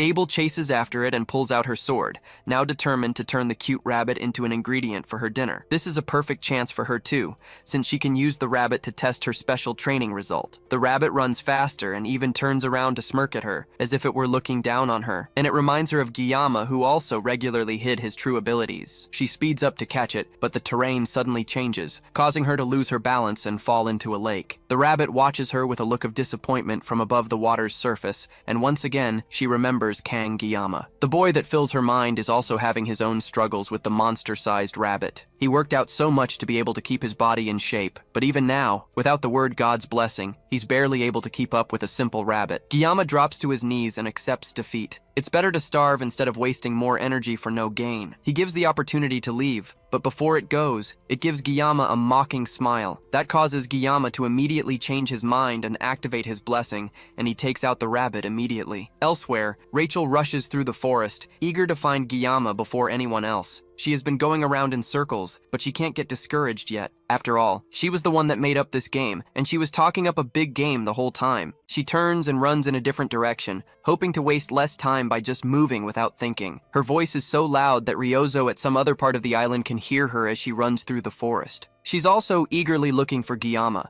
and she's determined to not be the loser if she's going to end up playing this game with everyone else. From what she landed somewhere on Avalon Island's beach, and immediately worked to adjust her goals for the special environment. The only place on the island that never changes is the World Tree, and knowing Kiyama's personality, and the fact that he wanted to go solo, she figures out that he is most likely heading to the center of the island. It's going to be a pain to search for him, but she doesn't want anyone else to get to him first. Chloe is also having a great time desperately searching for Kiyama. She's barely even paying attention to the monsters and animals trying to attack her as she dashes through the forest looking for him. She's one of the best scouts out of all the first, and on this island she's confident that she can find him first, and he will only have eyes for her. She notices someone in the distance and runs even faster, hoping that it's her Gyama. Meanwhile, Gyama rests beside a campfire and roasts the rabbit that he killed earlier. He spent the entire day skinning the hide off the monster, and now he doesn't have to worry about food anymore. He hears something running through the forest and turns his attention to it immediately. It doesn't seem like a wild animal, and Gyama wonders if it could be someone targeting him. Right now, he can't afford to let his guard down, especially since he knows that there are people who want him dead in the academy. Thankfully, he has saved his blessing for a moment. Chloe rushes through the trees towards her target, but it turns out to be Rachel instead of Gyama. The two of them immediately start arguing, angry that they seem to keep running into each other. Meanwhile, Gyama has to stop himself from narrowly cutting Abel in half as she falls in front of him. The two of them freeze and stare at each other, and the silence is only broken when Abel's stomach growls. Even though she didn't want to participate in the game, somehow Abel accidentally found Gyama first. She takes a long look around his makeshift campsite,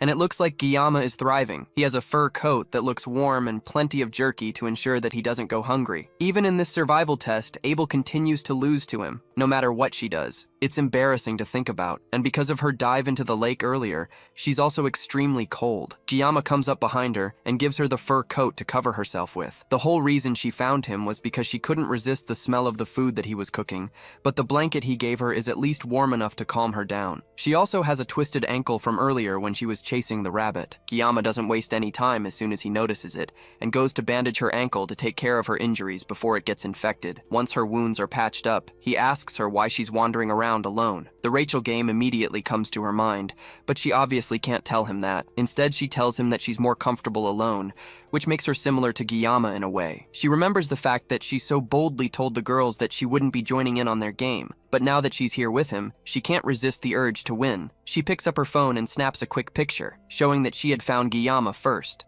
She sends it to their group chat, immediately confirming that she had won the game, and the rest of them can't get close to Gyama. Ryozo and Rachel throw a fit as soon as they see the picture, but the deed is done. Abel stares blankly at her phone as Gyama hands her a piece of meat. It's awkward between the two of them for a while, before Abel breaks the silence. She asks him how he became so strong, and Gyama doesn't have an answer to that immediately. Although most of his fights barely last for a minute, he still shows an incredible amount of strength that must have caused a stir since he came to the academy. He tells her that it's probably because of his teacher. Abel can relate since she spent 17 years of her life learning the sword from her grandfather. She was confident that she knew more about swords than anyone, but meeting Gyama makes her realize that there's still a lot she needs to know. She asks him the name of the family that he learned his swordsmanship from, but he doesn't answer her question. Instead, he tells her that he realized long ago that being strong doesn't always mean that he will win. In the end, it's always the ones that never give up until the end that win. Those who manage to endure will persevere and survive till the end, and those are the people that Gyama considers to be strong. Abel stares at him for a bit, but can't hold back her laughter. To her, Gyama's cliché line makes him sound like an old man, and it reminds her of her grandfather. This also reminds her of the first time that they talked on the bench. This is their first real conversation since then. He hands her another piece of meat, and Abel thanks him as she takes it. She gets so comfortable that she doesn't even realize when she sleeps off and wakes up the next morning. By then, Gyama had already left, and he left all his food and supplies behind without a word. Her leg is also completely healed, all thanks to his help the previous night. Abel can't help but cry as she realizes that this is the first time she has ever felt truly cared for by someone else. No matter what happened in her life, she always had to face it alone. Even when she encountered huge obstacles,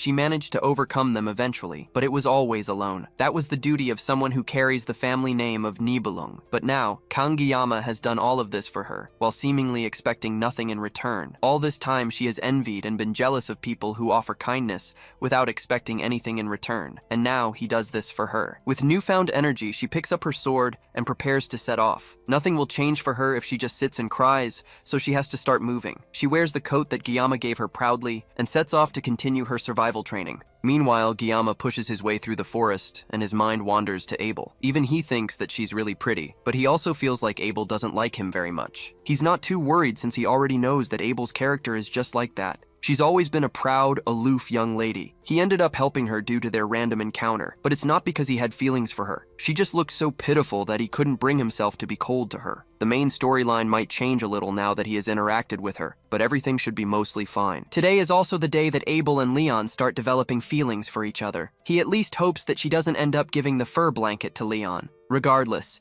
he has made it out of the forest after several hours of walking, and now his focus is solidly on finding the blessing before sunset. The blessing he's looking for is the blessing of regeneration, which is a Guardian-class blessing that is just a rank below the blessing of transference. It's designed to amplify the body's regenerative capabilities, but the catch is that it can only be used on the person that owns the blessing, which means that the blessing is essentially just magical doping. However, because he has the blessing of transference, that restriction doesn't apply to him.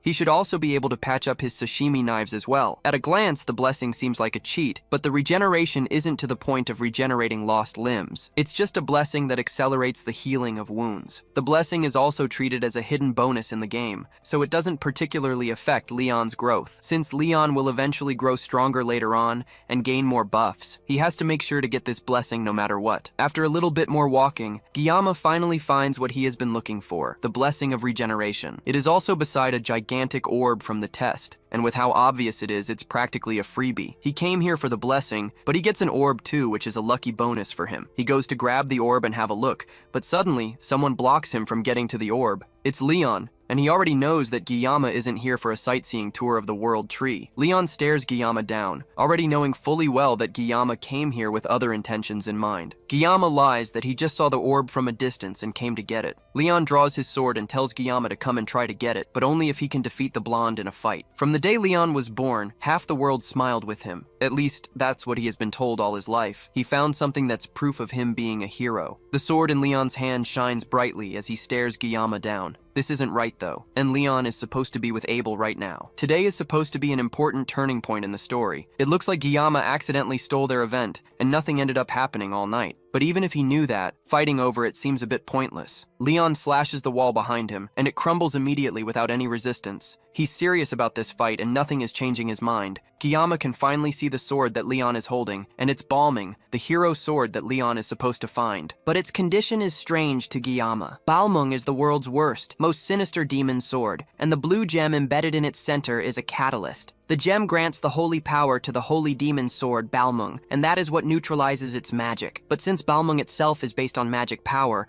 and even if it's being neutralized by the ether gem, it's greatly affected by the user's character. That's why, in the game, Balmung could either become a demon sword or a holy sword depending on the player's choices. Leon tells Guillaume to calm down and only think of this as a sparring match. Leon has to be crazy though, since he can't even use Mental Realm yet. There's no way he can defeat Guillaume at their current state. Leon takes a step forward, and it looks like he's trying to use Guillaume as a stepping stone to grow stronger after getting Balmung. MC can kind of understand where Leon is coming from, but it's just a guess. One thing that he's sure of, though, is that the orb is just an excuse. Leon is done waiting around, and he launches towards Guillaume to start the fight. Elsewhere, Ryozo scratches her neck in exhaustion as she walks through the forest. At some point, she ran into Weapon, and the two of them are walking together while she tries to find Guillaume. Weapon didn't want to bump into her, but the two of them are reluctantly walking together. He takes a guess that she's probably searching for Guillaume, and she doesn't deny it. At this point, it's obvious to Weapon that Ryozo is interested in Guillaume. Until a month ago, the only thing Ryozo would do is nap in the archery range, but now whenever Kang Guillaume is mentioned, she starts acting active and different. He also noticed that she has started doing extra stuff without being asked, even though she always hated doing anything complicated or tedious. Ryozo stops suddenly and turns to him with a blush on her face, and asks Weapon if her feelings for Guillaume are too obvious. As the two of them talk, a loud sound comes out from the distance that startles the birds in the trees. It seems like an earthquake, but Ryozo can tell that this commotion is caused by Kang Guillaume. Guillaume himself is facing a bit of a dilemma. Leon is way more powerful than Guillaume gave him credit for, and the machete he held as a secret weapon has already been snapped in half. Leon doesn't even think that Guillaume is fighting back, and sees this as our MC not having any respect for him at all. The truth is that Guillaume just couldn't react at all. He didn't expect Leon to actually swing Balmung, but Guillaume doesn't want to get dragged into some fight when he doesn't even know what's going on. He hesitated because if he tried to use his blessing, then he might have accidentally cut Leon down, but if he doesn't fight back, then Leon could definitely end up cutting off Guillaume's head. Leon is the protagonist of Blessing of Miracle M, and he can't be underestimated. As the blonde hero walks towards Guillaume, our MC has no choice but to pull out his sashimi knife. He's about to face off against a monster, and doing so without at least using his blessing would be absurd. He needs to get get rid of the naive thought that he can just survive without using his blessing. He activates the blessing of the sword god and clashes as Leon makes another run towards him. The two of them fight, but in an instant, Leon cuts the first sashimi knife in half with little effort. Guillaume quickly opens his bag and pulls out one of his several extras, then throws it at Leon. The blonde easily cuts all the knives before they can reach him, then rushes at Guillaume again, cutting through several pillars behind him on his way. Guillaume manages to dodge the attack, and then turns around to put some distance between them. Leon is definitely on a whole different level from the midterms, but even the protagonist's buff has its limits. Another massive slash from Balmung sends the terrain flying in different directions. Leon has used almost all his energy in this fight, but through the destroyed landscape and dust, Guillaume walks towards him, completely untouched. He asks Leon why he's going this far, and Leon stops for a moment and stares down at his Guillaume sword. Guillaume's sword seems to be the one to bring happiness to everyone, but now since Guillaume showed up, it seems like everything he has been working to build doesn't matter anymore. Now this whole fight is supposed to show Guillaume who is who between them. Leon activates his sword once again and charges up an even more devastating strike than before bringing it down towards Guillaume. Our MC rushes towards Leon as the massive strike falls towards him, and the two of them clash for a moment. As the energy clears from Balmung, a small chunk of it chips off. Leon stops moving for a moment and stares down at his damaged sword. It looks like the destiny Leon was meant to have is now too far out of reach for him. From where he's standing, Guillaume is the one that should have been chosen. As Guillaume puts away his knife, the wind rustles around them, and as the dust clears, Leon is gone. That was an unexpected duel for Guillaume, but it looks like he wanted to use it as a way to help him grow as a hero and strengthen himself. Guillaume doesn't plan on losing to anyone, no matter their motivation. Leon didn't even come at him in a way that would allow him to end the fight easily, and he lost several sashimi knives in the fight. If Guillaume had gone lightly and made even one wrong move, then he would have been dead. He tried his best not to target Leon, but thanks to that, he ended up dodging all over the place without putting in a real fight. Even so, Leon's growth is at a level is fitting for the protagonist. With that said, Guillaume ended up slicing a bit of Balmung, but as long as he gets it repaired and collects more parts later, then reaching its final form shouldn't be a problem. At least he didn't end up cutting down Leon himself. That would have been an entirely different problem. With no other surprise attacks on the way, Guillaume goes to take the orb for the survival training and pick up his new blessing as well. He picks up the blessing, and a system message pops up for him, confirming that he has acquired it as one of his abilities. It's a passive ability, and to test it, Guillaume cuts into his own skin with a stone. Immediately, the wound disappears without even a scar, which is exactly what Guillaume wanted this whole time. Still, getting this in the first place was tough. He heads back into the forest and rests by a campfire as he gathers his thoughts. He still can't get over the sudden duel he had with Leon for no reason. The only thing he can think of is that the fight happened because he accidentally stole Leon's special time with Abel, but Leon even said that their battle was going to happen sooner or later. Things were so tense that Guillaume couldn't even question it, but now he desperately wants to know what the blonde protagonist meant by that. He already knows that Leon is an existence of this world, but that still doesn't answer the question of what exactly he is. And even beyond that, the one that brought Guillaume into this world in the first place is a whole other mystery. He can't do anything to figure it out, and for now, all he can do is what he feels he needs to do. Even in his past life, he had a fiery personality. He has been holding it back a lot lately, but he could never ignore injustice. He used to get into a lot of fights with rude customers, but he never backed down no matter how tough they were. Maybe that is Guillaume's own weird sense of justice. At first, he tried not to interfere with the main storyline, but before he knew it, protecting himself became the top priority, even though his actions were just to get a blessing. That shouldn't change the main plot. And yet today, he ended up fighting Leon, and now he's also under the threat of assassination too. His life is really on the line, and if he continues down this path, he might end up cutting down a real person and not a monster. He still doesn't want to do that, and his mind starts to weigh down as he realizes that things might really come down to that.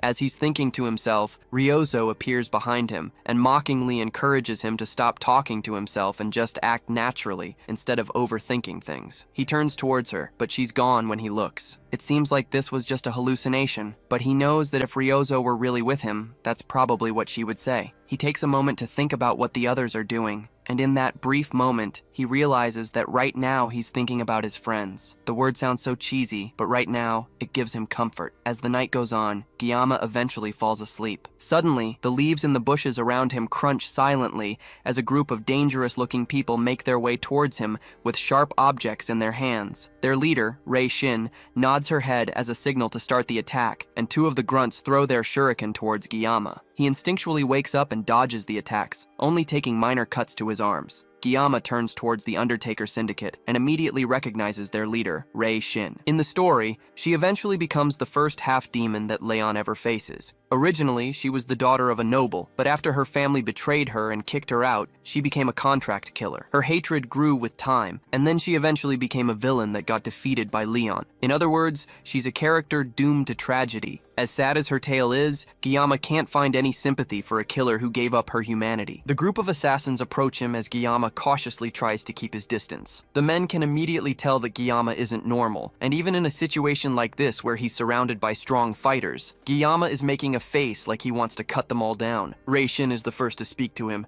and she asks him which organization he's from. Guillaume doesn't answer, mostly because he has no idea what to say to that. Why would Hitman be asking him that kind of question? Maybe they think he isn't a cadet because he seems so skilled. From what the other men are saying, it seems like this is the first time that Rei Shin has been interested in someone they are about to kill. They know that he's but they didn't think that he would put up a fight at all. Guillaume still doesn't respond to their provocations, and instead, he simply watches them. Then he figures out that since these people have come for him, then whoever sent them must at least be an elder in the academy. That shocks all of them because they didn't expect Guillaume to be investigating them. He knows that the Undertaker Syndicate are just butchers who kill people for money, and the more he talks about them, the angrier they get. Guillaume walks right up to Rei, getting right in her face and looking down at her, as if to mock her. One of the grunts finally has enough of the disrespect and turns to attack Guillaume, but in a split second, our MC activates the blessing of the sword god and makes quick work of the side character. The man makes fun of Guillaume for just running around dodging as his head slides off from his neck,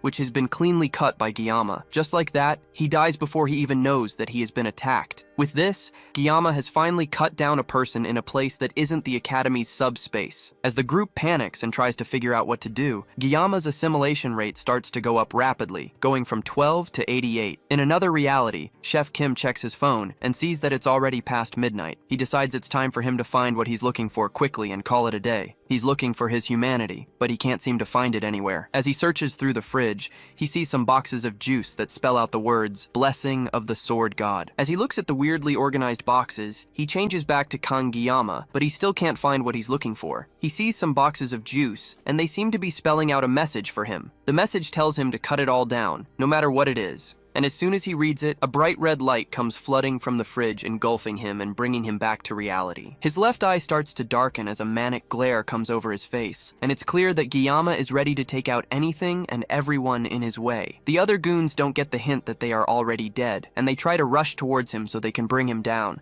But Guillaume doesn't waste a second as he meets them halfway and cuts 3 of them down with one clean strike. Another pair of assassins come at him with their swords drawn, and our MC easily jumps over their attacks, twisting in midair before slicing them in the back, killing them easily. The men try to encourage each other to not get taken down by one brat and rush to attack him all at once, while Rui Shen, their leader, watches from behind as blood, guts, and body parts go flying in all directions. As she watches her men get mercilessly cut down, she starts to question if the person they are going up against is really a cadet. He's clearly in an entirely different league than all of them combined, and at this rate, they are all going to be wiped out. The goon closest to her yells out in fear, calling for his captain to tell him what to do, but before Rui can even process what he's saying, Guillaume swiftly appears beside him and ends his life in one swift motion. The kid was supposed to be an easy target for them, just a quick kill that they would forget about by the end of the week. But now, all her men are dead, and she's most likely going to be next. Now she understands why the old man was promising such an absurd amount of money for someone that was supposed to be a quick and easy kill. That crazy old man set them up against someone who is clearly no longer human. He has to be a half-human, half-demon that's disguised as a cadet. Guillaume's attention turns to her, and before Rui Shen can back away, her back is already in the glue as Guillaume sits on top of her, keeping her completely pinned while a knife presses against her throat. Guillaume managed to finish this whole thing quickly, with a whole 9 seconds left on his blessing of painlessness. All the time for the day was used up because of Leon and this Undertaker group. It was for self-defense, but Guillaume still wishes that he won't need to use it again. Fighting humans is a completely different feeling compared to fighting demonoids. Even though he's not a fan of what he just did, his opponents were human butchers that were coming for his life. There was no reason to show mercy, and he doesn't have any regrets. Now the only person left to take care of is Rui Shen, and she has clearly lost all will to fight. He ties her hands to a tree, keeping her immobilized. Then he starts his interrogation by asking her who sent her. However,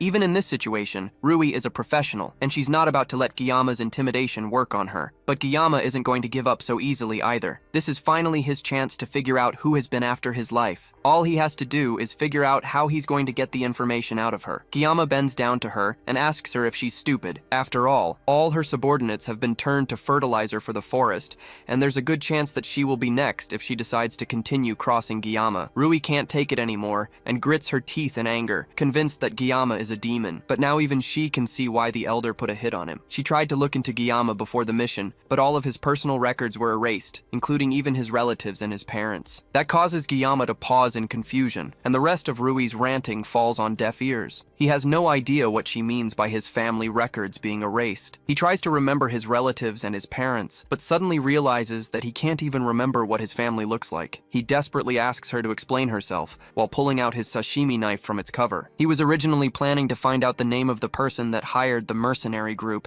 then he would have let her go peacefully. But now that she has revealed something so distressing, it looks like he has no choice but to take this more seriously. He tells her plainly that if she doesn't cooperate with him, then she will end up losing an arm and a leg and any other limb Giyama wishes. As long as she can still talk by the end of it, he doesn't care how mangled she ends up being. Suddenly, the area fills with immense magical pressure, pushing both Giyama and Rui down. Giyama turns around and sees that the blood of the corpses seem to be rising into the air and heading towards Rui. Suddenly, the stoic look on Rui's face changes to raw terror as she sees the blood gathering around her body. Elsewhere, Siegfried takes the break as an opportunity to go fishing with his brand new fishing rod. He hasn't gotten a single bite since he started, but it's still nice to enjoy the rare peace and quiet. A disturbance in the water makes him momentarily think that he's about to get a catch, but instead, the fishes are thrown into the air as if something terrible were shaking the island itself. He can immediately tell that something is wrong. There is a terrifying amount of magic power in the air that is comparable to a demon commander. As the blood wraps completely around Rui, she starts to groan in pain as she begs Giyama to help her. Her skin starts to turn purple, and her eyes look broken as she pleads with Giyama not to let her die. Then, suddenly, a massive blast blows up the area that Rui was just laying, and the massive explosion is bright and loud enough to illuminate the whole island. The smoke of the explosion clears, and Rui is standing in the wreckage. Except, this is clearly not Rui. Whoever this new person is, her skin is burning in different parts, all the way up her body. And the first thing she does is stretch and comment that she hasn't been in the human world for 700 years. This level of magic power makes the mermaid that almost killed Giyama look like a small fish, as well as the impure flame that covers her body makes Giyama certain of who he's looking at. This person is the Demon King's Army 5th Legion commander, the succubus-deemed demon, the bewitching flame Agor. It looks like just after slowly turning into a demon, Giyama is about to face off against a demon commander. The dream demon laughs in glee, as even the birds in the sky fall to the ground from the immense heat that her appearance caused. She asks Giyama if this is not how humans greet each other. After all, it's been 700 years since she last stepped out of the demon realm, so she's not used to human customs anymore. Regardless of whether she's right or wrong in how she introduced herself, she does it again, even saying that it's nice to meet him before asking for his name. Giyama is still stunned to silence as she continues to ask him questions that he can barely even hear anymore. Right now, he's struggling to dig up his memories, in the hopes that even the smallest and seemingly useless fragments can serve as a mirror to let him see into the future. The biggest advantage Giyama has right now, that has allowed him to survive in this world for so long, are his memories from playing Blessing of Miracles M from his past life. From what he remembers, the succubus Agor is a fire-type demon and one of the Legion commanders. Although her physical strength is pretty average among the other commanders, she excels in mental magic. That's the basic details he can remember reading about Agor on the game's wiki, back when he quit the game. But he has no idea why Agor would come down to the human world after 700 years. Even more, she used possession to descend through Lycian as a host. He doesn't have any more time to think about it as Agor speaks to him again. She asks if he is the one that killed all the mercenaries littered on the floor. From the moment she descended, she realized that Giyama is no ordinary human, and the fact that he's even still standing with a sane mind after seeing her is proof that he has outstanding capabilities. However, even with that, just from his physical appearance, she can tell that he's just a whelp, but he will most likely turn out well in the future. If that's the case, she comes to him with a proposal to make a contract with her. As she says that, she activates her mind control powers, completely bewitching Giyama as he looks at her. He tries to ask her what she's doing to him, but she cuts him off before he can say anything. Giyama should be honored after all that a Legion commander would give him the special chance to become her slave. In the end, she knows that even though humans may act noble, they only end up judging each other and creating their own pecking orders. They chase after their own interests and kill others to cause pain. Instead of allowing him to live in a world like that, Agor is giving Guillaume a chance to dream a dream of glory with her. The mind control starts to take effect as her words sink into his mind. The more he thinks about it, the more he can't help but agree with her. After all, humans only judge others and stand in their own way. If he wants to survive, then accepting Agor's offer would be the right thing to do. On top of that, his ultimate goal of survival will be much easier if he sides with the Demon King's army. His opponent is a demon, and not just any demon, but the succubus queen, Agor. That's why he has to fight her influence and make his decisions on his own. As his mind just barely manages to cut through her powers, Agor notices that he has undone her high-level magic. She starts to wonder if he broke free because she is currently inhabiting a vessel. She only made that contract with Lei Shen because of all her whining, but now she's starting to regret her decision. As she continues to complain about her host, Guillaume starts to laugh. He finds her nonsensical barking funny and couldn't hold back his amusement. There's a brief silence as Agor struggles to comprehend what Guillaume just said,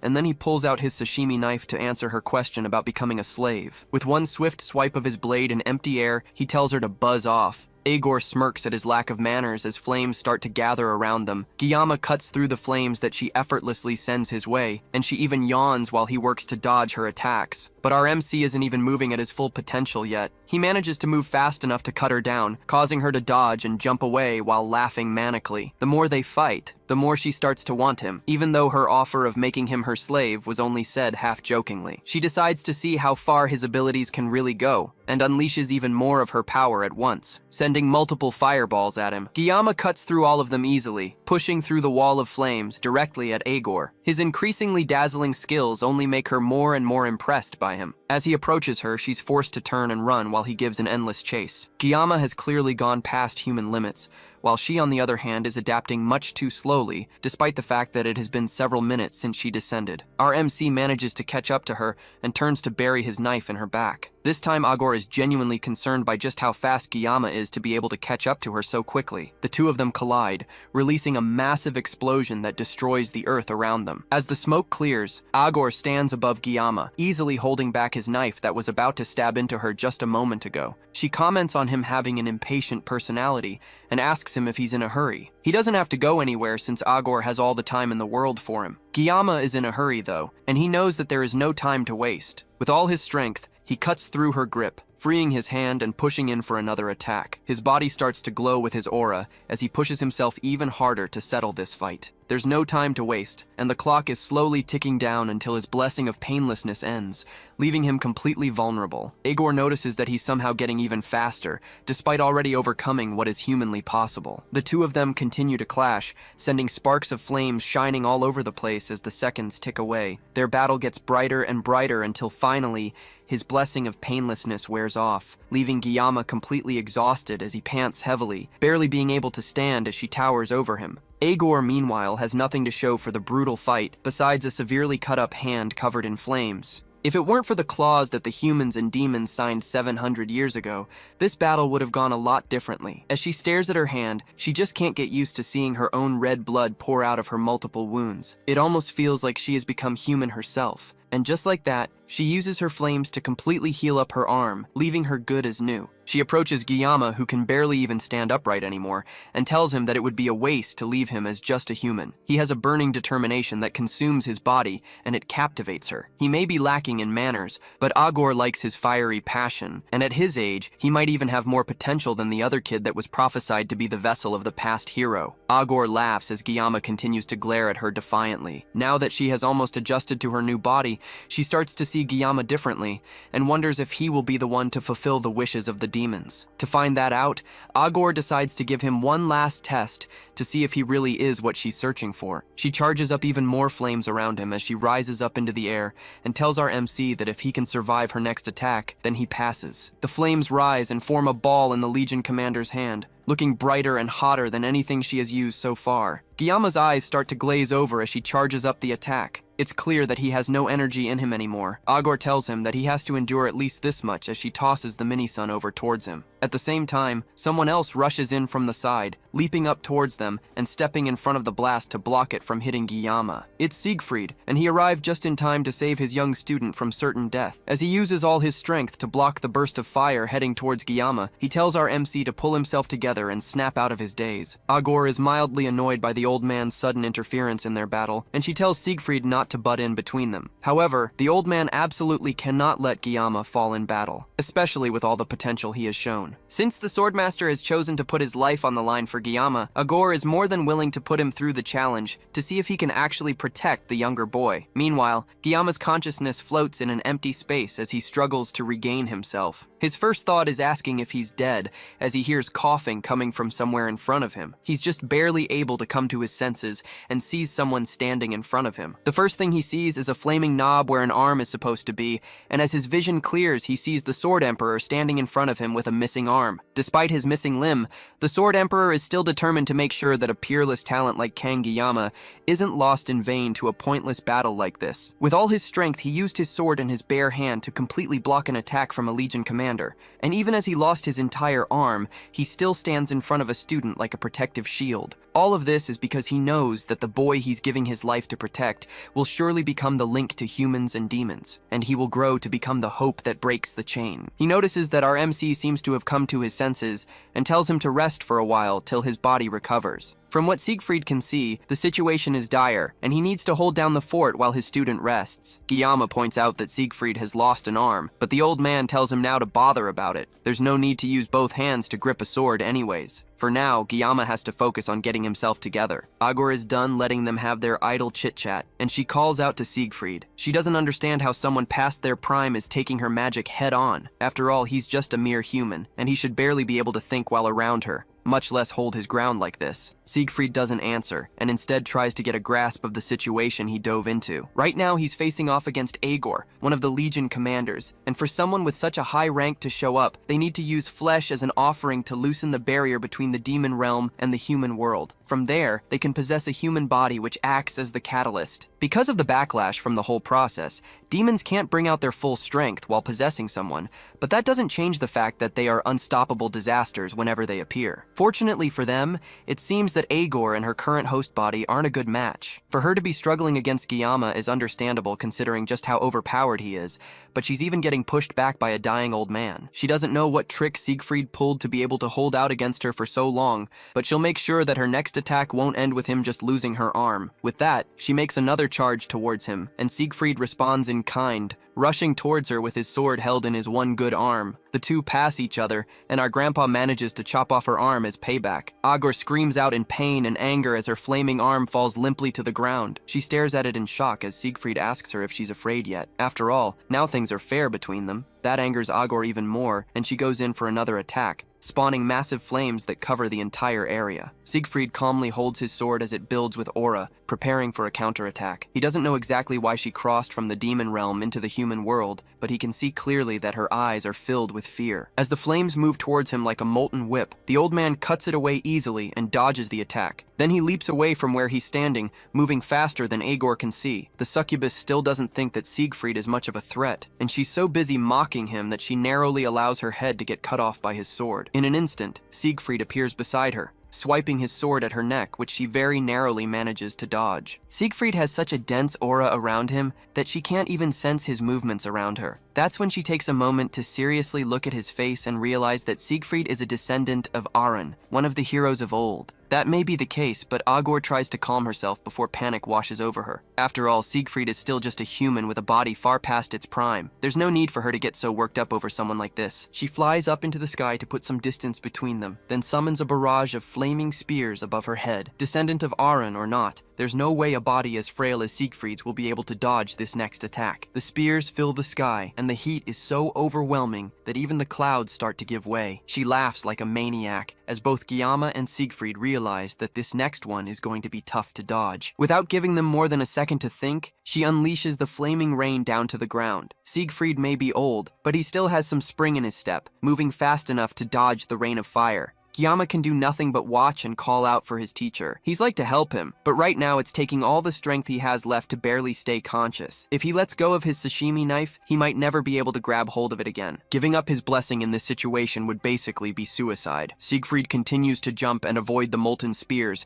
as they rip apart the ground around him. With his one good arm, he slashes his sword at any attacks that come to close, perfectly cutting the fire spears in half. Even Agor commends him on his impressive display with such an old body. She upgrades him from a meddling bug to a scurrying rat in her eyes, but the attacks are still falling and they don't seem to have an end. Siegfried hasn't just been blindly dodging this entire time. He's been getting closer to her with each step, and now he's within jumping distance. As he closes the gap, he agrees with her that demons are absurdly stronger than humans. In fact, in his youth, he resented the world after coming to terms with that fact, understanding that his effort alone wouldn't be enough to overcome it. But he has realized something now, that he has reached old age. Agor mocks him as he speaks, but even though her words are dismissive, she can't ignore the raw skill that shows just how experienced the old man is with the sword. Siegfried is almost within striking distance, and she still hasn't found a weakness to exploit. Then, just as he gets closer, she notices it. His left side, where his arm is missing, is wide open, and a sitting duck for an attack. She smirks as an idea comes to her, and tells Siegfried to keep babbling. The old man leaps into the air,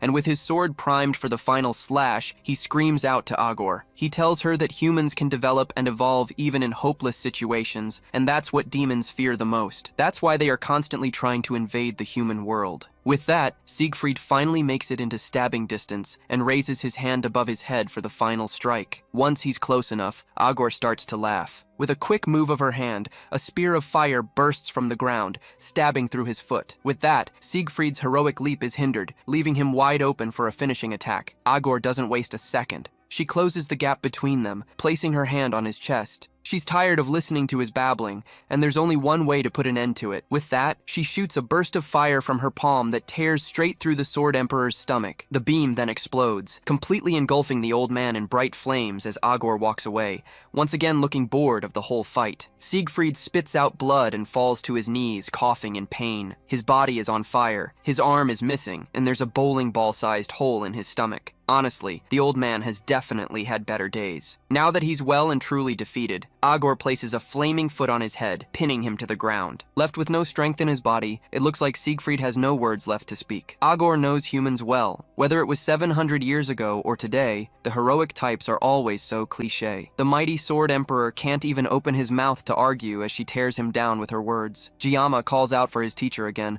still barely able to move or do anything to save him. Agor had almost forgotten about the kid, but her attention goes back to him after his cry. For the first time since they met, she calls him by his name and approaches to continue their conversation from before Siegfried arrived. Now that the intruding matter has been taken care of, it's time for her to give him the results of the test she gave him earlier. The Sword Emperor tries in vain to yell for his student to run, but it's already too late. Gyama passed her test, and as a reward, he gets another taste of mind control. His already weakened mind can barely hold back as the Legion commander places her flaming hands on his body. In her eyes, Gyama will definitely serve as the perfect host for the hopes of demonkind. She lovingly tells him that they will see each other in hell, while Siegfried yells for her not to turn her back on the enemy to go after a young cadet. Agor laughs at his attempts to save our MC as she prepares a seal on her tongue. She doesn't feel like hanging out with an old man like Siegfried. Her attention is fully on Gyama. She leans in and places her tongue on his forehead, giving him a devil mark as a seal of approval for passing her test. With that, Gyama falls to the ground, seemingly completely taken over by the demon woman's magic. The demon mark takes root in his head and spreads all over his body, completely covering him with her power. The system immediately detects the unauthorized external intrusion and starts to freak out. It automatically activates its self-defense program, but just like with the Sword God's blessing, the program cannot execute because the user's level and the world line are too low. So instead, the system uses Yggdrasil as a catalyst to temporarily increase Gyama's level. Then, it uses its restraint to readjust and synchronize the world line. If you have no idea what this means, dear viewer, it means that our OPMC is about to get absolutely busted, and Agor is cooked. Gyama's synchronization level increases from 12.7 all the way to 99%, and then finally 100%. With that, the condition for his mysterious locked power has been met. Jiyama is about to wake up. Meanwhile, Siegfried still tries to fight against the overconfident demon, but in his weakened and bruised state, he's barely a threat. He's a lot slower, but even Agor can't help but commend the fact that he's still moving despite his injuries. It's not too much for her to understand, though, since bugs are known to keep moving even after their heads are cut off. Siegfried still tries to fight back as Agor playfully dodges his attacks. Even if it costs him his life, he's determined to take her with him. His blade shines with his aura, and Agor takes note of the color. It's just like the aura the Sword Saint used 700 years ago in the war. His aura flared, a last-ditch effort fueled by his dying breath. Agor knew she had to kill the old man for good before he became a bigger problem. She rushed at him for one final battle, and Siegfried prepared to meet her head-on. But they were both interrupted as a blast of magic came down from the sky, slamming into Agor and rattling her to her core. She spun around, a snarl on her face as she searched for the origin of the magic, and her eyes widened. At first, she thought she was looking at Jiyama, but this definitely couldn't be the boy. An ancient, unpleasant chill ran through her body as she saw the glowing form approaching them. She hadn't felt this kind of presence for 700 years. The system forcibly raised and manifested the level of all of Jiyama's blessings, including the blessing of painlessness and the blessing of regeneration. Then, it used the blessing of transference to halt the world line's pain and damage with the other two blessings. A low growl escaped Agor's lips as she stared at the person who dared to interfere with her plans. Then she called the person in the air above them, Joaquin. Jiyama descended from the sky towards them, the blessing of the sword god temporarily disabled. Instead, the system announced that the gods should bear witness as he wields the blessing of pseudo-invocation. Elsewhere on the island, Abel rested her sword against her back as she walked through the dense forest. Today was the last day of the training exercise, but as she walked, a sense of unease settled over her. Something was wrong. It was almost 7 o'clock in the morning. Ryoho checked her phone, her expression laced with disbelief. Weapon woke up behind her and asked what she's doing walking around when it's not even dawn yet, but she told him that dawn was a long time ago. Sunrise had passed, and yet the sky remained pitch black, as if it were still the middle of the night. Regardless of what was happening, it was about time for the cadets to head back to the academy. They would all meet up there, even Chloe and Rachel, who were fast asleep, dreaming of Kang Jiyama. Other cadets were also waking up and realizing it was time to reunite at the return point. Ryoho gripped the strap of her bag, a knot of certainty tightening in her stomach. This wasn't a good sign. Back at the battlefront, the smoke swirled but didn't clear as Jiyama calmly floated down. Agor's mind reeled. She couldn't believe that Joaquin of all people would suddenly appear. For the first time, the flicker of fear Siegfried had seen in her eyes now took over her entire expression. But as our MC's feet touched the ground, crackling with electricity, Agor got her first good look at him. It wasn't the Joaquin she's feared for 700 years. Instead, it was Jiyama, the boy she was just playing with 5 minutes ago. Now that she had a clear look at him, she realized it was careless to think this could be Joaquin. No matter how strong he was 700 years ago, he was still human. There's no way he would still be alive. But that didn't stop the cold wave of dread that washed over her as Jiyama approached. A feeling so immense her tactical mind, once sharp and clear, now felt clouded and slow. And where was Siegfried during all of this chaos? He could only stare, his breath caught in his throat, as if basking in the light of a new god. As soon as Jiyama got close enough, his knees buckled, and he knelt in respect. Jiyama stared at him for a moment before raising his hands. Instantly, Siegfried's wounds began to knit themselves shut. Once Siegfried had been taken care of, Jiyama closed his eyes to concentrate. Then he opened them, and a crackle of raw power burst from him, the electricity that was coursing through him erupting to engulf the entire area. In a flash, he disappeared. Before Agor could even blink, he reappeared behind her and started walking towards her. The Legion commander stood frozen, her brain struggling to process what was happening. She couldn't get a clear grasp of his form at all. It was as if his very existence was now beyond her comprehension. She wondered if it was because of the weak body she was inhabiting, but it was definitely more than that. This is impossible, she thought. This entire situation is beyond understanding. But of one thing, she was certain. The being in front of her was no longer human. If that's the case, then she had to take back what she said a while ago. She apologized to Jiyama for taking back her words as she reached down, drawing magma from the earth for one massive attack. It was a shame she had to give all her strength to take him out now. His body would have made a fine vessel, but if she didn't take him down here, he would definitely become someone that blocks the path of demon kind. Jiyama watched calmly as she charged a powerful attack in her hands. The magma from below broke through the ground and took shape in front of her. Then, she gathered it all, turning it into a massive fireball that she held over her head. Siegfried's eyes widened, his teeth clenched at the sheer display of raw power. Jiyama, however, watched the approaching inferno without a flicker of emotion on his face. She sent the massive fireball hurtling towards Jiyama, wishing him one final goodbye with a promise to see each other again in hell. The massive ball of fire shot toward Jiyama and Siegfried,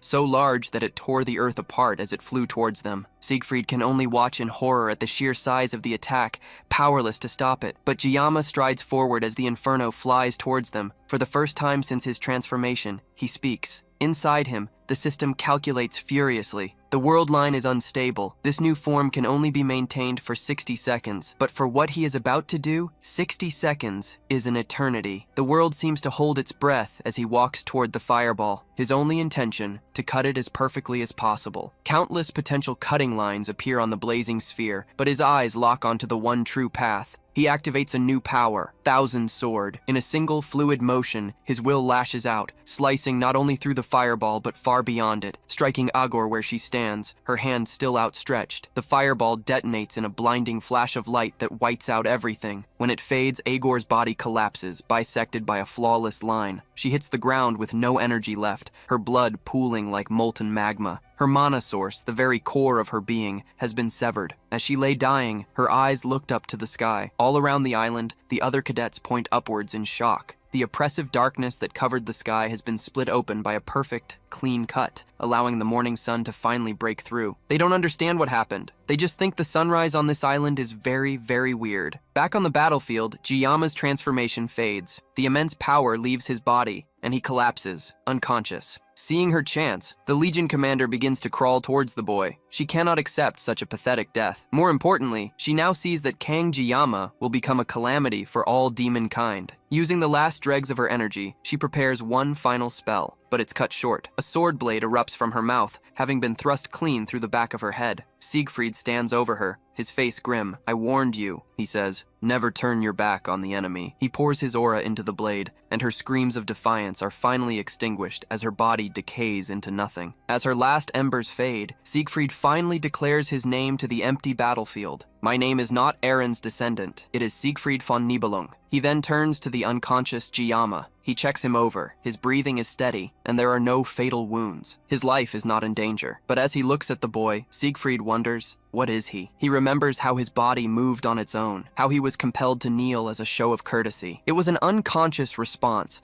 an instinct deep within a swordsman. Since ancient times, humans have believed that an incomprehensible will resides within all of creation. Storms, comets, lightning from a clear sky. These supernatural, superhuman forces have always been objects of fear, but also of worship. Over the years, people gave them names. They called such things calamities or gods. And with that, we've reached the end of this recap. Honestly, I don't even know what score to give this manhwa. Jiyama's journey has been incredible, full of ups and downs, and that ending was just epic. But now I want to hear from you. What did you think? Let me know your rating from 0 to 10 in the comments below, and tell me what your favorite part was. Thanks for watching, and I'll see you in the next one.